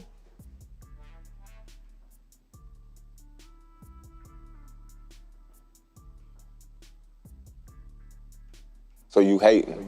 I'm that guy. What you want to bet on? Bet 100,000 on that. Let's bet $1 million. You getting that money, right? Easy. You bet $1 million easy. And I for the bread. When I him, y'all gonna say he was too weak on my life. Okay, bow down, bitches. I'm about to handle business. I'ma teach you all a lesson. This'll only take a minute. Got a part and all this passion in my blood. Niggas hating just because. Think about it. Everybody love Bud. J Mac, where you at? Where you at? All these niggas hating on me. Shit is whack. Shit is whack. So official with it. Don't check the stats.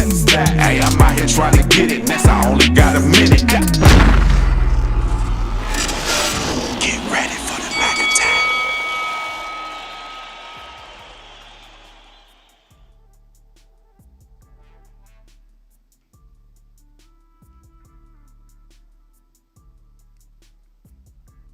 J Mac, we don't hear you. We don't hear you. Don't hear you. That's for J Mac or JT, Ness. That's definitely for J Mac. That was his intro. You know you've been messing up though. I just don't know. I had to make sure. I got you, champ. J Mac. There you go. He joined in. Yo, can you hear me? We do. Yo, I just tuned in. Is this what a part 2 of yesterday's show? Nah, man. We actually talking about Colbert and the actual fight, and you know him needing to capitalize off all this publicity, both negative and positive, right? And making a statement Saturday night, you know, capitalizing off all this drama, you know. Well, hey, shout out to Colbert and stuff like us. He definitely a talented fighter, and I believe he can talk and back it up. It's definitely a time and a place for that mouthpiece to be ran. I still don't agree with the shit he said. I think they got some things you should hold your tongue on. Like, I'll give you an example. Like, as a man, when you grow up, you learn how to be mindful of saying certain things, especially if you offend people. Whether people want to practice sensitivity or not, call it what it is. We all got base our emotions off of feelings, and certain things trigger certain emotions, trigger reactions. And I don't want to be on the end unless I want to smoke and I mean to do it to somebody to offend them or what have you. But just talking freely and saying we can always say what we want to say and stuff like that, I think we should all learn how to hold our tongue and mind our manners, especially when it pertains to different topics, because we all got them skeletons in our closets that we don't want nobody to speak on or bring up that can trigger that reaction. But shout out to Colbert. He's a talented fighter. I wish him nothing but the best. I hope he can talk it and back it up in the ring. I got him beating his opponent, stuff like that. I love his confidence. He will need it to where he's trying to go, but it sounds like he got a lot of talented guys around him in a young fighter. So I'm curious to see how he would do against a Shakur, a Haney, a Teofimo, and even a Ryan Garcia, a Tank Davis as well too. So shout out to him. But he does look like a clown for making that comment. That's my call. I stand on that. And you see, the beauty of having an opinion. You have yours. You know, that's why you shouldn't be villainized for having one. You know, you have yours. No one's making you a villain. We got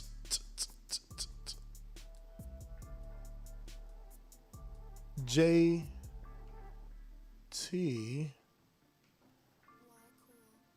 What up? So interesting that you come across like a nice guy, but you're really a piece of shit. Hey, with that comment. Come on. That was a piece of fuck you. That was a piece of shit. You know, we're doing live TV. Man, I don't care. What you gonna do about it? I'll kill this mother. Why do you have to talk like that? Well, I'm talking to you the way I want to talk to you. You have a problem? Turn off your station. I'm the best ever.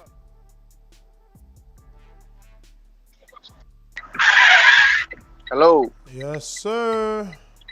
Yeah, I heard the whole interview with Bill and Eunice. I mean, I agree with Bill. I agree with J Mac on this. Like, you know, a certain place, time and place for certain things. And I didn't even look at it like that point to when there's a time he should have been promoting more of his fight. I know you asked the question to him, But he could have downplayed it out of respect and all that. But that's just something he chose to do. So I agree with Bill. I think Bill won that debate today between y'all two. And also, that comment was brought up about this track star, right? I think the girl from Dallas, she just ran and she was supposed to be running into the Olympics. So I don't even know how they got brought up.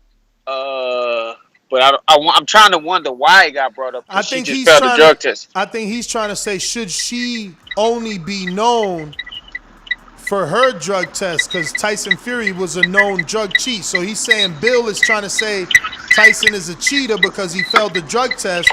So is this girl who just failed the drug test, should she be what Bill said? Once a cheat, always a cheat. That's what the kid Carlos was saying. Yeah, but look, we don't even know what the girl failed the drug test. Is a black girl, all right? Well, she wear colorful hair, got long nails. That's one thing she got going against her. And we keep talking about this race thing, and I want to know who actually brought it up to the boxing boys. What are you talking just out of about? curiosity. Listen to what I'm saying, Ness. Yeah, I didn't hear you. Whoever just brought that to the boxing boys' attention, I'm questioning what their agenda is. Because to be honest with you, what you don't get, the agenda is to pose the question to Bill. Bill is telling you. Look. Let me finish, brother, so you can understand me. Bill is telling us Tyson Fury is a cheat because he's a known cheat because he got caught. So Carlos is telling you, so should this girl that I can't pronounce her name, should she only be known for the rest of her life as a cheat because she failed the drug test? So what are you talking about? You're not understanding. Hold on. This is what I'm talking about. Tyson Fury, they don't go around saying he's a cheat. Even though he cheated and he got caught cheating, okay? That's the difference. What? And race.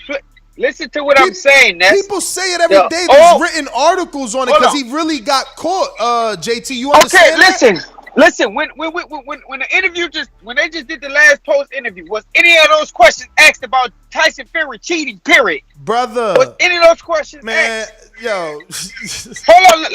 Let's try to get understanding. Understand what I'm trying to say is it's just always funny to me when somebody got color. No. It's funny to me. It's funny to me that that's all you can resort to because you're not comprehending it. You're not comprehending it. I'm comprehending it. No, you're not, and you got a major echo, man. No, you're not. No, you're not, man. Yes, no, you're not. Brother, he's giving you the counter argument. If you're saying once a cheat, always a cheat, well, he's saying this girl is always a cheat. I gotta move on, man. You got 3 minutes, man. Big Nick, talk to me. Let me say this. Brother, you had 3 minutes, man. Nah. It's 1:30, dog. Like, y'all not even appreciative of the extra time I give y'all, man. Big Nick, come on. Yo, what's going on? What's happening, Ness? What's going on, man? Shout out to, just want to quickly say, shout out to, it's been such a good addition to the show, man, because he's a voice of reason, very logical, a lot of common sense when he speaks. I can sense there's no bias with him, as in terms of favourite fighter. So, you know what I mean? He's always coming with logic, but man, this fallout is mad, you know, Ness. I thought it would just be a storm in a teacup and it would just blow over, but what I'm starting to realise is that there is a big, you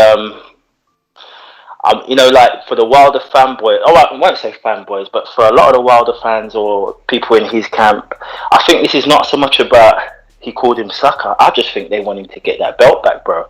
I think that's the main issue. By any means necessary, if the WBC was to say, listen, we're cutting out Fury from being champ, we're going to take the belt away from him, we're going to give it to Wilder, they wouldn't care that Chris Colbert called him a sucker. I don't think they just want him to get the belt back. And also, essentially, bro, I'm losing my train of thought here, but yeah, I'm losing my train of thought. But listen, it's a storm in a teacup, man. I just think it's a whole load of madness. And the irony of people calling into the show, talking about giving opinions, it's, bro, people call into the show every day to give their opinion. We're all allowed to give it. But yeah, sorry, bad call, but yeah, lost my train of thought, bro. Anyway. All right. Thank you for calling in. We have... Yep, and that's exactly what I said. Like, I'm defending Carlos without knowing, and his super chat says, Bill said Fury was a known drug cheat. And that's what I'm saying. You know, it's like saying you committed a crime, right? You're always going to be a criminal. He's just giving you the counter argument, man. Bernie back with another one. Floyd retired. I said that. Let me make sure I'm not repeating. Yeah, okay. I said that, Bernie. Pat's Nation. Or is it Pate's Nation? What do you think that is? Let me see here. I guess Pat's Nation, right? Off topic. If Tank wants to reach that 1 million or close to pay-per-view buy numbers, it's gonna be Loma. Floyd need to set that up ASAP. Could be Manny versus Floyd remake. Bro, who are you? You're tripping. First of all, bad analogy. Manny versus Floyd. That's why I'm reacting this way. Like, come on, bro. We're talking about they did like 5 million pay-per-view buys. Loma's never even been on pay-per-view, man, and he like sells the least amount of tickets of everybody in that division, bro. You're out of control, man. No disrespect to Loma, because people think it's like I hate Loma. Totally don't. But I you know, he's not this star that they want to make him out to be. He's just not. He's B-side. He's waiting for a Tank fight. He can't offer a Tank fight. He's waiting. Richard, Bill, the world needs to see Devin and Blu-ray. Hashtag Dream Team. Who's Blu-ray? Fucking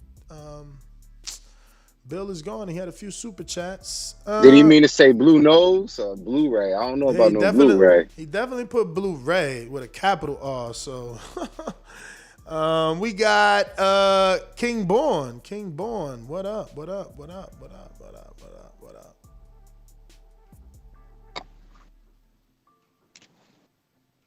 When you see old dirty bastard form a position like that, then you know that I'm getting ready to bust your.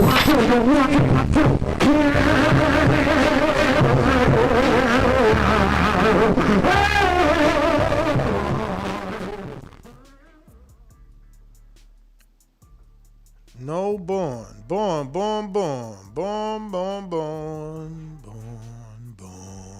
We don't hear you, champ. We don't hear you, champ. We don't hear you, champ. We don't hear you, champ.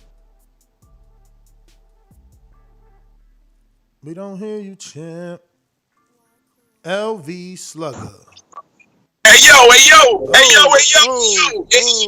We hear you. Listen, man. Let's get to it real quick, y'all. Peace.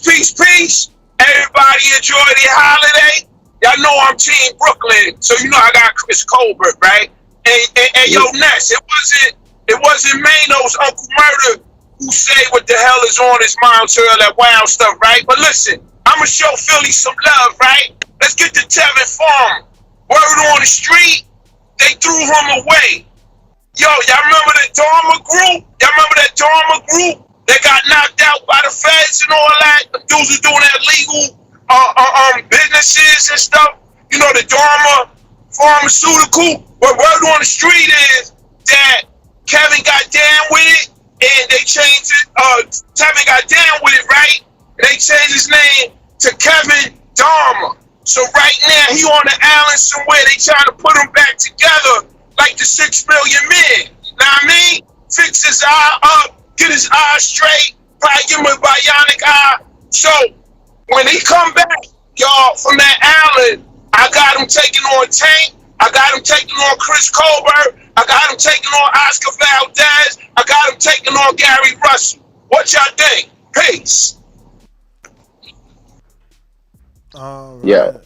Tevin Farmer, I mean, listen, we been talking about Tevin Farmer and Tank is a good fight for a little minute, but I don't know, Tevin Farmer been on his Twitch stream playing video games more than he been talking about getting in the ring, so you better do something. I don't know what they got over there with the Dharma. I think you talking about the whole Farmer bro thing, you know what I'm saying? But if they got something special for him, Whatever they got, I hope it revitalized his career. I hope they got something for his career. The fighter's never really been the problem.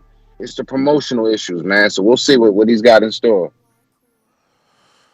Alrighty then. Looking like we got Jonathan Sims. Oh, actually, I said Louisville Slugger. My bad, Slugger. LV.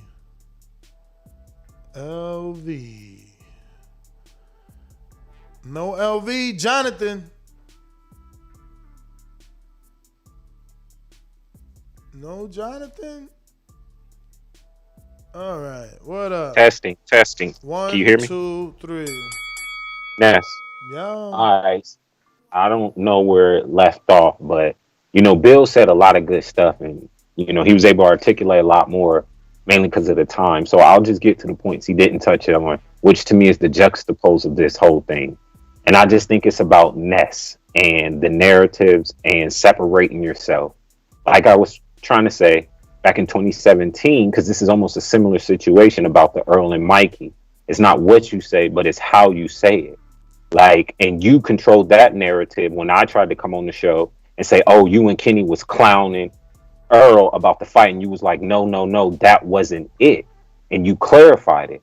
And my whole thing was the reason why Earl got mad at you is because there was no support. You've been in that man's gym for countless years supporting him. And because he was taking a fight that you didn't like, you took the stance of, oh, this fight sucks, versus what you take now is this man done did 3 straight pay-per-views. So it's hindsight, but it doesn't seem there's any growth and development from your side. This whole Wilder thing. No, because why would I develop? Anyway, finish your call, man. I ain't gonna cut you. Thank you. This whole Wilder thing was not about Chris. This was your opportunity to mend your fences with Wilder, but because of pride and you taking your stance, because you came on the show and said he feels crazy, man. You said he feels one. You said Wilder contacts you and y'all spoke. He feels one way, you feel another. That should not have been how that phone call went. I would have tried to negotiate. If I'm gonna take down my video, compensate me, or let me do a video with you so it won't get taken down and I can get the views. And besides of what Chris talked about, what about you and I? What about the issues you and I got? Let's handle that. And to me, that's what that should be about. You are a business man. And I just think that this whole situation, especially the video you did yesterday, was almost a contradiction of taking the video down because of the emotions that you had, which I understand. But if you were going to do what you did in the show, why even take the video down? Because you pretty much contradicted what you were saying why you took the video down to begin with, and that was to not burn bridges, not have issues. But then you laid it all out. It was messy. We don't need to know all that. I can call you. Well, you do. You do though. You do, and what you need, and what you also don't know, right? Because you're saying you don't need to know all that, is that you don't know the whole story. Absolutely. But you guys love taking a stance without knowing the whole story. Then when I say something, y'all tell me I'm lying when I'm the one living the shit. Wait. I've never said that. I'm generalizing, brother. I'm generalizing. Okay, so if you tried to have that conversation with Wilder, then that's fine. But the way it was presented was he took his stand. You assuming that you could have a conversation. Well, you said that, Jonathan. Assuming that, man. Let's remind you, Mark Breland worked with this man in camp and told you it would be days where, as a trainer or as a coach, as a part of the camp, he had to come in and find out through 2 or 3 layers of people whether or not he could approach Deontay Wilder. Everybody has this imaginary perception of how they want people to be. So I'm saying that just because, keeping an objective view. This is Mark Breland that said that. You know what I'm saying? So, but maybe that's a part of the conspiracy too. It's not what y'all think. It's what it is. And the people that are living these experiences, that's who's commenting on it. And us. And they don't want to believe it. They're making you a villain. It's insane, man. No, I know Ness has been in there, but nah, fuck that. Everything he's saying now is a lie. Okay, man. Well, then stop coming here. That's fine with me. You don't have to believe me. And as far as mending relationships and all this stuff, brother, that ain't me. The fight was not good for us as a boxing fan. That's what you don't get. I'm true to the name of this show. This is the Boxing Voice, and it is the voice of the people. We as a people knew that wasn't a fucking real fight. He was supposed to knock that dude out.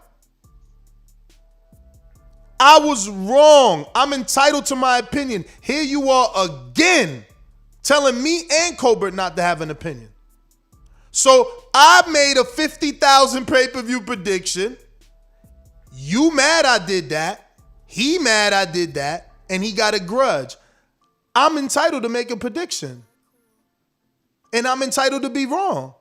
And yes, like you said, yeah, in retrospect, here I am praising him for being the only one to be 4 times on pay-per-view. Yes. And that is the growth that you say you don't see. Because I could be stubborn like a lot of your favorite fighters and not do that.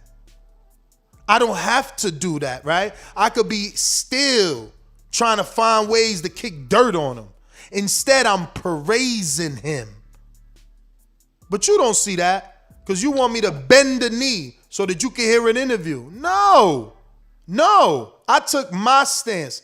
It was my opinion. It wasn't a good fight. We've seen little dudes move up before versus a good fighter and not be able to win. They can't win. You seen it. Tank isn't fighting Josh Teller when he moved up.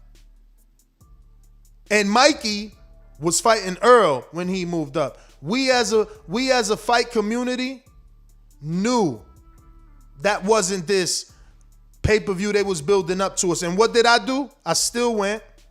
I still covered it. I still was on the floor. I still celebrated El Bandera's ring walk. I still celebrated the 48,000 that Earl brought out because that's what you should be entitled to do. You should be entitled to be made a believer. You should be entitled to motherfucking make a wrong assessment on something and come back and say, man, congratulations, bro. I didn't think that was going to happen. The fuck is wrong with that? Man, you dudes are weird, bro. Shit don't make no sense. Like, nobody's entitled to have any fuck. Oh, well, maybe you should have been more PC. Maybe you should have did this. Maybe you should. How the fuck you know I ain't do this?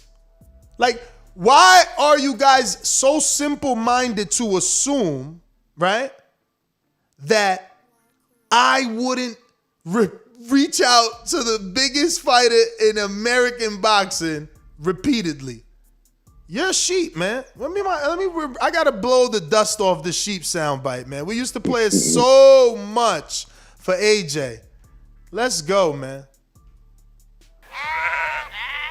And listen, man, no more 3-minute counter punches, man. Y'all know that ain't the rules, man. Your counter punch is 45 seconds. Get your shit together, man. Cause I'm not giving free time. It's 1:30. It's 2 o'clock. It's 2 o'clock. It's 2 o'clock. These last 2 days, this 2 o'clock, okay? So counterpunch, Jonathan. Listen, brother, I'm not asking you to bend the knee. This is your business, which is part of the reason why I said if you were going to do the show that you did, why even take down the video? This is your platform, and you don't want censorship. That's cool. We all as human beings have to grow. And the reason why I presented the Earl Spitz situation was because it was an opportunity to grow and mature from it. And now being presented with the Wilder thing, it just kind of seems like there was no growth from there.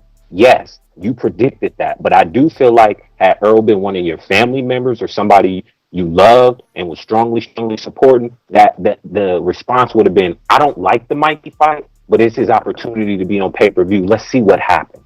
It's about like I said, it's about not about what you say, but how you say it. I'm not saying, bro, you're wrong, man, and you're reading me wrong because again, I did the same exact thing again with Wilder. When the fight was happening, I'm on the live fight chat saying stop the fight. So I don't know what you're talking about, man. Like, it's there's no difference. There's just absolutely no difference. I'm gonna stand on my opinion, the same way I stood with Earl on my opinion. You want me to bend my opinion for access. That's what you don't want to admit. You want me to somehow say more than what I've already said to Earl to get into his gym. Why? When I could focus on Colbert. I met him at 0-0. There's always going to be another fighter, man. I'm going to be here. Compare me to Ioli. He look a lot older than me, no disrespect. I got 40 more years to sit on this chair, brother. I don't have to suck nobody's dick and ride that shit either. That's not my thing. And if you don't think that, you know, that's what it is and it's not comparable, that's understandable. But that's compromising myself. That's how I feel. And, you know, everybody's going to have an opinion of me saying I'm compromising myself. Oh, you had two? Apologies. Good. Because now you got, look, now I got the rebuttal. Go ahead. Fresh one. Yeah, and that's cool. That's cool. I don't mind. I don't mind that you did that. It's all good. I know, you know, emotions is running, and yes, I do want you to have access. So I do want you to somewhat be politically correct in this business, because it's never personal, it's business. And all I'm simply saying is I want the boxing voice to be the new fight hype. And there's certain waters that you have to tread, not to kiss ass, but to, you know, keep the parties all happy so we can get the access we like and want to see, and what brings us to TBV. So if you look at that as kissing ass or kiss the ring, I'm sorry. Pride is the fall of a man. It's not about pride. It's not about kissing the ring. It's about giving people the access. So all I'm simply saying is just understand that growth is necessary for everybody. And when you look back at this situation 5 years from, you're gonna know that you could have handled it slightly different. And if you disagree with that, then that's cool. But I do disagree, man. I do disagree because it wasn't me that stopped reaching out. It wasn't me to stop answering. You need to just get it through your head that your favorite fighter got emotional. That's just the bottom line. If it wasn't that, you would respond. And if it wasn't emotion, then why'd you respond yesterday? So stop making excuses, man. We can't be here forever with our unlimited amount of excuses. It's so weird. Big Nick, counterpunch. The same number they want me to reach out to, I've been reaching out forever, and yesterday at work. Like, what are you talking about? Go ahead, Nick.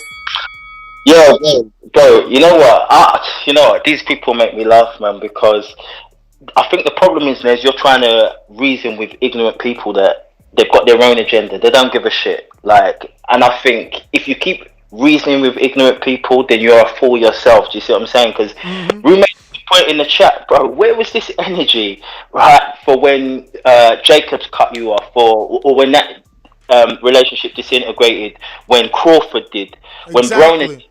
There wasn't this energy. No one was talking this shit. But because it's Wilder, bro, everybody's energy levels, everybody's got their chest pumped up. Bro, you know what I don't understand? So a man cannot talk to you or stop talking to you, give you no reason why he's not talking to you, but you got to go to him with your two hands, and say, yeah, please, sir, give me some more. Does that not make sense? It doesn't make sense, man. It doesn't make sense to me, man. It only makes sense to the people that are asking me to do that. AMG in Oklahoma, talk to me. What's up, Ness? Good show as usual. Thank you. Yo, my take, I'm glad you did the video yesterday. For other channels, as much as they nitpick other fighters about the smallest thing just to try to get views and all that shit, you're just keeping it real, in my opinion. And if they reached out to you to take down the video because someone's thin-skinned, then I think you should be able to talk about that and call it out for what it is. So keep doing you. Definitely don't bend no fucking knees. Fuck that. You're still gonna have people that support you, whether you completely ride that dick or whether you don't, right?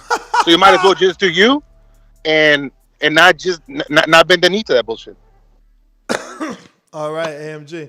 JT, counterpunch.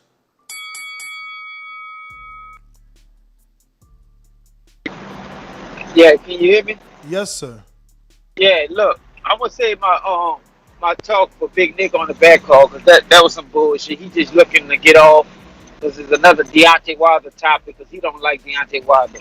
But I'm gonna be honest with you, Ness, though, how you sound, You very consistent. Big Nick, right? Exactly. You look, hold on, hear me out. You very consistent. You like that with Bud and all that and stuff like that. But sometimes I look at it like, damn, I stopped listening to all these other people, the LV, DBC, all these people to get the information from Nets. I'm kind of like with James Benavidez. I would like to go to Nets to get the inside videos of Errol Spence, Deontay Wilder, all the top fighters. I mean, no disrespect to Chris, this dude fighting now, but I mean, he ain't no Deontay Wilder, he ain't no Errol Spence. So for you to mess up those connections because of your personality and who you are, I know you still got to be a man. And at the end of the day, but like you said, we the people and we depend on to get our information. Yeah, but I just can't. And you got past your counterpunch because I just can't lie to my audience. That's why y'all still here, and that's why it's grown since the Errol Spence fight. You understand? I bought a second home. But Ness, you gotta take. It's my turn to talk. You already got your counterpunch. See, I bought a second home off this show, so I've seen the growth. I don't have Earl. I bought a second home. What are we talking about here? Y'all trying to tell me how to do business. I'm telling you, that's not how I'm going to do business. I'm telling you that you're going to always be able to come here and hear the truth. So, was Earl and Mikey a good fight? No, because that's the truth. That's the truth. We knew Earl was going to win, so why we got it on pay-per-view? But since then, I've grown, like Jonathan Sims says, right? And since then, I understand, right? Tank, and he's fighting on pay-per-view. And it's not people we think he's going to lose to. And I understand that, right? Right? And what I do, I ain't giving predictions on pay-per-views too much these days, right? Because I hurt Earl's feelings, right?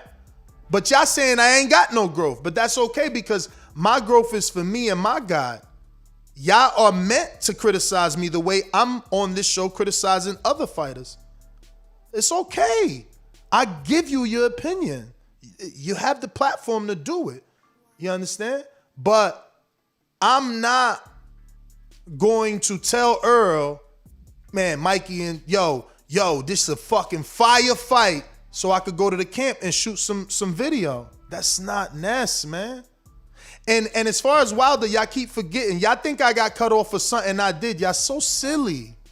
Y'all so silly.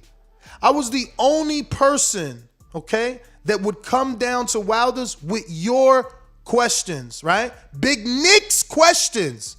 Why you ducking Dylan White?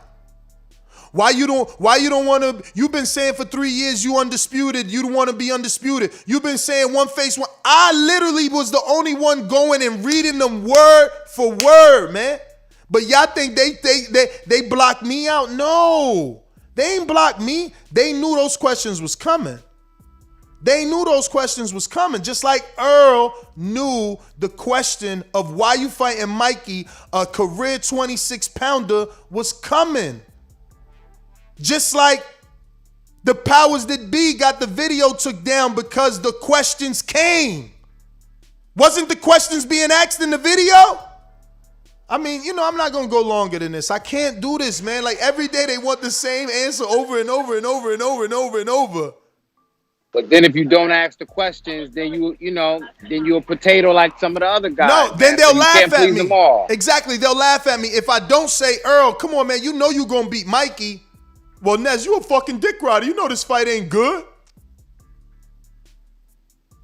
Come on, man. Like, y'all can't have it every single way. Come on, you got to be objective, man. Come on. Play both sides. Think about both sides. So it looks like JT at 150, J Mac. So let me look at this. It looks like, yeah, JT, you were first, counterpunch. And then your bro. Ness, you just went to me, so you gotta keep it up. You gotta keep it up, brother. You nervous or something? You just came to me. No, so then it's your brother, because, you guys have similar J's. I'm just fucking with you. All right. J Mac, on you. Yo, can you hear me? Perfect. $5 just kind of on punch. because on this show, a lot of narrative gets spent up. I don't care about what he said about Wilder in the critiques. I had a problem with the sucker. I'm always gonna have a problem, like Troy was trying to say yesterday. But no, let me separate myself from Troy because he get a lot of hate. When when somebody put their personal opinion on something and they ask their opinion and it's critiquing, I'm okay with that. But when you start calling a nigga a bitch, a sucker, and all that, that's when you make it personal. And after them words come out, fuck what you was talking about. Let's get down with what you mean. Because when you put your personal stuff, it's kind of like you stamping your emotions on it. See, that's what's not separated. So that's why I think the misconfusion is coming. It ain't about defending Deontay Wilder because I ain't no fucking fanboy. I'm a fan of Wilder. I'm a fan of the fight. I think Fury can beat. I hear you, man. I hear you. And I get that, man. I get that people feel it could have been delivered another way. But that's the thing. Who was being sensitive to AJ's feelings? And this is what I continue to bring up, this weird double standard that people need to be sensitive to Wilder's feelings when no one was being sensitive to AJ's feelings. We was having a fucking a party over here, man. That's one of my biggest videos is laughing at AJ losing, man. Like, oh, he said 2. You only paid for 1, champ. You only paid for 1. Yeah, I only see 1 over her. But in the meantime, while you get that together, we gonna go out 2. One of the fighters is going to lose, and no matter what, Don King's going to win. That's the way it's supposed to be. It's in America, man. That's enterprise. I didn't write the rules. I revolutionized the pay scale in boxing. I paid fighters more money than anyone in the history of the sport. That is a true fact. You know what I mean? That has been done. So when I be, only thing I can be guilty of is hitting them in the head with $100 bills, giving them dignity, pride, and a lot of money. So now whatever it is more than what they could get from any adversary of mine. Otherwise, they wouldn't be with me. Riddick Bo Mac and Bo Jackson. It's Bo and Bama. I'm entertained, bro. I'm here for the entertainment. That's why I pay my dues on my Patreon monthly for like 7 years, and I super chats and show up to the border wars by my own flights, by my own room, get my own rental car, go. I like what you do, man, and I support it. If I didn't like what you do, I wouldn't show up. If you don't like what you're listening to, don't show up. Obviously, it's something you like about it. People keep showing up. I like what's going on. Let's keep doing what you do, bro. I think I didn't even hear the interview and things with Colbert, all that. I like Colbert. I want to see him get the win. I got him over the majority of people in his division, but keep doing your thing, Ness, bro. I support you. Thank you. Bo and Bama. Joe, did I not go to you? I feel like, I don't know. J Mac, let me double check.